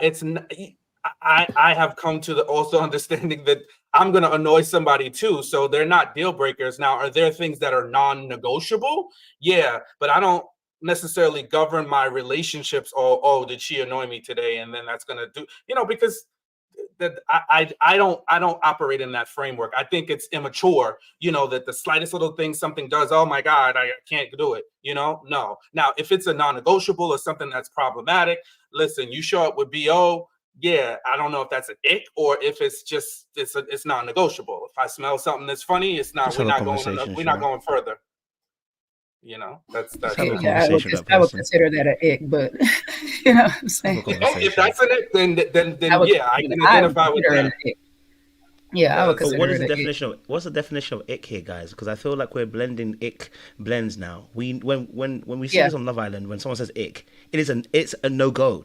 Ick is not a you're annoying me. Ick is it is done because I can't go back. So if someone has an ick, there actually is no going back. So we shouldn't blend ick and someone's annoyed by something. The two are very different. So if we're using the word ick for something, I think the way we define it is that is there's no go. Once a person gets an ick, there is no going back. We're not. So when people are saying they have an ick in marriage, I'm like, damn, this is not ick you're talking about. You're talking about the person's annoying you, and ick is like, we are not going back. It is done. I can't go forward. I can't go back. I gotta get out. Like there's no mixing. Faye, yes, you want to say something? Go for it, Faye. I'm gonna let you speak. Go for it. I was just gonna say, I think with the ick, like the ick is, it cannot be overcome, but it's really not a like compatibility thing. I don't know if we're mincing words or just using, you know what I mean, semantics at this point, but the stuff that Ramses was talking about was all compatibility things. And he was saying everything in a very roundabout way. There was no clear, concise answers. And everything was like you know, the energy, and then well, it's not you, it's actually me. And it like there was nothing really clear. Things had to be pulled out of him. But I think he did know in his head, but he was just too coward to say it, maybe because he's worried about how it was going to come off and things like that. But I think if he says it earlier, does he still get the same villain edit from us? Like, are we going to be looking at him like that? I don't think so. I think we would just respect that he said, you know what, we're not compatible. Should they have done more work in the pods to figure this out beforehand? Probably, because they were answering questions that would have probably revealed the incompatibilities from the start. But I think we would have respected it and just said, you know what? He realized he didn't want this. He's out of it. But it's the dragging of it all the way up until the planning of the wedding. Like, and you can't tell me from even just watching it. They had so many conversations. He was checked out at that point. And to go back to the ick, I don't think he had an ick. You know, he didn't have anything particularly petty that he just couldn't overcome. It was just pure incompatibility and him not being ready. You know, there was even a conversation where I think she said something like she would be willing to stay in the marriage like for 5 years to 7 years or something like that if she was unhappy, which is actually crazy. But he was looking at her like, oh, like if it's 6 months of me being unhappy, I'm out. You know, that was the look that he gave her. Like he was not trying to have any periods of time of unhappiness or not being satisfied whatsoever. It was like, oh, you know, you can't satisfy me for a couple of days, I'm out. You know, so I don't think that's an ick. That's just you're not ready and you're incompatible. That's it. Yeah, he wanted to add. Sorry. I do agree with you. Yes, I think. Oh, sorry. No, go for it. There's someone go after. Okay. I do agree with you. I think that with Ramses, it was very clear by looking at him that he wasn't there, if that makes sense. And then there's certain things that she would say, his facial expressions, his body language was just not congruent with what he was saying.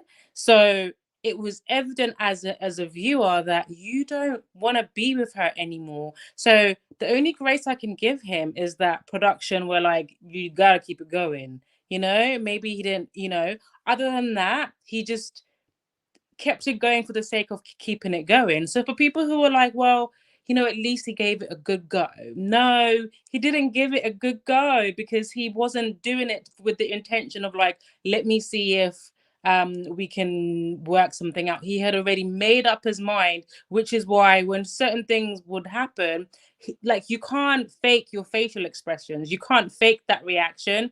He was just like done. I do also have to say I agree with the statement. I think it was you. Was it you, Easton? You said that about men have to kind of cotton wool the things that they say to women. And I was having a conversation with a guy yesterday, and I do have to agree. And I was saying how much that really annoys me. the fact that men can't be direct with how they're feeling and with what they're thinking. You can be direct and still be kind, you know, like this whole like women are like, we are delicate, and I agree, we are delicate, but I think when you kind of put things in like a cotton wool, and or you wrap it up in a certain way, you leave room for assumption. You leave room for the woman having to figure out exactly what you're trying to say, exactly what you mean, which is why she was like, I don't understand what is the actual issue, because he wasn't coming up and actually saying the reason why he was not interested. Like, he seemed more focused on not coming across as a villain instead of just being honest with the girl, you know, and saying that I just don't want this. Like, you don't have to be cruel and mean to be honest.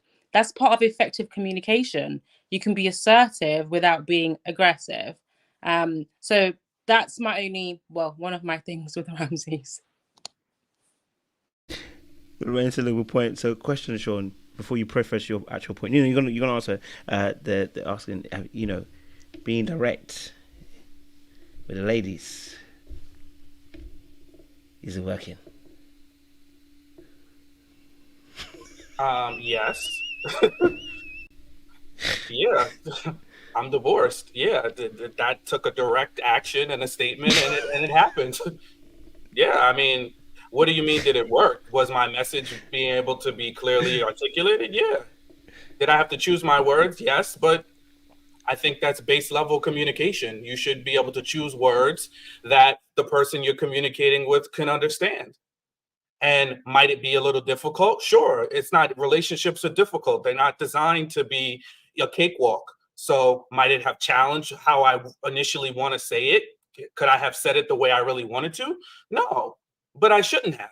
I should have said it in consideration of the woman that I'm talking to, and she was able to get the message. Yeah. And even in other arguments during the course of my marriage and other relationships, when I was more direct, when I was very clear versus trying to predict what she's going to say or trying to go back and forth in that way, when I came to it with an honest, you know, an honest way, I got the answer that I needed. Yeah, so I push back against that notion, like, oh, we just, you know, men are just so scared of women. You know, we're just so scared, and we just have to. We can't say what we really want. I push back against that. But my actual point is that I've been wanting to make is the fact that the issue around the way Ramses discarded Merissa was how he did it. It was blindsiding, because all up until that very moment, he was giving her the impression that they were moving forward. They signed their marriage certificate. She spoke to him. We saw some of the behind the scenes footage where she spoke to him, and they were talking about any doubts and having that conversation. And he was giving her all the reassurance up until the very end. And then he snatched the rug from up underneath her, which is why it was so devastating to watch. So that's why I'm coming after him. It's not about him leaving or saying no. Of course, he has every right to, and he should have. It's the way he went about it. And it seemed very manipulative. Like, oh, once I'm not getting what I no longer need, then you know what? It's time for me to just snatch the wool from under you. Whereas Tim and Alex, we saw them. They were having a train wreck of a ride the whole entire thing. And once Tim finally said it, although he was a little mean in the end, we understood.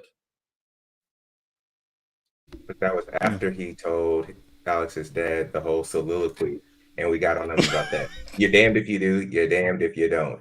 I'm glad that, Sean, you've had an experience, and I'm sure it's probably a little bit more a mixed bag responses where you've had good experiences when you have respectfully declined a significant other or somebody that you were interested in or somebody who was just interested in you. But I know there's numerous occasions with me where if I may have respectfully declined somebody, you know, if I talk to somebody else, my character is in play or something comes up and I've done nothing but be nice and wholesome to this woman. Or there's been the times where I've gotten completely flipped out on and there has been, you know, yelling or even to the point where I've had to ask people to remove people from my home. I've stayed over with friends and neighbors and stuff like that. It's a wide spectrum and range of how to talk to women and stuff like that. And again, it could be just a person, me having a bad picker, but as well as within that, I just felt like Ramses had got numerous icks within that, or numerous times he just knew that Merissa wasn't it for him. And I'm sure the cherry on top was his mom. He was laughing at Kiki, and of course you want to make everything cool, but at some point the chickens had to come home to roost, and you had to break up with this woman, and you're trying not to do it in a way where you're a villain. And you see, no matter what he did, he could do it off screen, on screen, before the wedding, after the wedding, before committing, telling her mom that he was in it for the long haul. He was going to be the villain. And continually with this conversation we have on reality shows with the men in this particular situation, is you have a hard time of trying to balance not being a villain, because being a villain affects you in your real life. You get berated, harassed, and stuff like that, and you just don't want to be that. So you try to come across over nice and try not to hurt anybody. But either way, like I said, you're damned if you do, damned if you don't. But that's life. You're going to be a villain in somebody's story regardless, because that's how they're going to play their story out in their head to their people and everything else. The problem is you're trying not to be a villain when you should be just trying to be yourself and being real.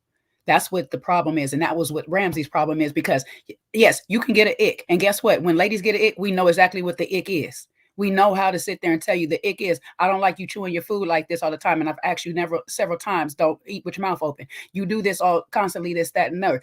You get this whole list of things or whatever when you get it from us, because those are our icks.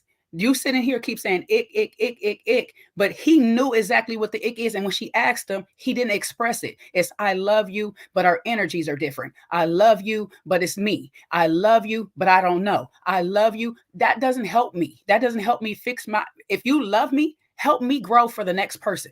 Help me be a better person for myself. Love me that way. Don't love me by just telling me, I don't know. You got this ick all of a sudden out of the blue, when every day you've been telling me you're 100% sure. You're 100% sure. And as a human, you're allowed to change your mind at any time. But when you change your mind, you should be able to tell me why it is you changed your mind. It is very disrespectful.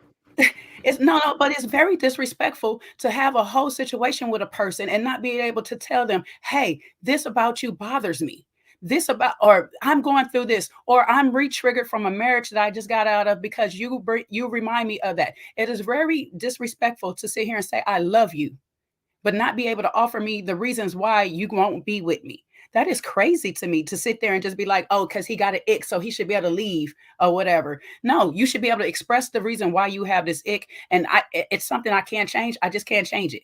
Great. But I know why it is that you decide that you're going to leave me instead of just having me fall out on the floor crying and you step over me and walk out the door.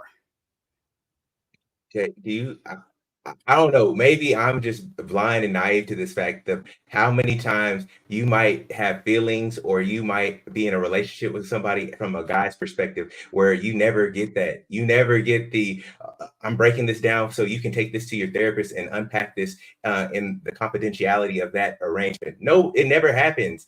This is just this is how relationships are. Sometimes people get icks. Sometimes people have. No, it doesn't happen when people are not honest. It happens. It happened in my relationship. Let me finish it. I'll let him finish, but it does happen. Okay, I'll say it does happen, but if we're gonna paint a broad brush, generally it doesn't happen. If I go on a date, I'm not getting a list of 18 bullet points of where I need to improve on for the next person. I don't get it. I don't get that. I could have spent whatever on a date. We could have the best date ever, done things that you and your last person or last person you were in a relationship was in didn't do, and I don't get a soliloquy of what maybe he needs to work on this, and this, and please go to a therapist to work on this. No, it doesn't happen. I'm very passionate about this because we're in a day and age where we tend to, people, I guess the guys are getting a little bit more boisterous with what they're being a little bit more, I guess, selfish or self-centered, and that's good and bad. And what's rearing its ugly head is people like Ramses, where they might come across as villains, but it gives us an opportunity to say, Merissa was also, I guess, a issue in this whole, I guess, equation. Ramses was, but just to cast him as the villain, I just feel like it's tough, and it's just a real world where guys are starting to be a lot more they're not being as stoic and just taking it. They're talking about what their issues are and letting it be known. But how are you saying he's talking about his issues, but he didn't talk about his issues? You're saying that we're in a day and age of guys who are selfish. I won't say That's been guys being selfish all this time. We're still in that day and age. This is what men's been doing or whatever. This is the problem that we're having. And my point is, I understand this goes on in the real world, but how do we change the real world?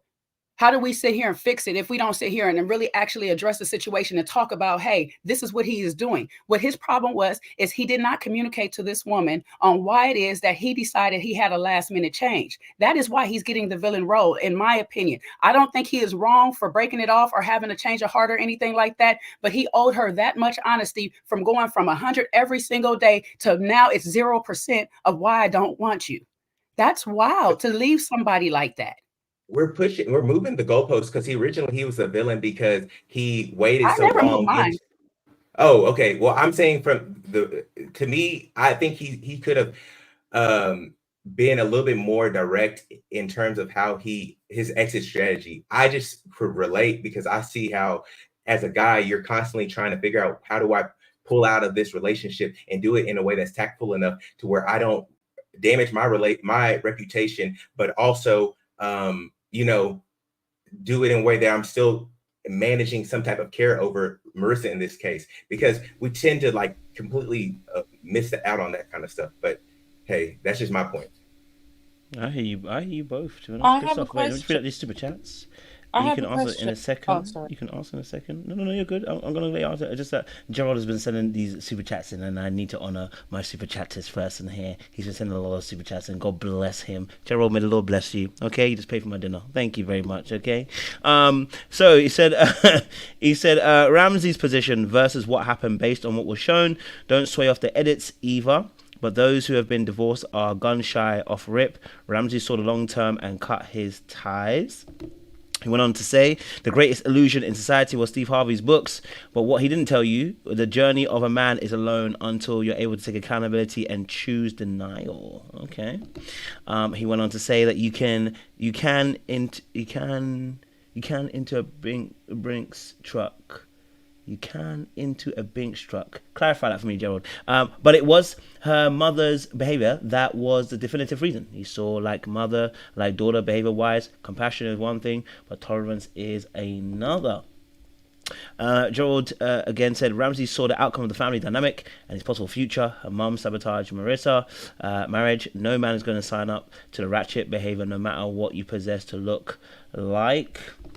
It's a choosing words and taking accountability are two different things. One learns, one repeats the cycle as well. Shout out to one of our new members as well, Authentic Plantress. Good to have you on board. And he finally says, but it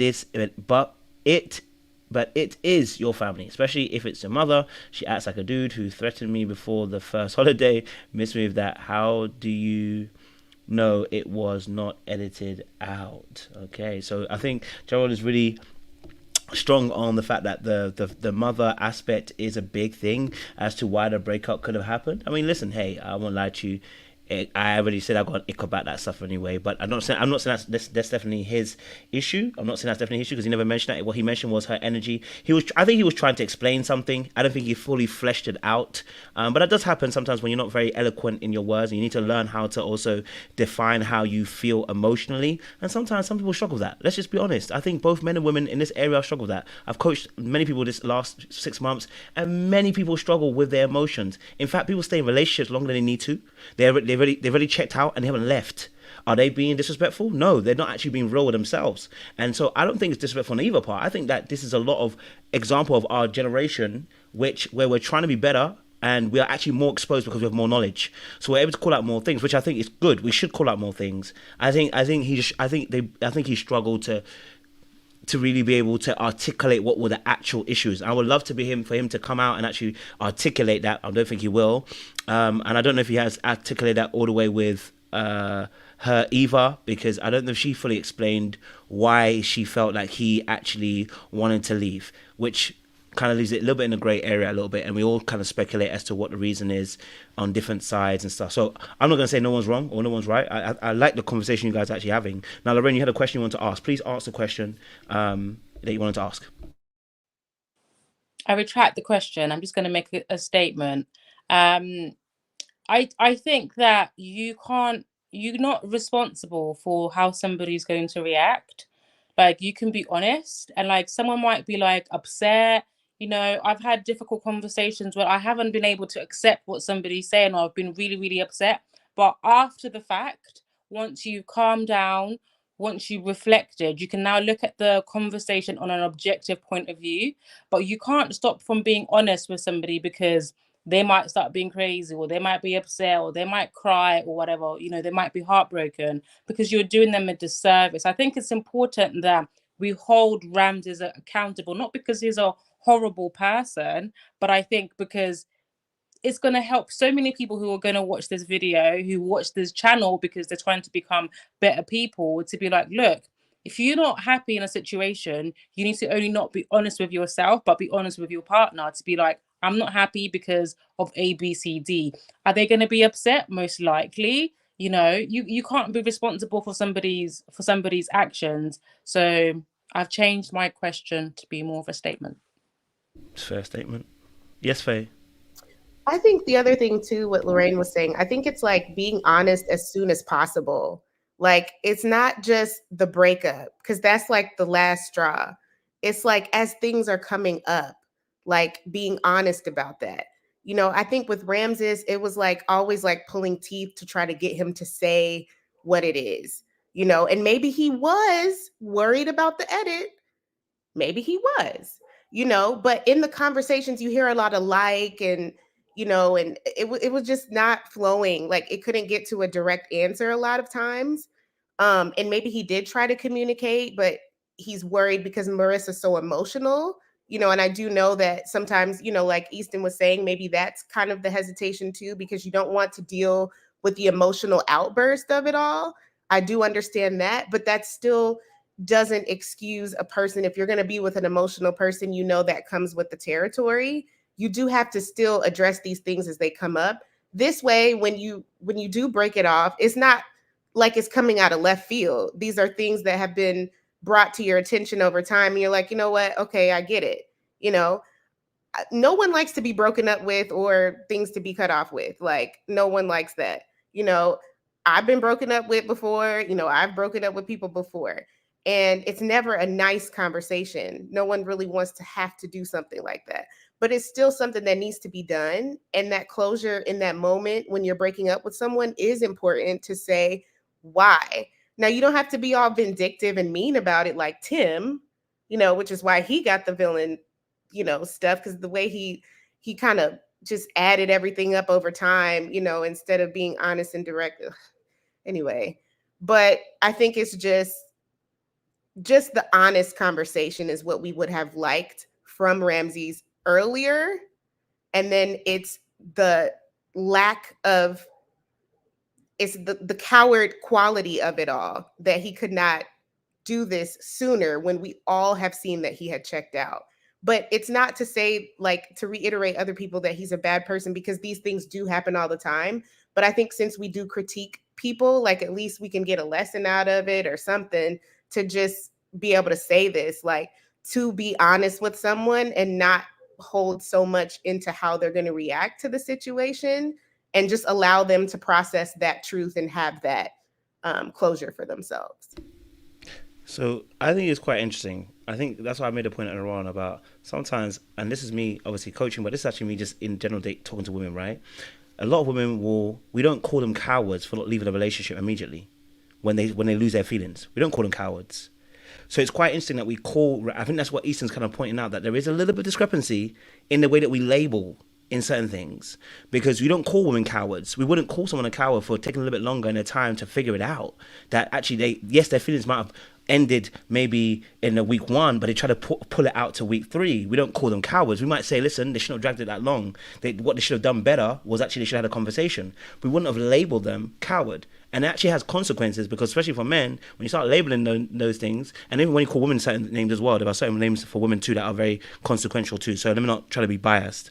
I think that's where I see where both sides are coming from, because I get what you're saying. I think he needed to communicate better. I think his communication needed to be more sharper. It needed to be more clear and concise. We're still not sure what energy means all the way through. You know, I think it could have been a much more thorough case. So I agree with you as well, Faye, on that aspect, and the ladies and the gents who are saying that as well. I think obviously, but I also understand that, you know, it's not a linear thing when it comes to emotion. Sometimes and your feelings that you're feeling, sometimes you feel it, and then it's like you have to try and explain it. And because I deal with a lot of clients as well, a lot of time, and a lot of them are women. I deal with clients, right, who have the same issue.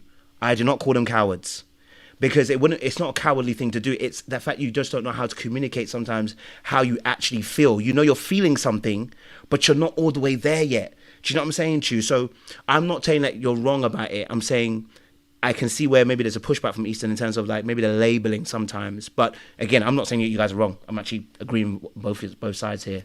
You know what I mean? Yes, Faye, you want to push back? Go for it. Yeah, I just want to say I think it is a coward quality, and I think it can be applied on the men or the women's side when you are trying to communicate something and you don't.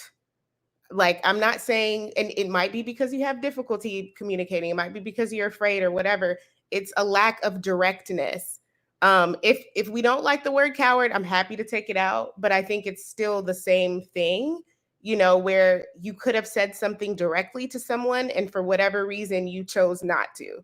Like, whatever the fear of that was, the fear of the backlash, the fear of this, or whatever the case, like Ramses could have said, if it was really truly the energy and all this other stuff we saw when he checked out, he could have said, hey, Merissa, your energy is really, it's scaring me a little bit. I don't know if I can handle all this right now. No one would have been upset at that. That's okay, fine. You know, but he didn't say that, you know, and maybe people would have been upset. I see maybe people would have been upset, you know, I don't know. But I think just the sooner you can do it and not be afraid of the consequences of the truth is what you should do, whether man or woman. So I just want to clarify that. I'm not trying to label anyone. I don't know these people in real life, you know, all that.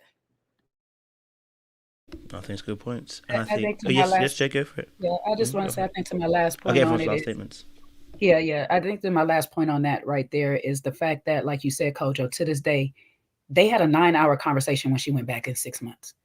And in that 9-hour conversation, you have had time to sit down, process, calm yourself, think of your icks or whatever it is that she was doing that was still a problem. And if in that conversation, he did not still give her a clarity on what it was for her to sit here and be able to tell us, hey, I realize now our energies just didn't match. You know what I'm saying? And this is not saying that anything she's saying is in her interviews is for true or whatever. She could still be saving face or whatnot. And they had this actual conversation. But if they had that conversation and he did not give her what it is, the reason why he broke up with her, like a real reason after 6 months, that is a problem. Because by this time, I should be able, you can make all the faces, El Cid, but by this time, you should be able to know what it is why you dismiss me. 6 months ago, you can't tell me still why you dismiss me? That's wild. So if he didn't do that, at least in that conversation that they had for 9 freaking hours, that's a problem. He is a problem. And we cannot just dismiss that like that's not right. I can sit here and go to my exes right now and be like, hey, what was my issue? If you can't sit here and tell me what my issue was, that is a problem. If I can't sit here and tell my exes now, when I'm so removed from them, what their issue was, that is a problem, because at the end of the day, I never loved you enough to sit here and help you grow. I can't honestly tell you that I loved you and stuff to sit here and say, hey, I want to see you be better for the next woman. I honestly want you to be better or whatnot. So y'all can feel how y'all want to feel, but that's just how I'm going to feel about this situation is as an adult, as a human being, as people that need to communicate verbally along with nonverbal communication. Verbally, you should be able to tell a person sometime after you've been removed at the least on why it is that you made the decision that you made. Hence why he just found out through this whole process how his ex-wife actually felt after the divorce. Not saying that he should have known that if they never communicated, but you should have had some thought in your mind. She might actually be broken by this. She might actually be hurt that we're no longer together because we spent 7 years in a relationship as kids and 2 years married. That's a lot of time to not think that somebody was affected by that.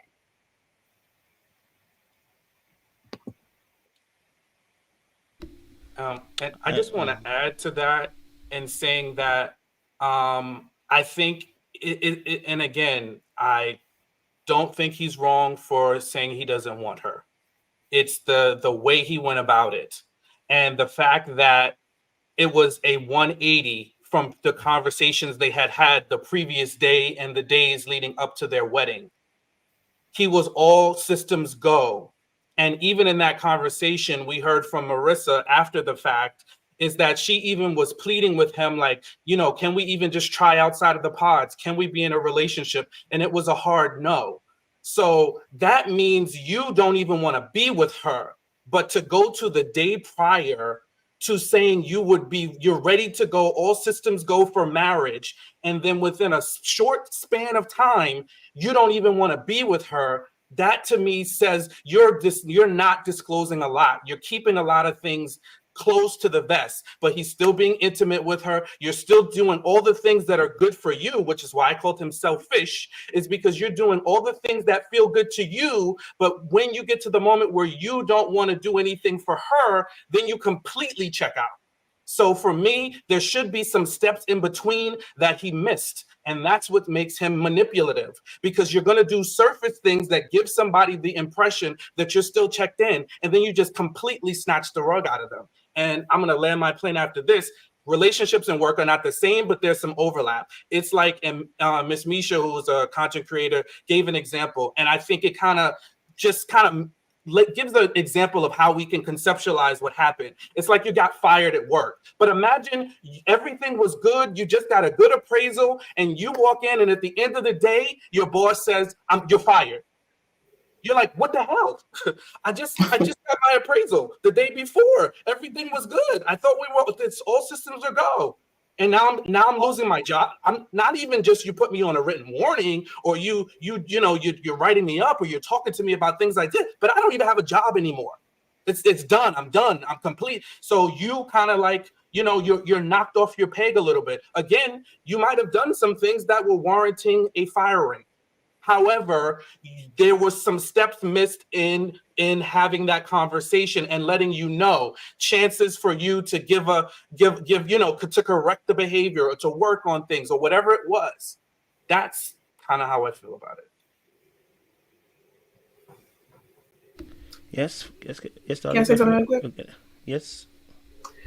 Okay, so you guys pretty much said everything I wanted to say about Ramses. But as far as Merissa is concerned, I do think it's clear that she felt him pulling away from her, because I can't remember who said it first, but they brought it up that she kept asking, "Are you good? Are you good? Are you good? Are we still on for this?"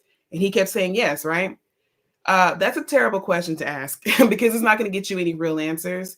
It's a yes or no question, and you can't go anywhere with that. And I think because he's unwilling to do it for whatever reason, she was going to have to be the one to put on her big girl panties and basically start a real conversation. Say, hey, look, I can feel you pulling away from me. Your energy has shifted, and we need to have like a real conversation and figure out what's going on in your head. Like, where are we in this relationship? Where are we with this marriage? Are you still with me? That's what needed to happen. And I think that's the only note. If I could give a note, that's the only note that I could really give her, is before we even got to the point where she's like, sliding down the walls. Probably should have just confronted him and had a conversation. But unfortunately, both of them are conflict avoidant. Neither one of them wants to have like a real conversation. And as much flack as we give her for being a people pleaser and conflict avoidant, he is too. He's a little bit further along on that journey than she is, but he don't like conflict either. Because he hasn't said anything. Even then, when he was breaking up with her, he still couldn't give her any direct answers as far as why he felt the way that he did. So yeah, that would be the only thing that I would say about her is that she needed to do is just have it out. Just have it out. Thank you. Last statements, people. This is your last statements on this stuff, because we've got to lock off. So get your last statement in. Your last point in. Just real quick about the job thing. Yes, jobs can do that, right? They can do that. There's at-will employment. We're not disputing that. Like, I get it. Yeah, people can do it. I can jump off the bridge tomorrow if I wanted to, but we're still going to talk about it as a problematic thing. My issue is the way he did it. And yes, if an employer does that, people will call it cowardice. And guess what also happens? When employers do that without reason, they get sued. And then a lot of times they have to pay out money because they didn't follow the process the right way. So this is not that, but in this instance, the accountability is holding Ramses accountable for having the conversations the right way, holding him accountable for not being upfront with her along the way about his doubts, holding him accountable for leading her right up to 2 days or a day or two before they're about to get married, and then saying, oh no, I don't want any parts of you. That's the issue. Not what he did, how he went about doing it. I know this last points. Maybe Ramses put her on an accelerated PIP and he didn't see the changes that he needed to see. And he was like, all right, 2 days before the wedding, let's go ahead and give you your pink slips. Because in my mind, it didn't matter how he said it, what he said, he was going to be the villain. He could have been like Clay, told her no at the altar, villain. He could have told her right after Mexico, villain. It wasn't, there was no good way to do it. Again, granted, he could have, I think it's just, we're missing the point that how we communicate as men typically kind of goes, it doesn't really land very well. So I either have to be uber direct and then you get emotional, or I have to be super soft and then maybe it lingers into a further relationship. She came back to him after 6 months. She came back to the man after 6 months. So that means that there's something there that she liked enough to maybe, let me try this round, even after therapy. So what everybody's saying, I get it. Ramses could have said things better, could have said it quicker. But my biggest point is that no matter what he said, when he said it, how he said it, he was going to be a villain. And I feel like that's a mischaracterization of Ramses as a whole. And it makes it to where we have these men in reality TV, and we get Tyler's and we get Stevens in the bottom of the barrel. Because if I was just a normal solid dude, I wouldn't want to go in there, because Jay was talking real quick about how he could have just said something, but this affects men and women in real life. We've seen plenty of contestants where if they're on the other side of the court of public opinion, they end up, whether they're getting doxxed, jobs called, comment sections berated, etc., etc. So like I said, again, you signed up for the show, but it still affects people in real life. Who hasn't done the last statements? Bottom row, please. I haven't. Yes, Siwe, last statements, I please. Go for it. My final statements are: I think you guys are some of you guys are giving Ramses entirely too much credit, and for the life of me, I don't understand why. This is not a man that struggled with communication. This is a man that was being dishonest, and dishonest probably even in the pods. When she told him all of these things, and he agreed that he would love her, wanted to go with her through all of these things, and then when he got out of the pods, he switched up. Easton, if that's how you say your name, was she going to be emotional if there was a breakup? Probably, right? But I disagree wholeheartedly that he would have been a villain if he would have told her closer to out of the pods or after the honeymoon directly what some of his issues are and that he can't see himself going forward. I don't think he would have been villainized for that. But the funny thing for me is that men say the same thing about women who know that they don't want men, and yet they keep receiving gifts from them. Men hate that. When a woman keeps receiving gifts and dinners from a man and that she knows that she doesn't want, men say they don't like that. Why? Because they feel used, as they should. If you don't want a person anymore, you shouldn't take anything from them. The fact that he was still taking her time, taking her energy, taking her body, after he probably knew wholeheartedly that he didn't want to be with her anymore, is what makes him a villain. It's not him changing his mind. Everyone has a right to change their mind. So I really push back, and I think the lesson should be here: if you don't want a person, rip off the Band-Aid and let them know. It'll hurt at first, but it'll be better in the long run. Don't drag things out. Don't take their money. Don't take their time. Don't do none of that. And you guys cannot convince me that he didn't know well before he had this cowardly, I would call it cowardly conversation.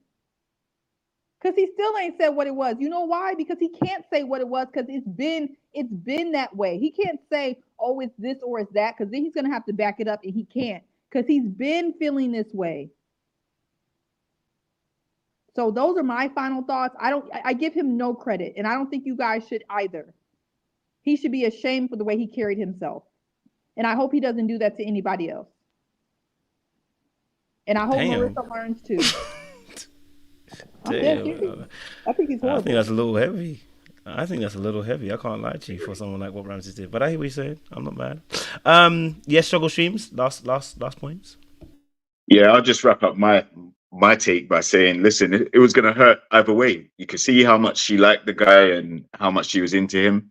I don't think there was any way that he could have let her down any more gently and still not hurt her. She had her heart set on going through with this experiment all the way to the end, getting married, possibly seeing how the relationship would work. And there's nothing wrong with that. She was optimistic. I think when he ended it for the reasons he gave, a little bit of her, it was a little bit of me, some people just don't want to accept it, but that's the conclusion he came to. That was enough for him to say, you know what, I'm not going to use your body until we get married. I'm not going to fake the funk and put the ring on and go for the theatrics and the pomp and circumstance. Listen, now is enough. All right. And from what we know, they broke up. They didn't continue to sleep together or see each other after that. It was done. So I think he's going to get the villain trope because he's the one that ended it. If he had just kept his mouth quiet and she ended it, I don't think we would be saying Marissa's the villain. So I think that's the difference. But yeah, he did the right thing. He spared her the embarrassment of, seeing what he'd turn up with on the wedding day. And she should be thankful for that. And also the fact that she can now move on and rebuild. Having gone through this process, she knows to avoid a Ramses and maybe change her criteria for what she's looking for in a relationship going forward. Because Ramses wasn't it. And it took for him to end it for her to realize that. So I think as far as Ramses is concerned, I didn't necessarily think he was a villain. I said when I first stated my opinion that the magnitude of her response did not make him like worse to me. I think that she is just a person who feels and expresses in such a way. I also don't blame him for not wanting to be with her. It's the fraudulence for me.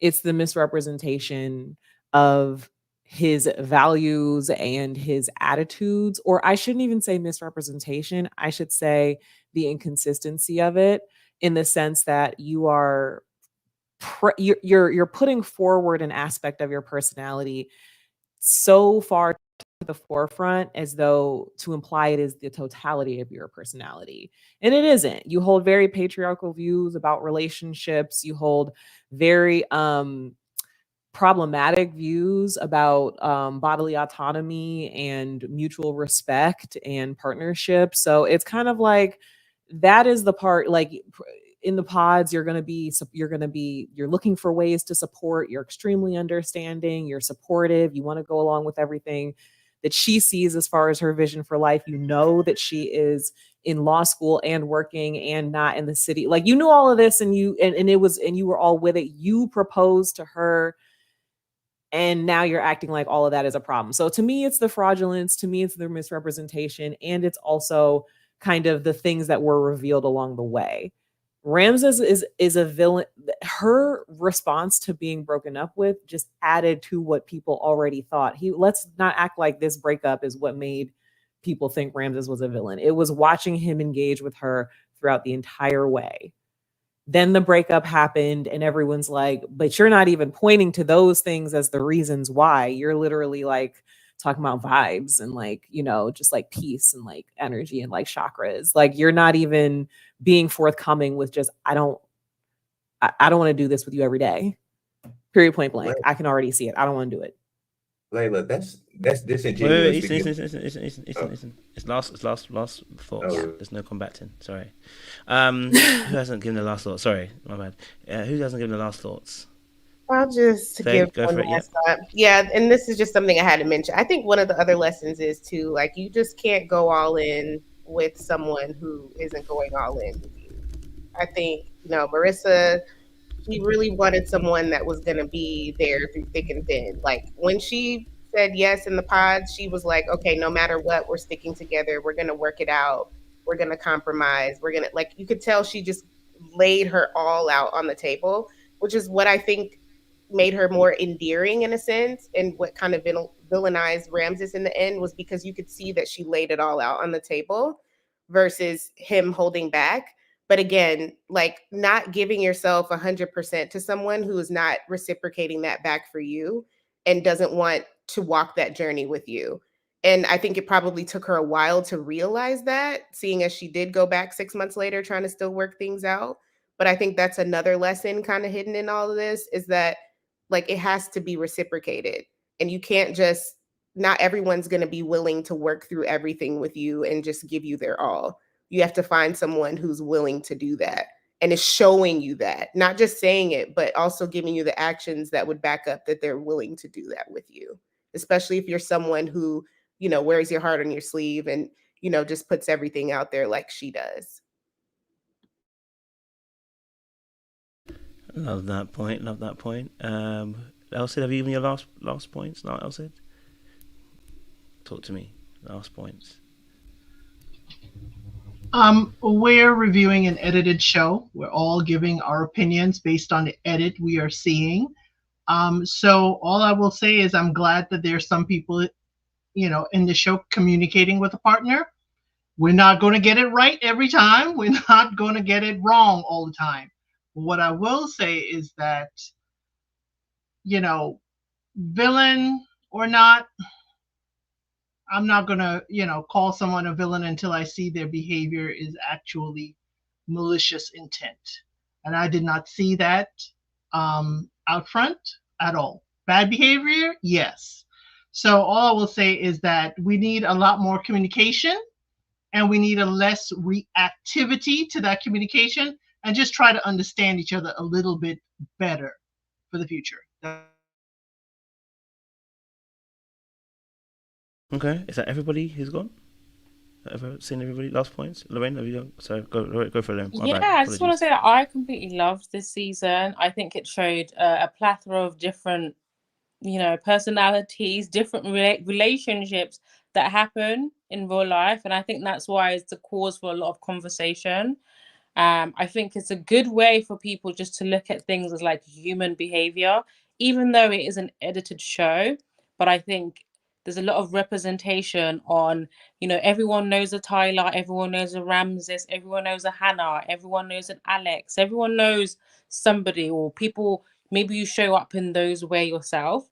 So I think the reason I love reality TV show is that you observe human behavior, and then you also see parts of yourself on the show and you think, how do I become better? How do I grow? Oh gosh, is that how I present? And how can I best maneuver, instead of just like looking at it outwards to be like, oh, I wouldn't do this or I wouldn't do that, So I think it's important, as we're talking about these people, to reflect ourselves on how we show up, if we have ever showed up as any of these characters, then how we can become the best version of ourselves, really. But yeah. Love that. Yes. Has everyone gone? No. Go for it. Okay, so my takeaway from this as a recovering people pleaser is to make sure I never do what Merissa and Ramses did, which is not effectively communicate issues that I have in real time and wait until the very last minute to say something and actually extend the hurt for everybody involved. That's my big takeaway here. And I don't think that Ramses is a villain. I don't even necessarily think that he's a coward, but I do think that if he's thinking like Easton is thinking, then I do think he's way too concerned about what the general public thinks. And he really should be focusing on his partner who's right there that he's actively hurting. Also, I don't think that the villain edit, I don't think that it really applies as far as gender is concerned on this particular show. I was about to give it to y'all as far as if the genders were reversed, we wouldn't be having this conversation, except we are having this conversation with Hannah. Hannah dumped Nick in a pretty brutal, cold-hearted manner, and she's still getting dragged all across Beyonce's internet right now. They dragged Micah and Arena. I'll never forget Jessie Wu going on like an entire 30-minute rant about Arena's looks. So it's not that they don't have women villains, but I think how Ramses carried himself throughout the entire relationship in the edit that we see gave him that title, even though I don't personally think that he's a villain. So yeah, that's where I land on it. Love that. Let me just read out the final super chats by Gerald as well. Gerald Davis. Shout out to him. He's been sponsoring this show big time. You know what I mean? As you give out, people give back, innit? Look at that. A blessing. But he says, notice everything was fine until the interaction of the family. Her mum sabotaged his mindset. He said, no man is going to say, hey, your mum is trash. We're going to take the high road. You're not the one based on who you are connected to. Yes, Gerald. He said, I'm going to nail this point. And you can nail it as many times as you want, my brother. Keep it coming. I don't mind. You want to nail it a few more times? Keep on nailing it, sir. But he said, but what if it's your mum's, though? Denial is one thing, delusion is another. Keep on preaching, sir. That's not in the real world. He didn't want the conversation recorded. He didn't meet the family until after the interaction of her family. And he says, so are we giving a pass for the mum's trifling behavior? All her children had failed marriages. Good role model. He dodged a bullet. I don't know if the children had a failed marriage. I'm not sure if that is information that we were privy to as of yet. If it is there, then we can consider it in a court of law later on. But as for now, as the court has come to a surmise and close, no more submissions of evidence will be submitted. Okay. But look. We have spoken for almost 4 hours about this Love Is Blind episode 12, and it's been an amazing conversation. We've got one more week. 5 hours, yes. Technically it's 4 because I stole the first hour from you guys, but 4.5 actually. But it's been a great conversation from everybody, different opinions, and I love the fact you guys were respectful to each other. I have some very funny moments. I won't mention them, but they're in my heart. And I appreciate all of you for coming on board as well to share them, because it's always great to have you guys. It's like family, and so I really appreciate the fact that UK people as well. For those of you who are up, it's like 12:30. I know it's late Sunday tomorrow. Some of us go to church, some of us are not. Some of us are dodging. Who knows? And I'm not shading anybody but myself. I appreciate everybody for coming on board. Now let Sean do what Sean do best. Before I do, those of you who are in the room, we had 700 people in the room. I need to see the likes go up. Okay, all right, because I wanted to shower somebody next week with at least $200 for the prize winning gift, and we got 330 likes. Okay, we are 670 likes short. You know what I'm saying to you? So if you're in here already and you've got 600 people in the room, I want you to like this live right now. You see that? But there's a button on there that says a thumb up. Yeah? Just press it. Okay? Just press it. All right? Even if you don't like it. Yeah? Okay? Yeah? Okay. Obviously, I'm going to let Sean do what he does best. Deacon, do what you do best and whisk us away. Well, I'm sure we'll chat behind the scenes because I know it's still hot in the vicinity. Shout out to Gerald Davis as well for the super chats as well. Well, I'm going to do a little pandering. So I want to abdicate my benediction to one of the ladies. So you choose Kojo, but I want to give it to one of the ladies. Panda away, sir. Panda away. You are deacon. Don't now shift your thing. You are a deacon. So whatever you say is what you said. We'll take it. Oh, so you want me to choose? I'm saying continue to do it. It's still whether you pander or not doesn't make a difference. You're still the deacon. No. I'm saying my pandering is offering one of the ladies to do. Yes. Boy, you silly. Look at you, not you abdicating the throne. Yes. But you know what? It's up to you. If you want to choose someone, you can choose them. I want to lead the other men by example to abdicate our power sometimes, not all times, but it's okay to share power. It is okay. That's why the men don't come to the church. This is why the men don't come to the church, because of that leadership right there. That's that leadership right there. That's why the ladies are complaining why the men are not in the church. It's because stuff like that. Stuff like that. Stuff like that. Some of you take the deacon role, you're passing it on to the ladies. They never ask you to pass it on to them. Say your piece and finish off the show. You're here telling them about ladies. Finish the piece. Thank you, I'm Deacon. making a choice, which I actually have done in the past, to abdicate. I know you have. Yeah, I would choose to for today. It's not a permanent. I want you to do it. Out of respect, because it's your channel, I will. Because I love you, bro. And by the way, you're looking very delicious today as well. Bald head looking shiny. All right, knock it off, okay? Knock it off. Don't take me backwards. I'm trying to progress, okay? Knock it off. Well, listen, I'm going to do it. I'm going to try to lean into my empathetic side and, speak from a point of view of someone that does center, or decenters themselves in a lot of instances. And I think, if we kind of look at the men that we want to be, because I think the men that follow this channel, come to this channel or in this space are men that want to be leaders. And I feel like as leaders, we are the ones that do have the power, right? So there's times when we need to abdicate that power. There's times when we need to share that power. Admitting wrongs, admitting your faults, admitting your flaws does not make you weak. It doesn't make you vulnerable to be taken advantage of. It makes you open to see the error of your ways. It makes you someone that is considerate of someone else. And if you want to be in a relationship and a marriage, it's going to take quite a bit of that. And we can't just see it from our sides and our perspectives. We have to lean in and really, truly look at someone else's feelings and how someone else may be feeling. And in a relationship and in the ones that we talk about from a male perspective, we need to lean in and look at how our women are feeling, and also vice versa from women to men. So a very important thing. And lastly, I'll end. I say this all the time, but the best and most important relationship is the relationship with yourself. If your relationship with yourself is healed, it's going to prevent you from getting into relationships with others that are unhealed. So work on your relationship with yourself. Look at that mirror. Look at the things that you need to continuously work on, and work on those things and focus on those things first.